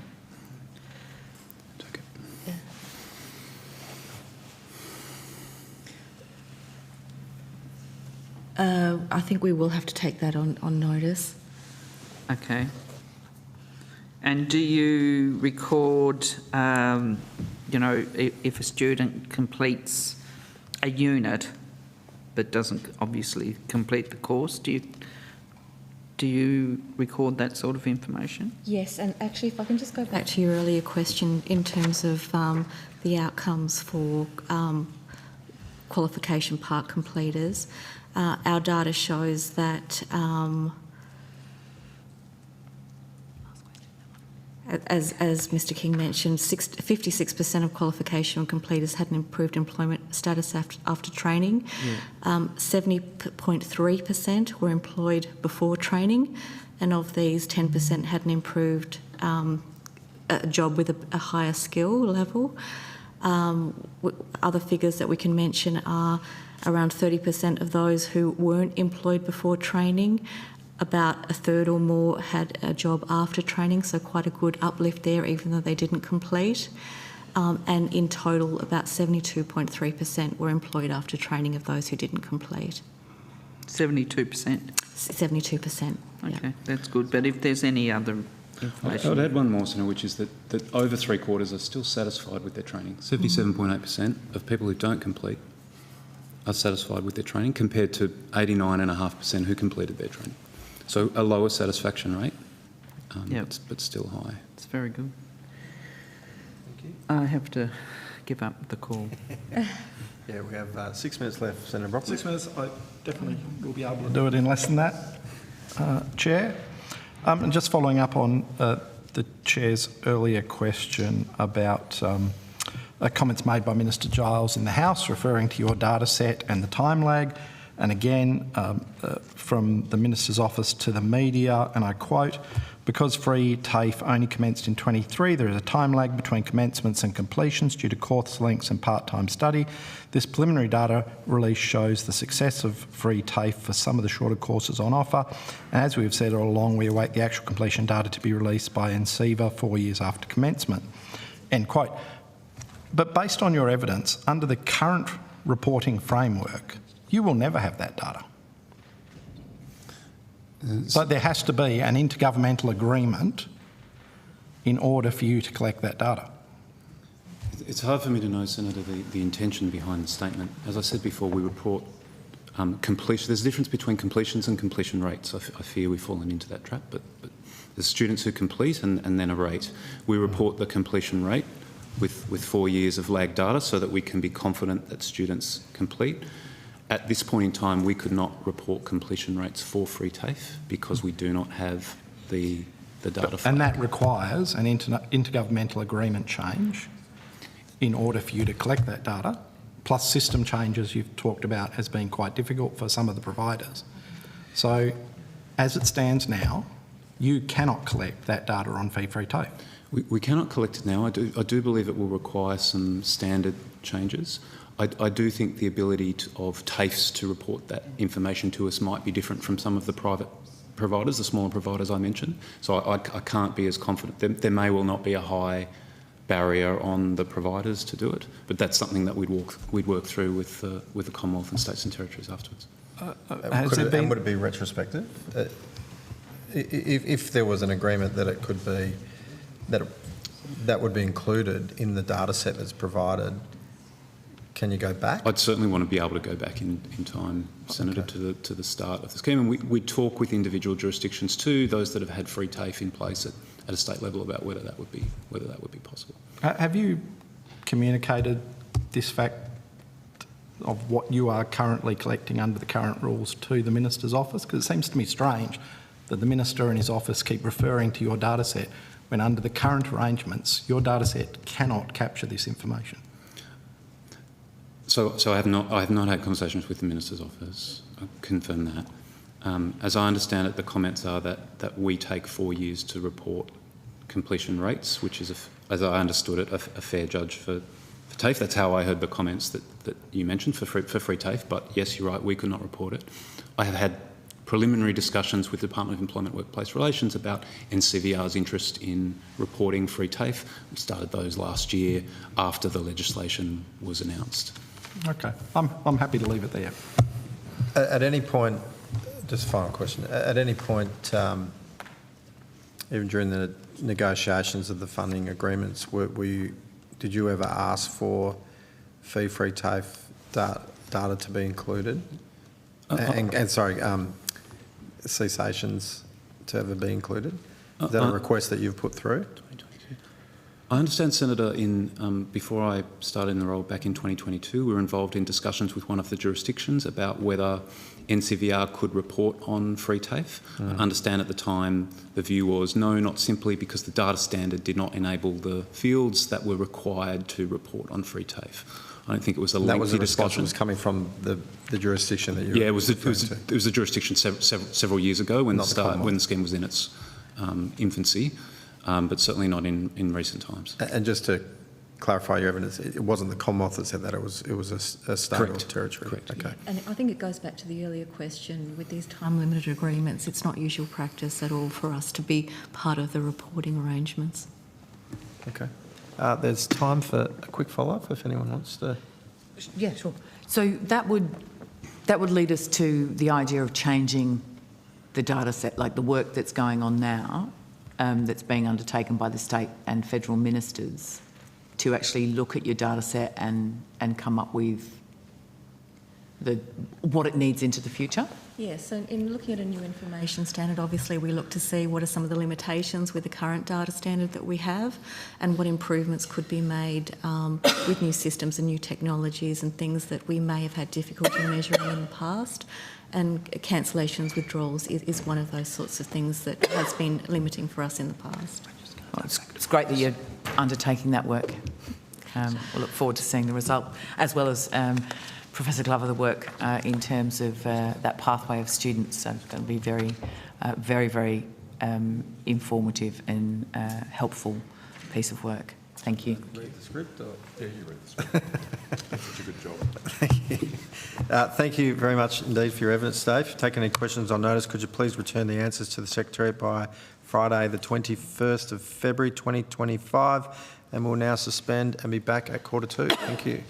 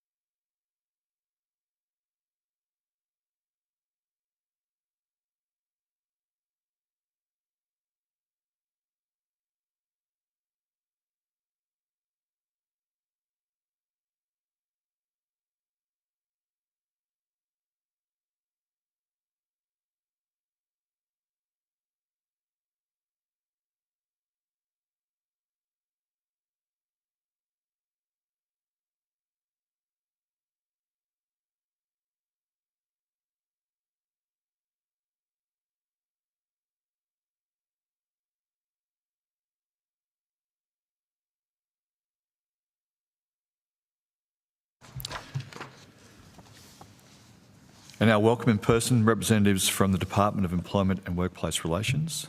I understand that information on parliamentary privilege and the protection of witnesses giving evidence to Senate committees has been provided to you. The Senate has resolved that an officer of a department of the Commonwealth or a state shall not be asked to give opinions on matters of policy and shall be given reasonable opportunity to refer questions asked of the officer to the superior officers or to a minister. This resolution does not preclude questions asking for explanations of policies or factual questions about when and how policies are adopted. Commonwealth officers appearing today are also reminded of the Senate order specifying the process by which a claim of public interest immunity should be raised. A copy of the order is available from the Secretariat. For the Hansard record, will you please state your full names and the capacity in which you'll be here today? Thank you, Chair. My name is Anna Faithful. I'm the Deputy Secretary for Skills and Training in the Department of Employment and Workplace Relations. Vicky Wilkinson, First Assistant Secretary, National Skills Reform Division. Kimberly McDonald, Assistant Secretary, Fee-Free TAFE and Skills Funding. Thank you. Simon Booth, First Assistant Secretary, Policy, Performance and Inclusion Division. Good, thank you very much. Now I invite you to make a short opening statement if you'd like, and at the conclusion of any remarks, I'll invite members of the committee to ask questions. Thank you for the opportunity to appear today to discuss the free TAFE bill. The bill will support at least 100,000 free TAFE and vocational education and training places annually from 2027. In submissions and evidence provided to the committee, there has been a focus on the financial impact of free TAFE. I can confirm for the committee that funding was provisioned in the 2024-25 mid-year economic and fiscal outlook. Funding of $253.7 million over the forward estimates was provisioned, and ongoing funding of around $177 million each year from 2028-29.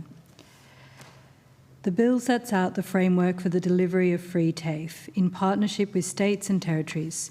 It will establish an ongoing commitment of financial assistance to states to deliver free TAFE, subject to a free TAFE agreement being in place.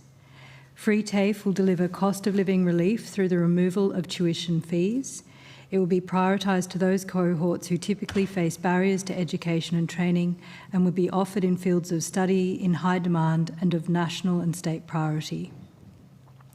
Free TAFE builds on the 2023-2026 Fee-Free TAFE Skills Agreement, which is delivering over $1.5 billion in joint funding for 500,000 fee-free TAFE and VET places.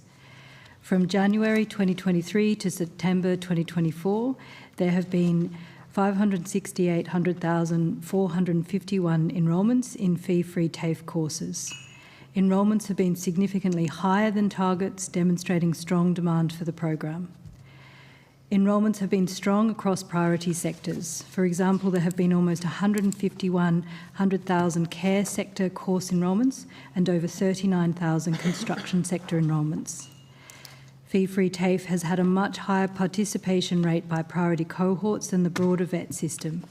In 2023, First Nations students there was 6.7% of fee-free TAFE compared to 3.5% for VET more generally. Students with disability, 7.6% compared to 3.8% generally. Women, 61.8% compared to 46.2% generally, and regional and remote students were at 35.9% compared to 26.8% generally. The inclusion of these cohorts in the labour market is important given the current low rate of unemployment at 4%. There is also a growing body of evidence presented by Jobs and Skills Australia on the economic contribution people with a VET qualification can make. We understand from the submissions and also the hearings that there's been quite a bit of interest regarding the number of fee-free TAFE completions. Completions are one factor to consider when looking at the outcomes from the program. We have completion data to the end of September 2024, which is 20 months of data. This provides an early indication, noting that there is a time lag between commencements and completions. As discussed in the previous hearing, the standard practice of the National Data Custodian, NCVR, is to report actual completions 4 years after commencement. The number of completions has been steadily increasing over time. Since the commencement of fee-free TAFE, there have been 110,403 completions. For 2023 students, there have been 92,934 completions to September 2024. It is important, however, to consider a range of other factors when looking at completion numbers. In 2023, around 80% of government-funded VET students were part-time. Further, almost 90% of fee-free TAFE courses are full qualifications at Certificate 3 and above, which take longer to complete, with some courses taking multiple years. I also note that in the hearings there has been a lot of discussion about the role of private providers. All providers make a contribution to a vibrant, diverse and quality national training system that meets the needs of all Australians. Under the bill, free TAFE places are prioritised for delivery by public providers. Places may be available to non-TAFE providers in certain circumstances, such as thin markets, local conditions or specific cohort needs. This includes Aboriginal community-controlled and First Nations-owned RTOs, industry-led RTOs, adult and community education providers and private RTOs. In the existing fee-free TAFE program, to 30 September 2024, 85.8% of provision was from public providers, including TAFE and dual sector providers. 12.5% was delivered by private providers and 1.7% by community-based adult education providers. The context is important as well, in that NCVR data shows that private RTOs received 20% of all government funding in 2023 from Commonwealth and states. Further, government funding for VET delivery and capital to private RTOs continues to grow. From 2022 to 2023, government funding for private providers increased by 10.9% and funding for TAFE increased by 8.1%. Free TAFE is one of many government measures to support the delivery of skilled workforce needs and to ensure all Australians can participate in the economy. More broadly, Commonwealth expenditure on VET is projected to be $5.1 billion in 2024-25. Ongoing free TAFE will support Australians to obtain the skills they need to access employment, and it embeds free TAFE as an enduring feature of the national VET system.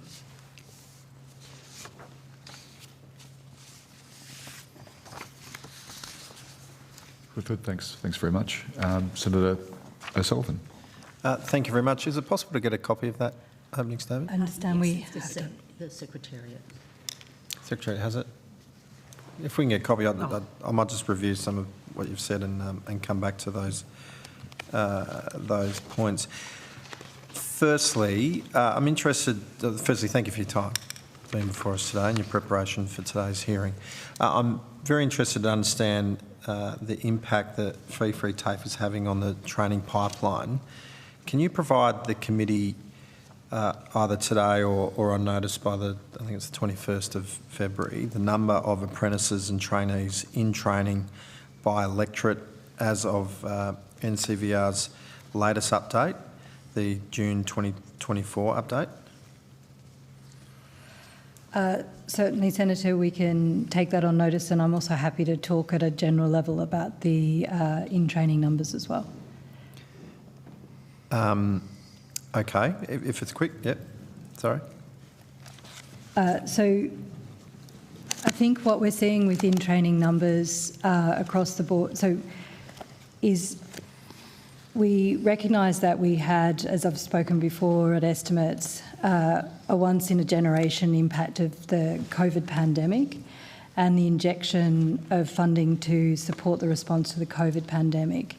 What we're seeing with our apprenticeship numbers is the impact of that, noting that the government has put in place incentives up until the end of this financial year for priority occupations.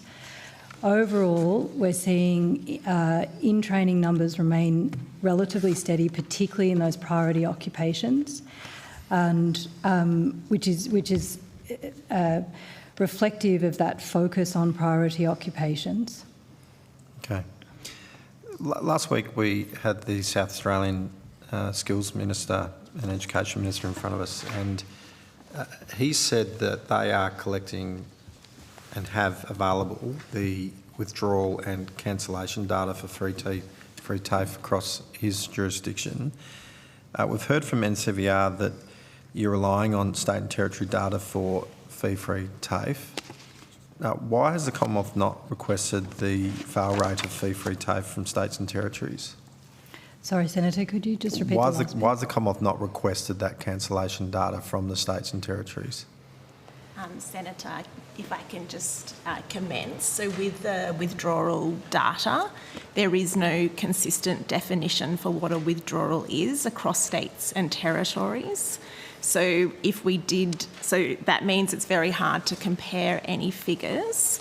And I can also just pass to Dr. Simon Booth, who is responsible for data and evidence. And maybe Mr. Booth can answer this, but just if there's no consistency across the, so can't you make a consistent request of all jurisdictions so that there's parameters that they can answer? So there is work underway to update the national VET standard, and that was considered by schools ministers at their meeting at the end of last year, and I can refer you to the schools ministers' communique on that matter.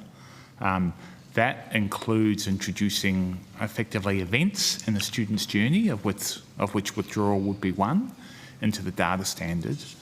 It's not a straightforward matter to know when a student withdraws. So, for example, a student might feel ill and then be intending to return but not be in a position to communicate well with their training provider. So at what point a provider assumes a student won't return is something that needs to be negotiated between systems and states, and also then there's work to make sure then that the range of technical systems that the providers have in place are able to capture those events, and also that the staff in those organisations know how to identify and report them. So that process is underway, and I think Mr. King earlier referred to that. The updates to the National Data Standard are on the forward agenda for the Skills Ministers meeting later this year. It's part of the government's overall investment in improved vet data. So there's a program called Vet Data Streamlining, which is looking at basically better, faster vet data. It's a combination of both new systems to improve the timeliness of data and then better standards that better reflect the kinds of questions that you and others are asking of the vet system. And so that work's underway. It just takes time. I appreciate there's always reasons why someone would withdraw, and there's sickness, there's people are interested in maybe pursuing a different course. There's lots of maybe positive reasons why someone would withdraw, as well as there being negative reasons as well. But surely the provider at some point is making that determination, even if they're allowing even a little bit of time or even an extended time to determine whether a person has actually withdrawn. So that would be sort of recurring at indeterminate times. And then, but what we heard from South Australia is that they have that data. So the South Australians will have a system, and they'll have a set of their accounting rules on how they measure that. Okay. To go to Ms McDonald's point, each state don't do that in the same way. And so if we were to ask that for that data, we couldn't compare what's going on in South Australia, for example, to another state with confidence. So hence, I suppose, the thinking is, and this goes to the conversations I've had with Mr King last year, is the prospect of free TAFE is enduring. Sorry to labour the point, but can't you ask a question with parameters so that you are getting back a consistent response? Well, I suppose the process we have to update the National Data Standard is the process by which we will develop a consistent response. Ultimately, the reason for my questioning along this line is we've been asked as a parliament to decide on making a program permanent without the full data. And so there's been, unless you can point to any evaluation that we're not aware of, there's been no evaluation, and we don't have a full data set to fully know whether or not this program's been a success. I certainly hope it has been a success, because a considerable sum of taxpayers' money has been put into it. So there's, we're all cheering it on to be a success, but we can't know, and we're asked to make a decision about it being permanent without having all the data. So why is this not? Why is the department not? You're talking about making changes to ongoing, but we've been asked to make a decision here in this term. I think Ms Wilkinson might want to comment on. We do collect data on free TAFE. It isn't. There's a question on the number of fields on the program that you collect, but that data is promising. Yes. So, Senator, there is an ongoing cycle of review, monitoring, and evaluation for the existing fee-free TAFE, and that is proposed to continue for free TAFE and the bill. We receive quarterly reports from states and territories that provide a range of information, including enrolments, completions, enrolments by priority cohorts, and the sectors of the economy where those enrolments are. We analyse and look at those quarterly reports. So what we're seeing to date is significant enrolments in the program, 570,000, which is above the targets that have been set. We've seen very strong participation from equity cohorts who have barriers to education, and particularly women, with over 60% of the program being women and 35% of students from regional and remote areas. Later this year, we will be conducting a full evaluation of fee-free TAFE in collaboration with states and territories. That will look at a range of different factors. And that's my point. That's happening later, and we've been asked now to make this program permanent. So, Senator, as you would know from the legislation, it sets the broad framework and objectives of ongoing free TAFE. A lot of the detail will be in a free TAFE agreement to be negotiated with states and territories. So that evaluation will directly inform the parameters of the negotiation for the ongoing free TAFE agreement. Can I just seek to clarify the role of NCEVA?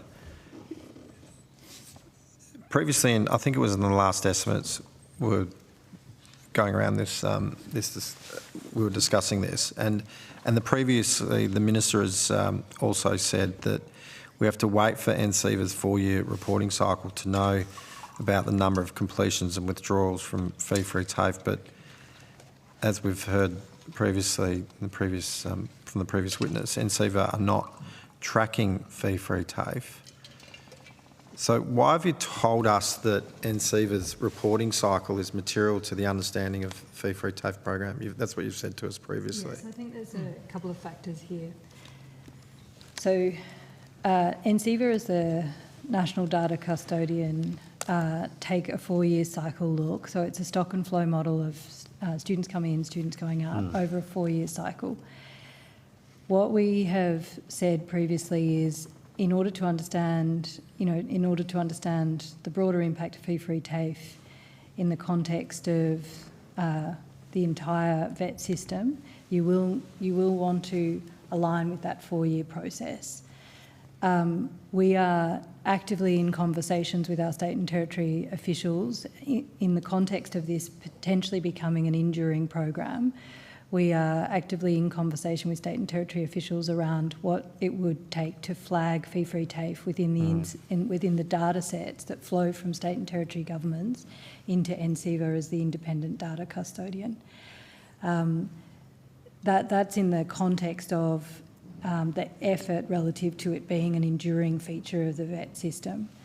At the same time, as Ms McDonald has outlined, we are in a cycle of reporting with states and territories, and we are evolving that reporting to get more granular into the data as we go, recognising as well, coming back to sort of the point Dr Booth was reflecting on, which is how do we make sure each state and territory is collecting data in the same way and we're comparing apples with apples essentially, which is the ultimate benefit of the NCEVA process, and that enduring embedding it in that data, that national data set, is that you get that consistency across all of the 8 states and territories. So I think there's a couple of different factors there. Okay. I want to pass the call, if it's right, Chair, and come back. Just want to have a think. That's okay. Senator Grogan. Sure. Thanks for coming. Skills shortages has been discussed quite a lot throughout this inquiry so far. And you've talked a little bit about targeting cohorts and industry areas. Can you just unpack for us the sort of the framework for which industries, which courses are getting chosen for fee-free? Yes, certainly, Senator.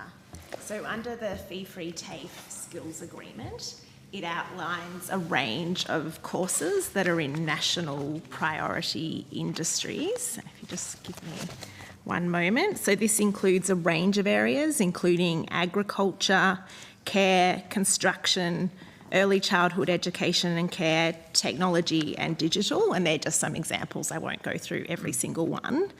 And those priorities are worked upon collaboratively with the Commonwealth and the states. So the state and territory governments obviously have a very strong understanding of their labour markets and their skills needs, and they look to identify priorities. They then determine which courses will be offered in each of those priority areas.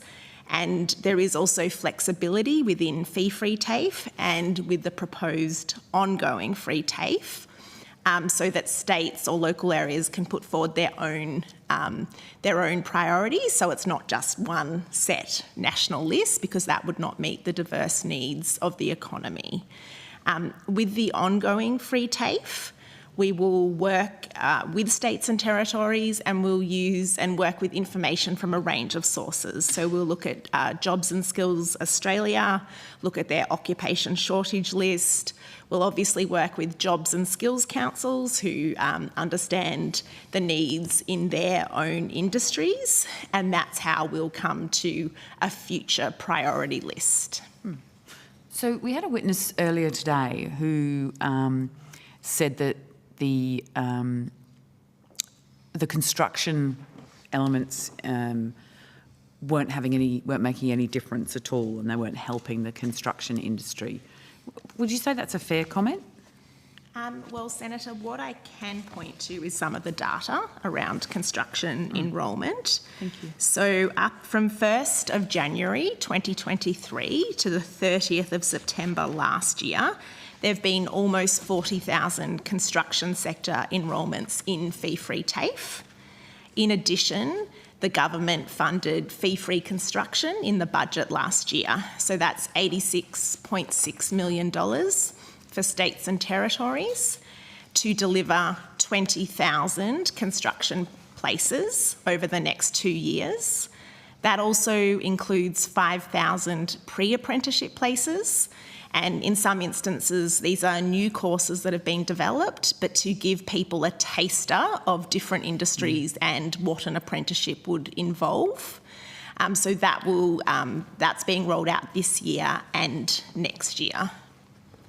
Right, so potentially those things will be on the ground this year. Yes. So maybe yes. They just haven't seen it yet. Yes, correct. I think the point, though, that Ms McDonald made is already we've seen 39,000 enrolments, and now that additional focus 20,000 will have students enrolling commencing at the beginning of this academic year, so probably this week, was it? Or next week. I don't know when it starts. So we've already got significant enrolments in construction, and now we've got some dedicated positions aimed at bolstering that area. Okay. The other comment that was made is that it's taking away from private providers. What would be your response to that? I'll just pass to Dr. Booth, who has those figures.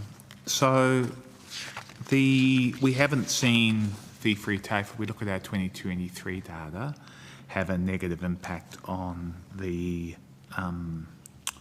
private training market. So what we've seen indeed is, so if we look in 2023, we've had a net growth in the number of private training providers of an additional 24 operating in the market. we've seen in total vet activity, we've seen the level of training at both TAFE and non-TAFE RTOs grow. And we've seen the overall level of government investment in TAFE and in private providers also grow. Because I think the data from that year shows that it was 10.9% increase in funding to privates compared to 9 point something else. No, for TAFEs, yes. Yeah, for TAFE. Right. So fee-free TAFE isn't sucking the life out of the private providers. Well, that's not what the 2023 data suggests, no. Okay, good. I didn't think it did. Just adding to that and just reflecting on the evidence given previously that we were listening to, I think it is just worth noting as well that the skills agreement that sits under the fee-free construction does enable training providers to be, as well as it does enable a mix of private registered training organisations or TAFE, AUSPAS or partnership arrangements. So it does give that flexibility to states and territories to leverage the wider sector. Okay, excellent. Because I think the strength in all elements of the sector is what we're after, because each of them provide something different, and the more effort we have across the board, the quicker we're going to address the skills crisis that we're facing. So on that, in addition to free TAFE or free TAFE going into the future, and what it's doing to help address the skills shortages, particularly in construction, but also in other areas as well, what other work is happening within skills and training and education in general that's supporting the skills shortage and the needs we have for our workforce into the future? Yeah, so there's a significant investment both through the National Skills Agreement. So we have, through the National Skills Agreement, investment from the Commonwealth of $12.6 billion over the life of the agreement. It's important to note that then the agreement itself requires that state and territories match the Commonwealth contribution to those states and territories. So that's a $21.6 billion match from those governments. Within that $12.6 billion, noting that $11.3 billion of that is for places across the entire sector, there's a $1.3 billion investment in a range of things, including $320 million in TAFE centres of excellence, $100 million in building vet workforce capability, $155 million in the development of a national TAFE network to link TAFEs across the country, $214 million in closing the gap and in particular strengthening the ACO sector, $250 million to improve vet completions, and $142 million to invest in foundation skills. That then, in addition, we have around $1.9 billion in Commonwealth-owned funding. $1.4 billion of that goes into apprenticeships, $129 million into foundation skills, skills for education and employment, $117 million into the Jobs and Skills Council, which are a big part of the system in terms of linking us closely to industry and industry need, and $538 million is for income contingent loans for both vet and also support loans for apprenticeships. Then there is a suite of initiatives, including that are targeted initiatives, including, for instance, the Commonwealth Prac placements, which is helping fund that period for vet students doing nursing, where they have to go onto a prac placement and do that unpaid. We've got a $60 million investment in Building Women's Careers grants, which is about working through and piloting different innovations to attract more women into advanced manufacturing, construction, net zero and construction. We've got investment in turbocharging the vet teacher workforce, and then we've also, the government has made recent decision around lowering indexation for contingent loans in terms of that impact for students and cost of living. Great, thank you. I think I'd just add to that. So obviously that's a series of programs the government's undertaking, but The other thing that's notable, I think, is that under the National Skills Agreement, we've introduced a shared stewardship approach to the skills system that brings together ministers from all jurisdictions with a shared vision of where the system should go. And we have released a national skills plan. It's the first one of its kind, and again, it unites jurisdictions around the vision for delivering skills into the economy and for bringing in, you know, students who might not otherwise have participated.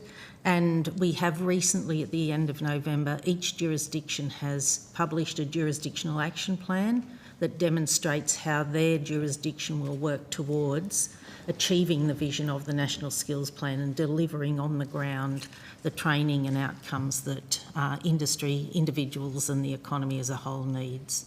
Great, thank you. You talked earlier about the ability of the agreements that are done with the states and the Commonwealth for them to develop as they need, and how the program has an opportunity to sort of evolve and change into the future. Can you just give us a little quick history of what has evolved from the beginning to where we are now? Like, what changes have we seen in the program since it was first introduced? Yeah, sure. So fee-free TAFE in 2023 was originally done as a one-year time-limited initiative, and it had a range of priority areas, most of which I outlined earlier. In moving to tranche 2, which was the beginning of 2024, that provided an opportunity for states and territories and the Commonwealth to agree new course lists, so looking at the needs and priorities of the community and economy at that point. And so there was an adjustment in the course list.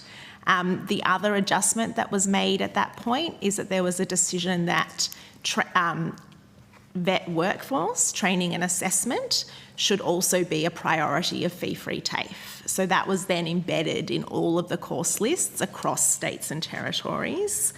And to date, we've seen 23,081 enrolments in people undertaking Cert 4 in training and assessment through fee-free TAFE. So that's helping to build the vet workforce going forward.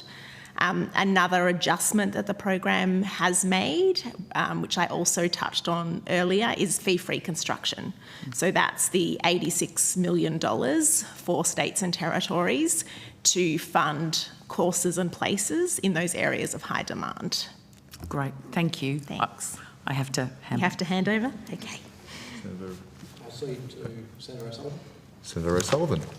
Thank you. Can I also get, and appreciate this will probably be taken on notice, the list of courses that have been funded? Yes. And can I ask, is it full courses, full qualifications that are funded, or is there also the capacity to fund units of competency?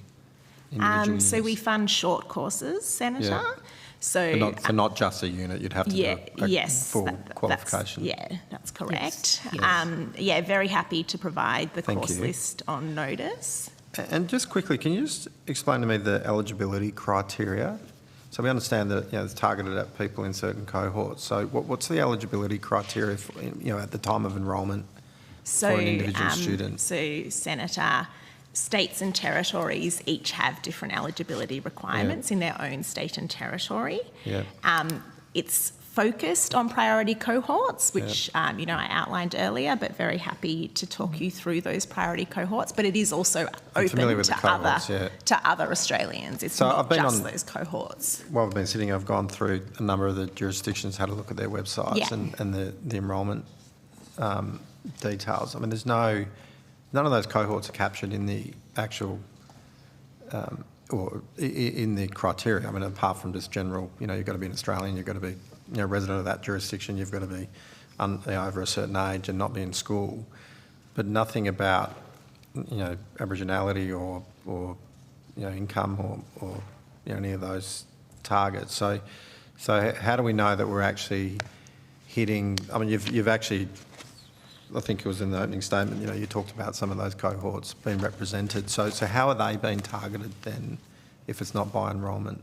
So, Senator, I'd have to look at each of those state websites, and so happy to take it on notice. But what I would say is that a lot of it is in terms of who they are promoting the opportunity to. Okay. So they might be targeting particular demographics, and I think the results are very clear when we look at the enrolment numbers for fee-free TAFE, that it is successfully having participation from those cohorts. So no one's turned away if they're not in that criteria? Well, that would depend on the individual state and territory, and also states and territories do fund it differently. Some have demand-driven fee-free TAFE, others do have just fund a set number of places. Senator, to date, there have been 192,000 enrolments from young Australians. There's also been 34,000 enrolments from First Nations Australians and 140,000 enrolments from job seekers. So what we've seen is much higher participation in fee-free TAFE from those priority cohorts than we see in the vet sector generally. Yeah. Sorry, and you may have already said this, but what data set is that being collected in? So that states provide the Commonwealth with quarterly reports detailing enrolments, completions, priority cohorts, and the courses and their sectors. Okay. Yeah. And I could continue to labour the point about cancellations as to why we're not asking for that, but we have gone over it. Can I just ask, in relation to... So just in your opening statement, Ms. Faithful, you did talk about, I've just lost it off my page, but about the NCEVA's, here it is, the standard practice of the National Data Custodian, NCEVA, is to report actual completions 4 years after commencement. So given that, I just sort of want to go back to that point, given that they're not collecting fee-free TAFE data, why is that a relevant point to make here when we're talking about fee-free TAFE, given that they're not actually even collecting that? So it's relevant, so outside of the point around where we are having those discussions around the flagging of fee-free TAFE, it's relevant in the context of understanding how fee-free TAFE is travelling next to the rest of the sector. So the NCEVA 4-year cycle is the entire sector, public, private, community, ACOs, etc., independent RTOs. So when we talk about the question of relativity, that's important because it is the formal agreed process. It's got the rigour, etc. It's got the consistency across what is being asked for and how it's being collected. And it's not to say, so we are actively in a very active, constant conversation with states and territories around the collection as per their reporting requirements. But we are in a conversation around making sure that we assess that data, that we're looking at making sure we are comparing the data in the right way. So I would say we're very focused on ensuring we have that data, but it doesn't have the same enduring feature, the same systematised nature that the NCVR has. Yeah. And can I add an additional point, Senator? Those 4-year figures are the figures that people talk about when they talk about vet completion. So, there's the national... Yeah, and I understand rate. And so I suppose there's a benefit of having that concern that if you pull an earlier figure, it will be compared inappropriately to a 4-year figure. It becomes an unhelpful point of comparison. What we see if we look at the number of completions we've seen to date and what states have reported to us, it's in line with the number of completions you'd see in those courses when they're not delivered through fee-free TAFE. So we're confident we're on track around completions. We're confident that what we're seeing in the fee-free TAFE figures is broadly in line with what you'd see in broader vet completion figures. And then we will be, as it becomes in, if the Parliament determines that this should be an ongoing feature, then we will work with the states and territories and National Data Custodian to ensure it's brought into the reporting system so that then those points of comparison in an enduring way can be made, and that everyone's robust, that they're robust, that we're confident, and that the NCEVA does independently of the Commonwealth. Can I ask has the department received any complaints in relation to fee-free TAFE? Senator, I will take that on notice, but not that I'm aware of.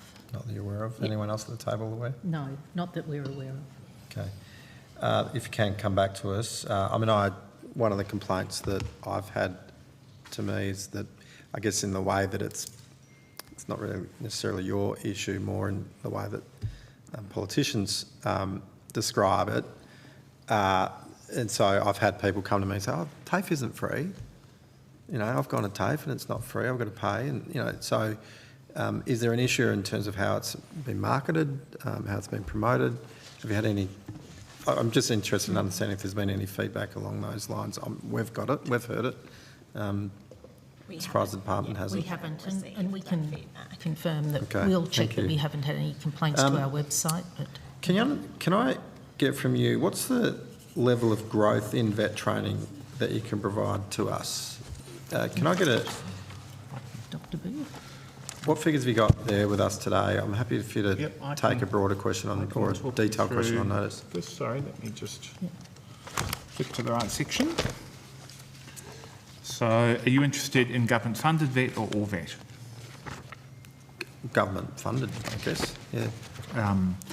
So, in 2023, there were 1.349 million government-funded vet students, and they were enrolled across 1.583 enrolments, so a small number enrolled in multiple courses. How far does your data that you've got in front of you go back? Oh, look, we'll use the NCVR data, and it goes back to the 80s, I think. So can you give me do you have a 2020 data figure there? Yeah, I do have 2020. There in 2020 there are 1.3 million students, so about just under 50,000 less than there are in the system. Does that that's part of that? That would include some COVID period, wouldn't it? The 2020, so we do know in 2020 a number of states put in place COVID responses, including large numbers of short courses, in particular in New South Wales. So there was certainly probably a COVID-specific 2020 response. Is there can I go back so I'm clear of any COVID stuff? Can I go back to 2019? Oh yeah, so 2019, yeah. So there were 1.4. So there's about 100,000 more students in government-funded vet today than there were before the pandemic. So now it's 1.246 million overall in 2029, and then 1.349 in 2023. Did you mean to say 2019? Oh, sorry, 2019. Apologies, Senator. I can give you some apprenticeship figures as well, if that's helpful. Sorry, so let me stick with that. So it's 2019 was 1.246. 2019. Yes. Yep. And then this year? 1.349. Okay. Yeah, if you've got the apprentice numbers there, that'd be good. Let me just shift to that section. Actually, now I offered that, and then I just can't find it in my I'm folder. happy for you to take it on notice. Yeah, It's yeah. fine. So we'll do the 2019 to now comparisons. Yeah, that'd be helpful. Just checking. Just one last line of question. Has anyone in the department asked to pull fee-free TAFE enrolment data for any particular jurisdictions, or any particular regions across Australia? Sorry, Senator, could you repeat that? Have we been asked to pull the data for fee-free TAFE for any particular region? Yes. Yes, so at the current time, it's not part of the reporting template. The location of students is just whether they're regional or remote or major cities.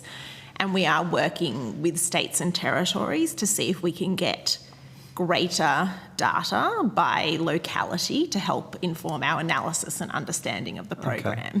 So was anyone in the department asked to pull fee-free TAFE enrolment data for Albury and Griffith? I think I'd probably just want to take that on notice so that we don't, we'll just double check. Okay, that's fine. Yeah. because a media story by Madeline McKinley in the Australian Community Media Papers referenced specific free TAFE data for Albury and Griffith. So I'm keen to understand if the department has been asked to provide free TAFE data by electorate or statistical areas to the Minister's office. Can I take that on notice? You certainly can. I would Senator, that obviously the states also hold this data, so because they report it to us, so Sure. there because potentially other sources. Yep, and that's fine. But my question is, you know, has the department been asked? Have you been asked to? And if you've got it, then can any electorate or statistical data on fee-free TAFE be provided to the committee, please? Yes, happy to take that on notice. Thank you. Chair, I think that's us. So. Good, thanks. I've got a few questions. Might just on just want to just get clear on the consultation process and the ongoing consultation that takes place regarding fee-free TAFE. What are some of the business organisations that you've had conversations with so far? What would that entail? Who that might entail? Just you may want to give some examples just off the top of your head, or just what you've got in front of you. You may want to give some other examples on notice as well, but just a flavour. Yeah, sure. So Senator, with fee-free TAFE, obviously our main delivery partner and the people that we work with most closely are state and territory governments. In formulating ongoing free TAFE, particularly looking at what sectors of the economy it should be focused on and also which priority cohorts, we will consult with a broad range of stakeholders, including many of the people that have appeared before the committee over today and last Friday. And I think that we will also, in particular, work with jobs and skills councils as the Australian government's I don't know what the exact word is, but delivery sort of partner, because they have representatives from industry in each specialised field. So they will be a key partner. We'll also look at Jobs and Skills Australia data, particularly around occupational shortages, to help inform the negotiation parameters for the free TAFE agreement. And I think in particular with Jobs and Skills Australia, I mean, we will leverage their Ministerial Advisory Board, which comprises of a very diverse set of representatives, but in particular reflects, for instance, Business Council of Australia, ACCI and AIG. And so leveraging that really useful advisory board to inform these types of key discussions will be something we do and will continue to do. And I suspect that the state jurisdictions that are also part of the consultation process and also the partnership in this area would have similar consultation systems that would apply and have always applied in their TAFE systems. And you're saying yes to that, to your knowledge as well? Sorry. You're saying yes, that's correct to your knowledge? Yes, indeed.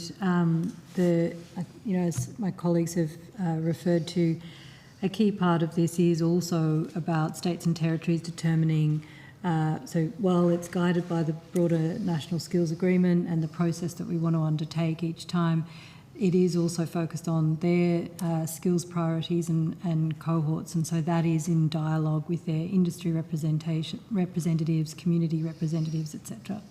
So the legislation enables flexibility to improve the implementation of the program as it continues to evolve, is that correct?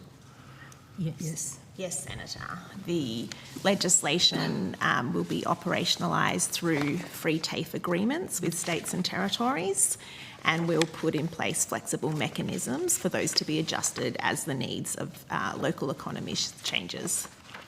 And could you, just with the adjustment, is there any sort of expansion on that? Because just concerned about, there's been a question about the agility of the program into the future, and is there a capacity for input and evolving in the program? So maybe you could just expand how evolution of the courses in the program would take place. So, Senator, I should say, if the bill is introduced, then there'll be a whole range of negotiation parameters, and we'll work with states and territories on the design and delivery of ongoing free TAFE.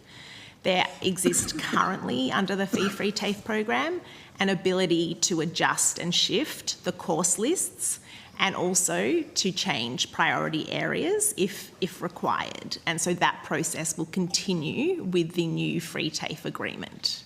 Because I'm deeply concerned that, and thank you for your evidence, because I was deeply concerned about some advice that was given, some evidence that was given earlier today to say that was almost implying that it was static.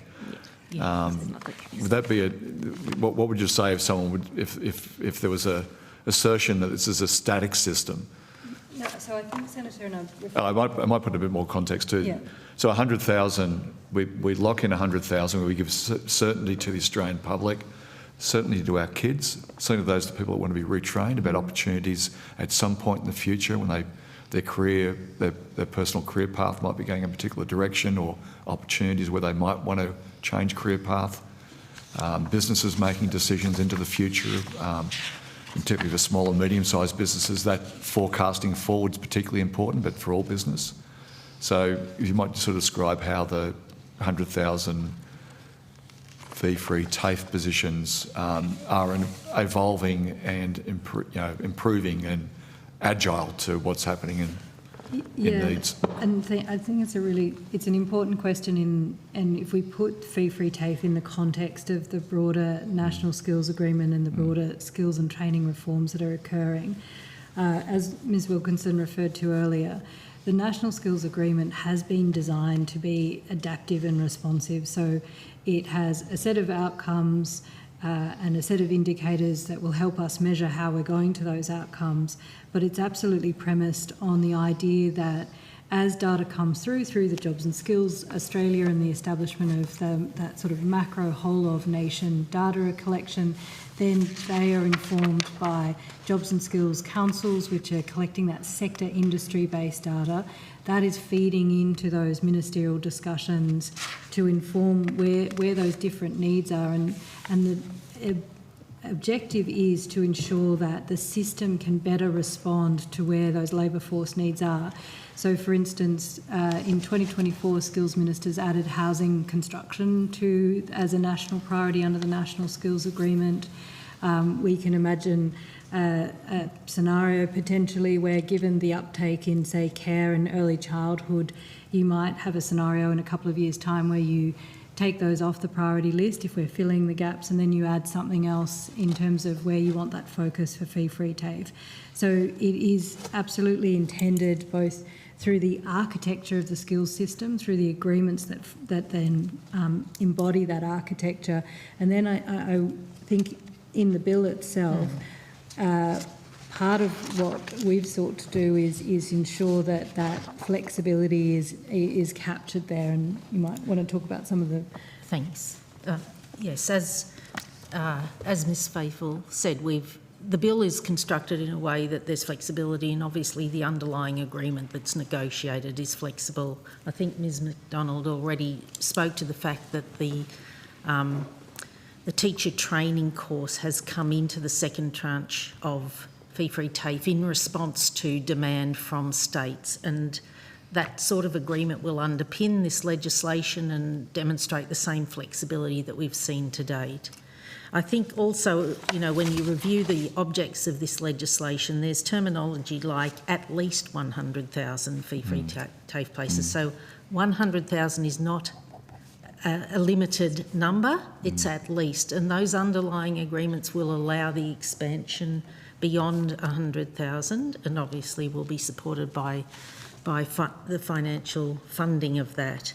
And again, the objects talk about workforce areas in high demand, and as Ms Faithfull has flagged, over time those areas may change, and there will be flexibility in the underlying agreement to reflect those changing demands.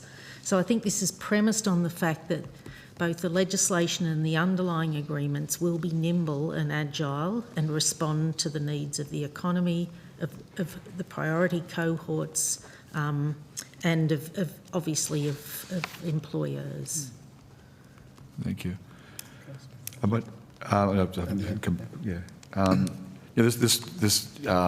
This point, I'm not necessarily asking you to respond to this, but I just wonder if the BCA is listening to this afternoon, or if they're going through the transcript. I'm putting a question on notice to them, and I expect an answer, because one or two things happened this morning.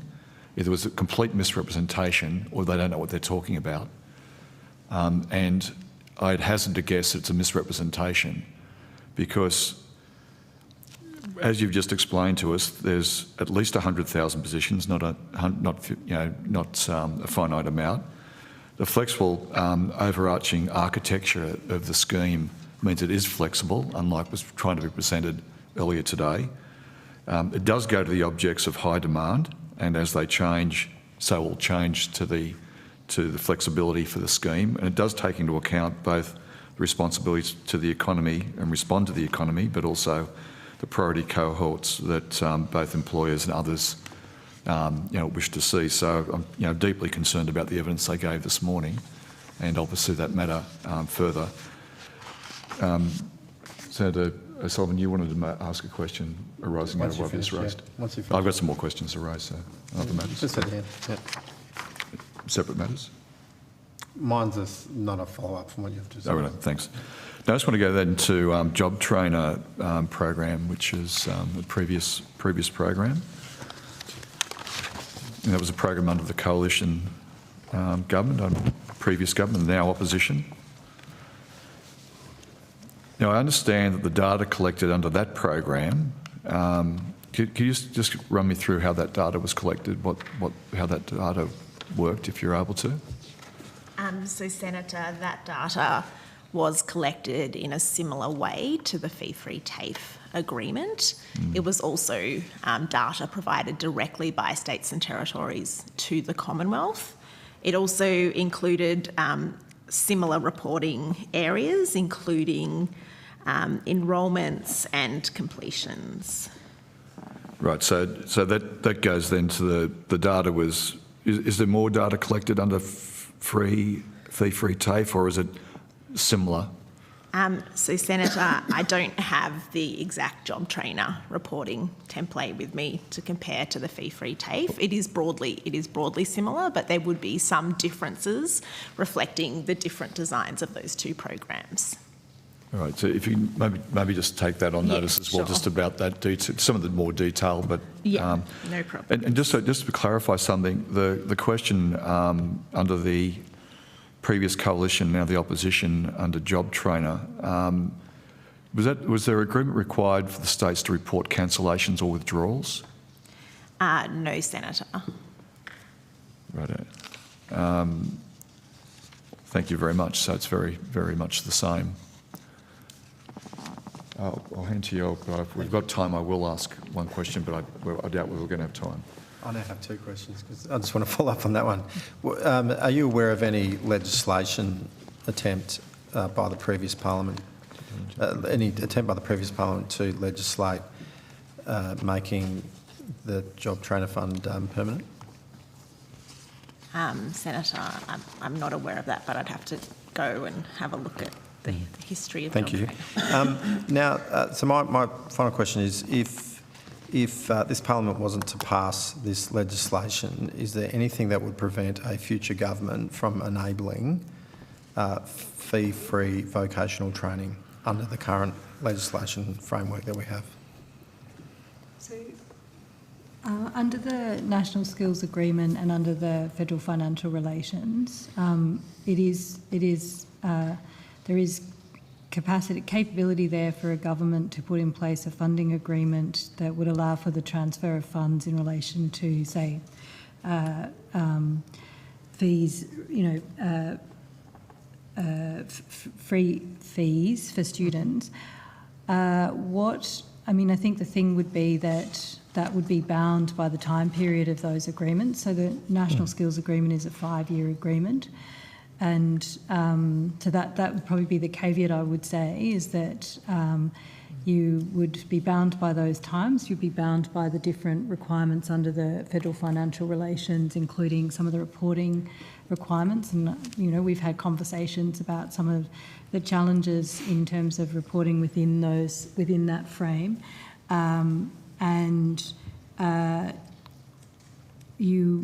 So those would be some of the considerations you'd have to take into account in thinking without the benefit, I guess, of legislation.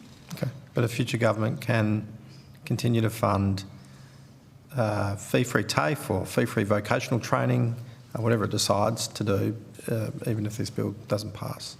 Notwithstanding the limitations of time, you've said 5 years, and other things, but yeah, and I think the limitations on time and sort of the dependency, so I think what the certainty gives us is something that we've reflected on earlier, which is the ability then to embed it into the architecture and the systems. And so particularly that data process means that we can, in terms of the effort and the costs associated with putting that in place. And I note Mr. King's advice earlier that there's still a question on kind of effort and cost, but it does mean that you can make those investments and get that certainty in the system. Even the teacher trainer workforce, the capital investments in terms of infrastructure, that all can flow from that certainty. But certainly, a TAFE agreement that lasts for 5 years does give the sector a level of certainty, but I think it's been 10 years. Schools are funded along the same way. I mean, there's... Sure, but I think it's actually been about 10 years since we've had a 5-year agreement in place. So that I'm just conscious that agreements, have their own challenges and dynamics, but there'll still need to be, even under this, agreements reached between each of the states. Yes, but you will have, I think the piece there too is that by having the Commonwealth Parliament, having that legislation there, that's certainly a motivating factor for all state and territory jurisdictions around their engagement with the negotiation of that agreement and their commitment to that agreement. I think we're out of time, but can I say one more? Yeah, just a bit like if you're really quick. I'm feeling very generous. You do such a good job. Senator Brockman asked a question earlier today about the is there anything to stop the states from, if this is legislated, if the states just pull away from their commitments and expect the Commonwealth just to fully fund it? So I think I've heard that question being asked. It's a good question. One of the things that we have really built into the National Skills Agreement is some levels of assurance around that to minimise any cost shifting. I mean, you've got an agreement with another government of another jurisdiction. They're bound by their requirements in terms of both their legislation, but also their various, oversight agencies, etc. So I think there is within an NSA there are requirements around how that money is spent within the federal financial relations. There are requirements about reporting on how that money is spent, and in particular, as we've mentioned before, we've built in that requirement around matching as well. So reflecting forward, more specifically to your question, Senator O'Sullivan, I can't necessarily predict. Each state and territory is a government within its own right, and will take actions within their own right. But we would be using the similar ways in which we've framed agreements to date, which really does put boundaries around how, and in terms of the reporting and the requirements, around how that money is used. And I think limits the ability of a government to move that funding around and fund things outside of, the requirements that are set in the agreement. And can I just add to Ms Faithfull's evidence, the fee-free TAFE agreements that have been negotiated to date, the 12-month and then the 2-year, have all been negotiated on the basis of shared funding. So that has been the basis for the negotiation, and the Commonwealth's offer in terms of its funding offer to a jurisdiction has been on the basis of a shared funding arrangement to deliver the number of places that the jurisdiction has signed up for.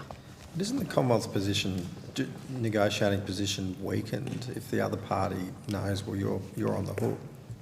So both the 12-month agreement and then the subsequent 2-year agreement, the number of places that jurisdictions were to deliver were known, and we negotiated on that basis, and the Commonwealth had an offer of money. So in the negotiation, those parameters were known, so that didn't weaken the position of the Commonwealth. And in fact, I think the legislation really embeds the parameters so that there's, you can't move away from those parameters. The agreements have to fit under those, and they will be defined in legislation. So arguably those parameters are more embedded in the negotiation than they were previously. Chair's been very generous to me. Thank you, Chair. Good, thanks. And I think that if I'm getting this with my political commentary, I'm not asking you to make any comment about that, but we're embedding, obviously, the proposal is to embed 100,000 plus fee-free TAFE positions.